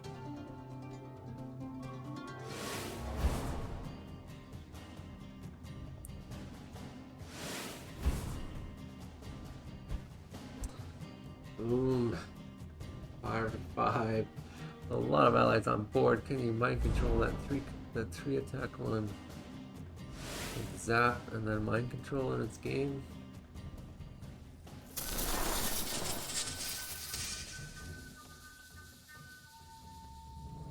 Does he have it? Does he have it? Death Mage ping. And an attack. Buff. Another combo. Good enough. That was a close game. TJ Hendrickson winning 2-1. That's gonna do it. Just waiting for the official report. And I will update the score. We will see who came in first, second, third for this tournament.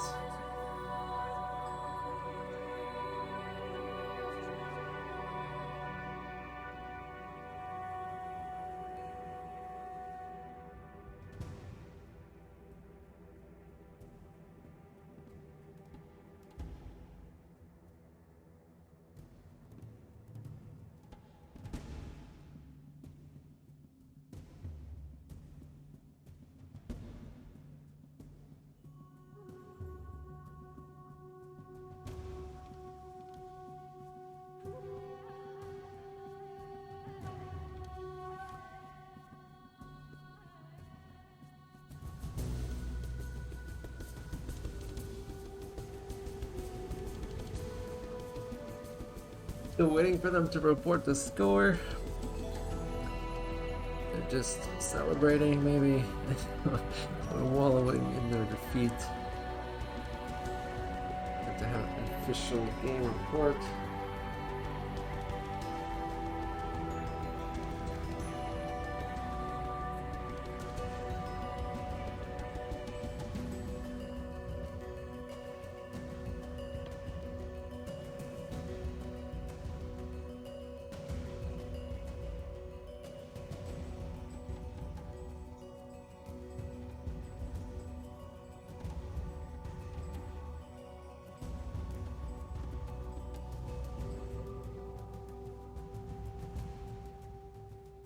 There is the official report.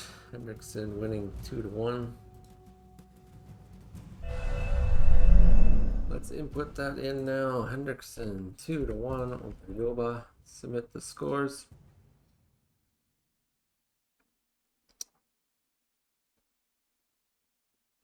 Check the results. First place, Charlie D, of course, 5 wins. We have an exact tie. So for second and third, see that Hendrickson came from behind. They will have to play for second and third. We are not going to this tiebreaker. They have the exact same. They will play best out of 3.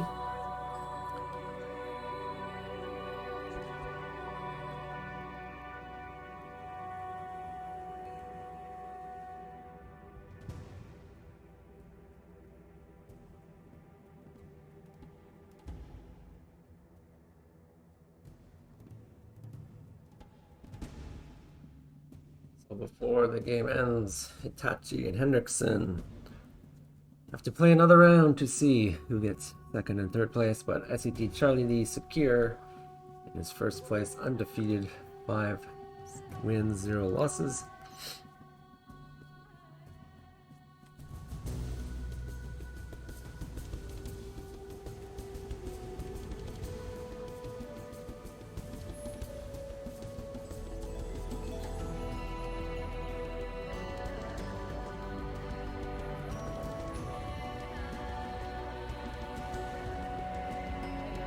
They obviously have not played each other before. They don't have any tiebreaker points. If they did, one would be up above another.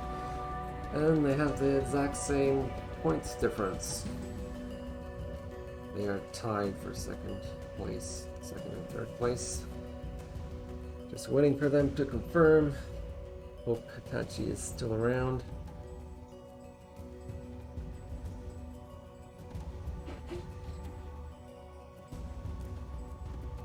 Hitachi confirmed. So there's one World Championship ticket left. Hendrickson definitely came from behind. He lost his first game, his first match. Came back to win 4 in a row. It's quite a comeback. TJ Hendrickson, supposedly the brother of the famous Samuel J. Hendrickson, TJ Cripple Threat. He said it's his brother. I'm not sure if he's joking. Samuel J. kind of a joker. Never know.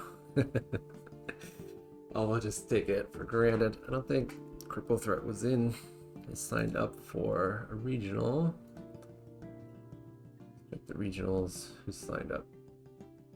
No, I don't think he signed up. It's kind of iffy if 2 brothers sign up for the same regional. It doesn't look like it. So they are ready to go. We will switch back to the game.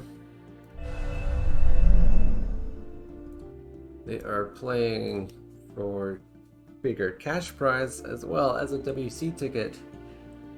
This is a pretty important game as well to decide second and third place. 3 games, best of 3. Hitachi, Saladar versus Elementalis. This is going to be a matchup to see.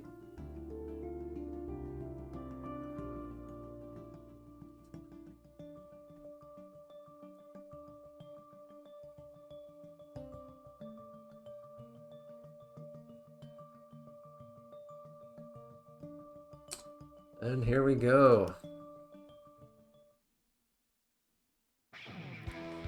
Hitachi, of course, having a better playmat. personalized playmat for 1 million gold. Personalized card sleeves for 1 million gold. Definitely a big spender, likes to bling, likes to show off and distract his enemies with the playmat. Who do you think would win, Zeladar versus Elementalis?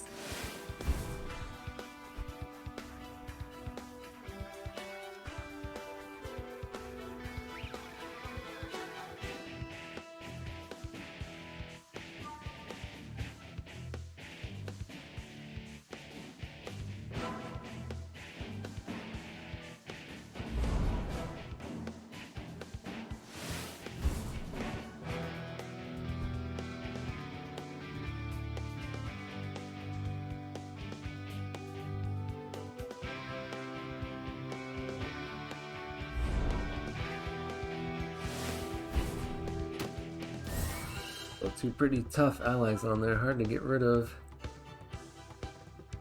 Versus an ally that does ping damage.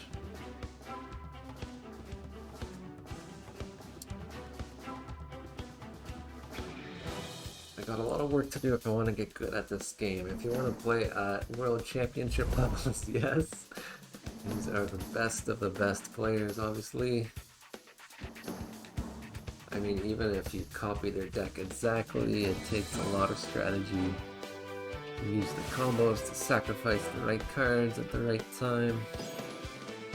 Not necessarily only about deck building. I guess there's also some luck involved. Draw is important. And the matchup, sometimes you just get a bad matchup.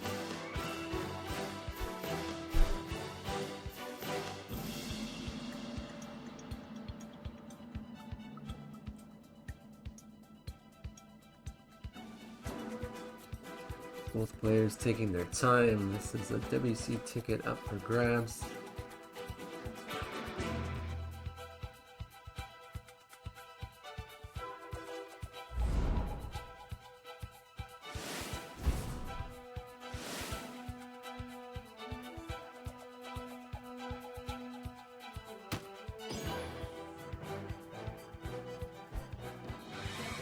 Butter can do a zap, but those gargles are tough. Damage is reduced by 1.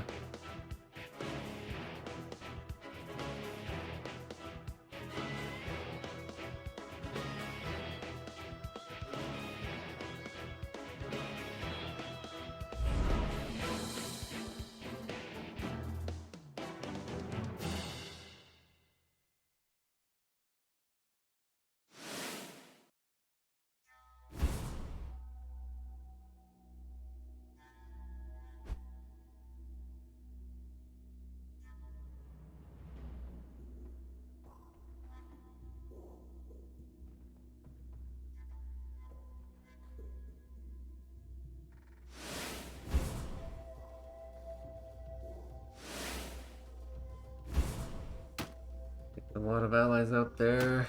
I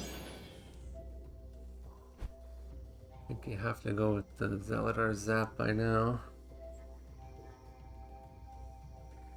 Of course, both sides could be packing in mind control. You're in mind control territory now. Here we go, that 3-7 looks juicy.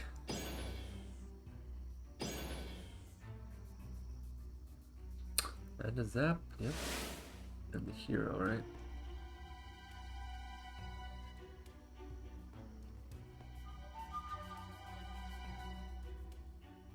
He's thinking about it. No, he goes for the ally.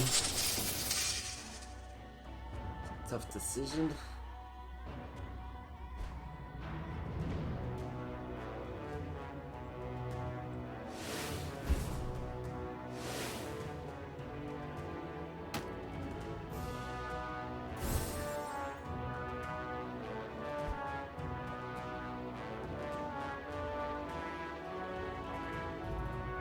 And 6 sacrifice. Do you skip? I think you need more cards. Yep, he skipped and went for the mind control. I have to control those allies.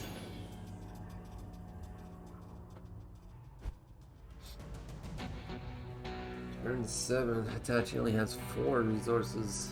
2 cards in hand. That is a tough one.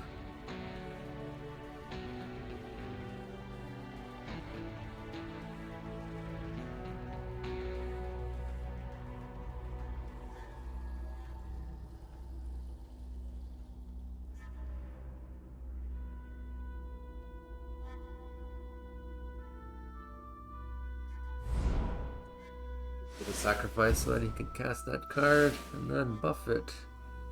That was a good decision because when that card's buffed, it buffs the other allies as well.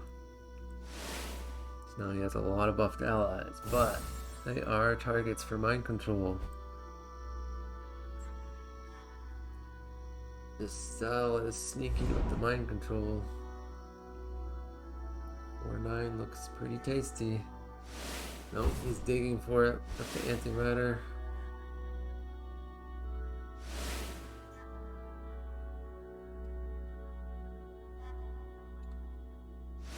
Plays a leech for 2 resources. So this could turn around things pretty much this turn. Only 1 card. Start doing some damage.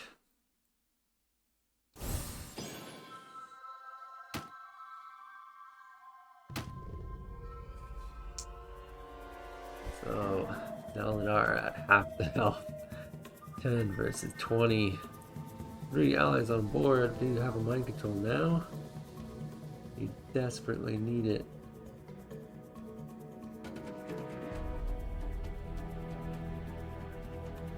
Going for the ability.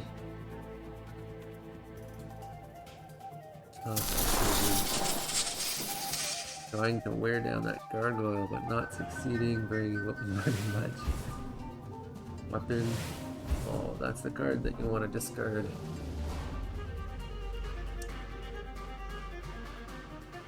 The lowest health would take 3 fire damage if he discarded it.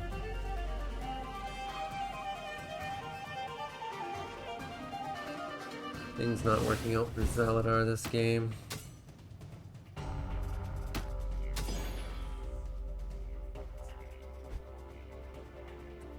A lot of people have asked, is Zaladar male and Elementalis female? And I won't say what else they say about Elementalis and anatomy.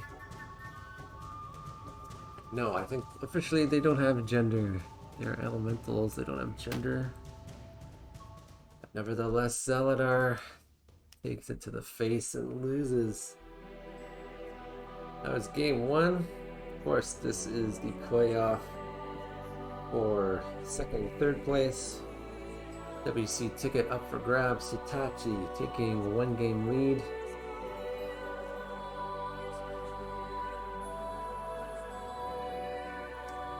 Waiting for their 2nd game.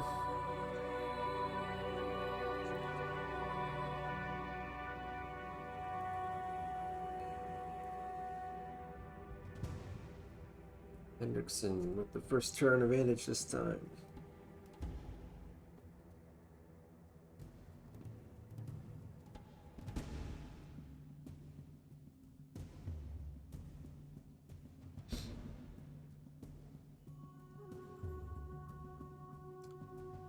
Where can I see the artists for the game? If you go to wiki.shadowera, no, if you go to shadowera.com and go click on the website, go to the card list. All the cards, if you click on the card name, they will take you to the wiki, which describes the artist who did the art of each card. Basically, you could search for the most artists' poster art on stuff like ArtStation or DeviantArt.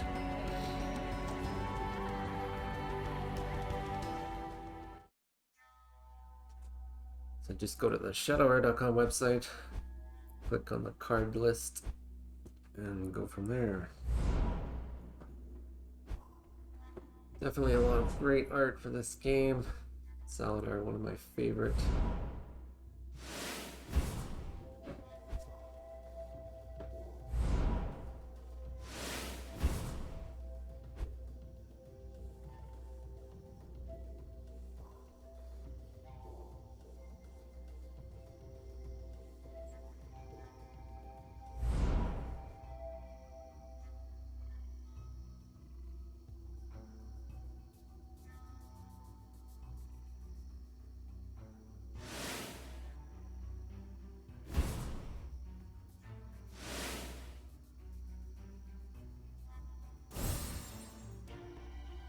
I guess for game 2 you have to alter your strategy a little bit.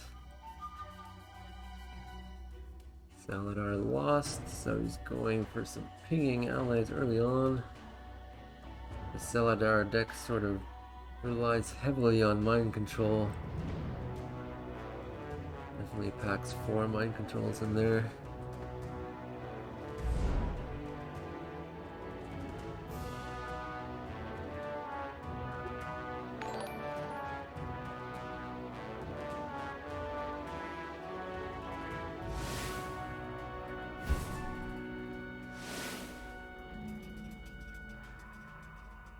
Nice buffs for those allies.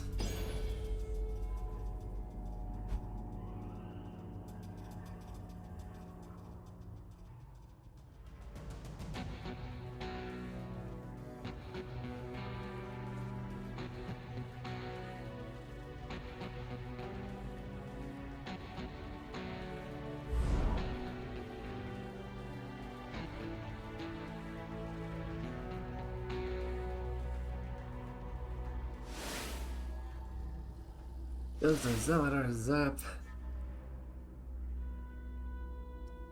3/7 is tough to get rid of though.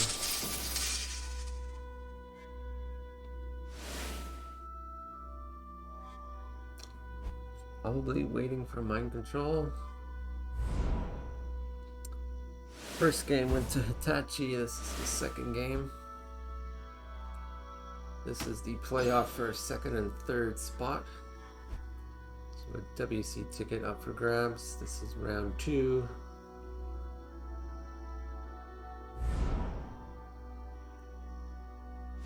Here's the mind control, just like I thought. Saladar being a little bit predictable here, but Elementalis always comes back from behind. It's those combos that do it.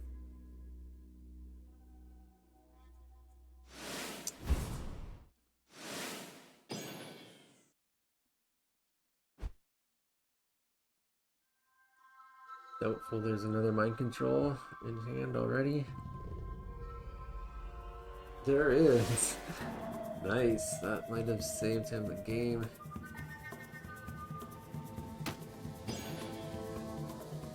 This deck seems to be all about luck, getting the mind controls in your hand when you need it.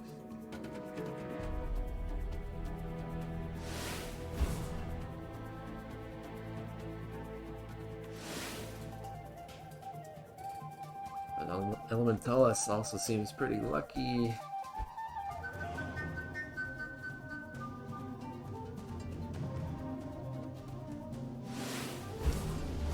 Saladar digging for more mind controls. And he also has the card that triggers on discard. So when this is discarded, it goes into play. That was a nice trigger there.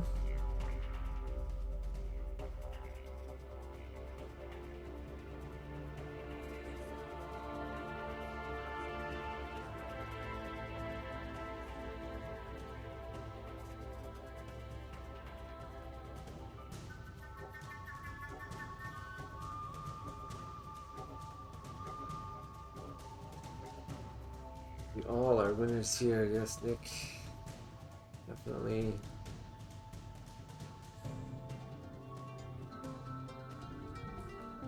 So to recap, this is a playoff for second and third spot.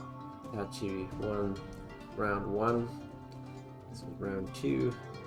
Match 2. Last time, Saladar lost. Elementalis came from behind right about now. But still too early to call. Hendrickson sort of depends on mind control. It's all about getting that card when you need it, and he's digging for it. Do you have a discard triggered card? No, it doesn't. That turn not so lucky for Saladar.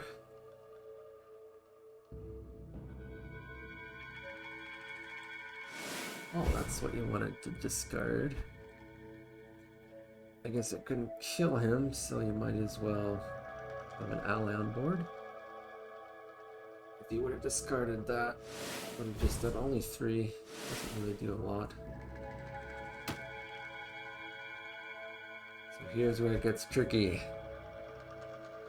Hendrickson needs a mind control. Doubtful he has it.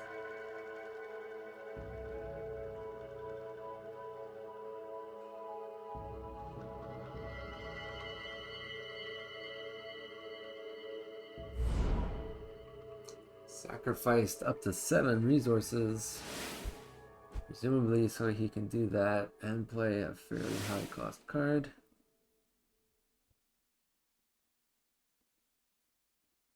The discard trigger might be valuable here if he has it in hand.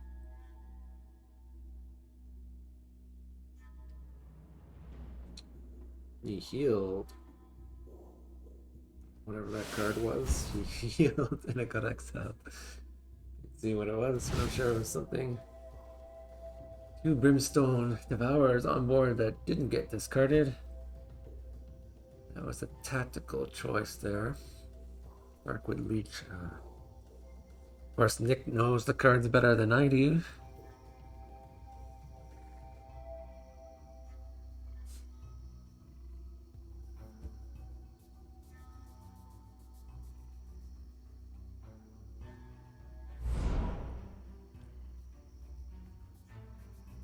Oh, mind control from Elementalis. Not expecting that.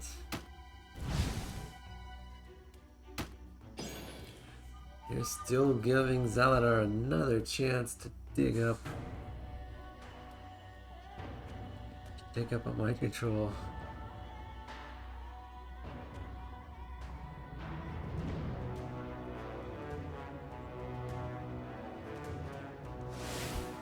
Oh, he's out of the mind control range, only 4 resources. He's got nothing. Not finish him off yet. He's going for the heal card. Every bit helps, I guess.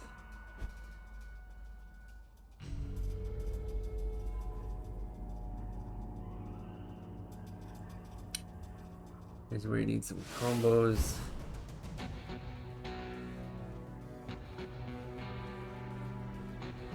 Only 2 resources left. Is with the Elementalis ability buffing everyone, and this round is gonna hurt. This is exactly how Elementalis comes from behind. Mind control, please.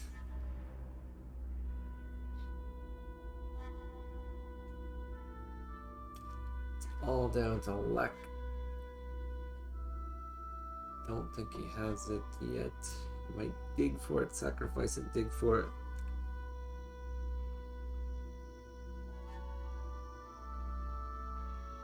Because you need more resources. You have to be left with 5 resources to do a mind control. Sacrifice and dig, come on. There we go, sacrifice. And dig for the mind control.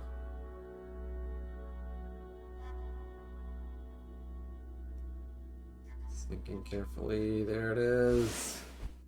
Basically, you get 2 chances.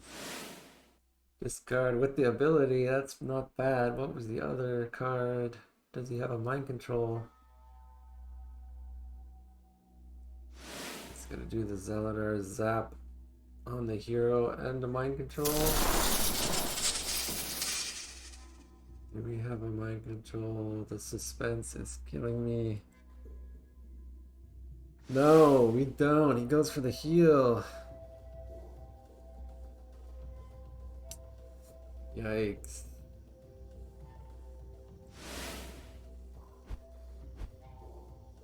More draw. Random discard. No resources left.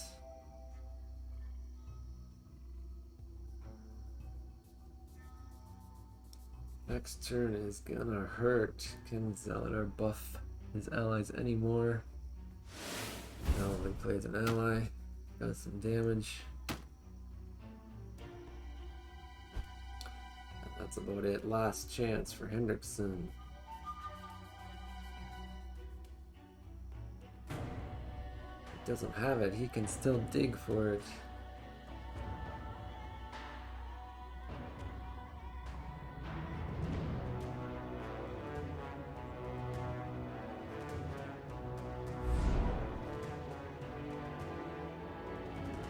Sacrificed up to 9 resources. What does he need that many resources for?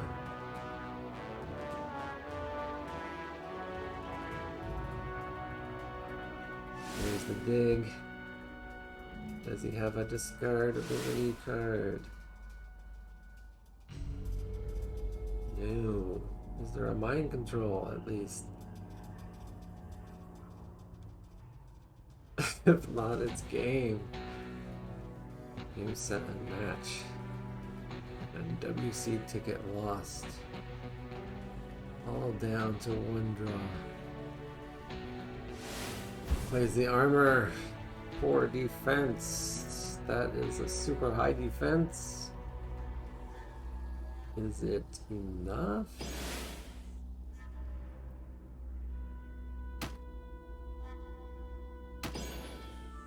It's destroyed super quickly. 5, 6, 7, 8 on board. GG's given. Hitachi wins 2 matches. Just barely in 2 extremely close games. Coming down to the draw. Hitachi winning 2nd place. Hendrickson in 3rd place. Go back to Chrome. I think that's how it was anyway, so we can end the tournament. There we have it. Charlie D 1st place, Hitachi 2nd, TJ Hendrickson in 3rd. It's been almost 5 hours of streaming. Hope you enjoyed the games though. We had a lot of great matches. Surprising number of heroes played. It's always great to see that the game is so balanced. So hats off to Nick and all of the design team for that. Thanks to all the players, thanks to all the viewers, thanks to Shadow Era. We will see you next week for the Americas Regionals. Still time to sign up for that, of course. Sign-ups close 1 hour before the tournament starts. That's going to be on 25th, Saturday. Thanks for watching, everybody.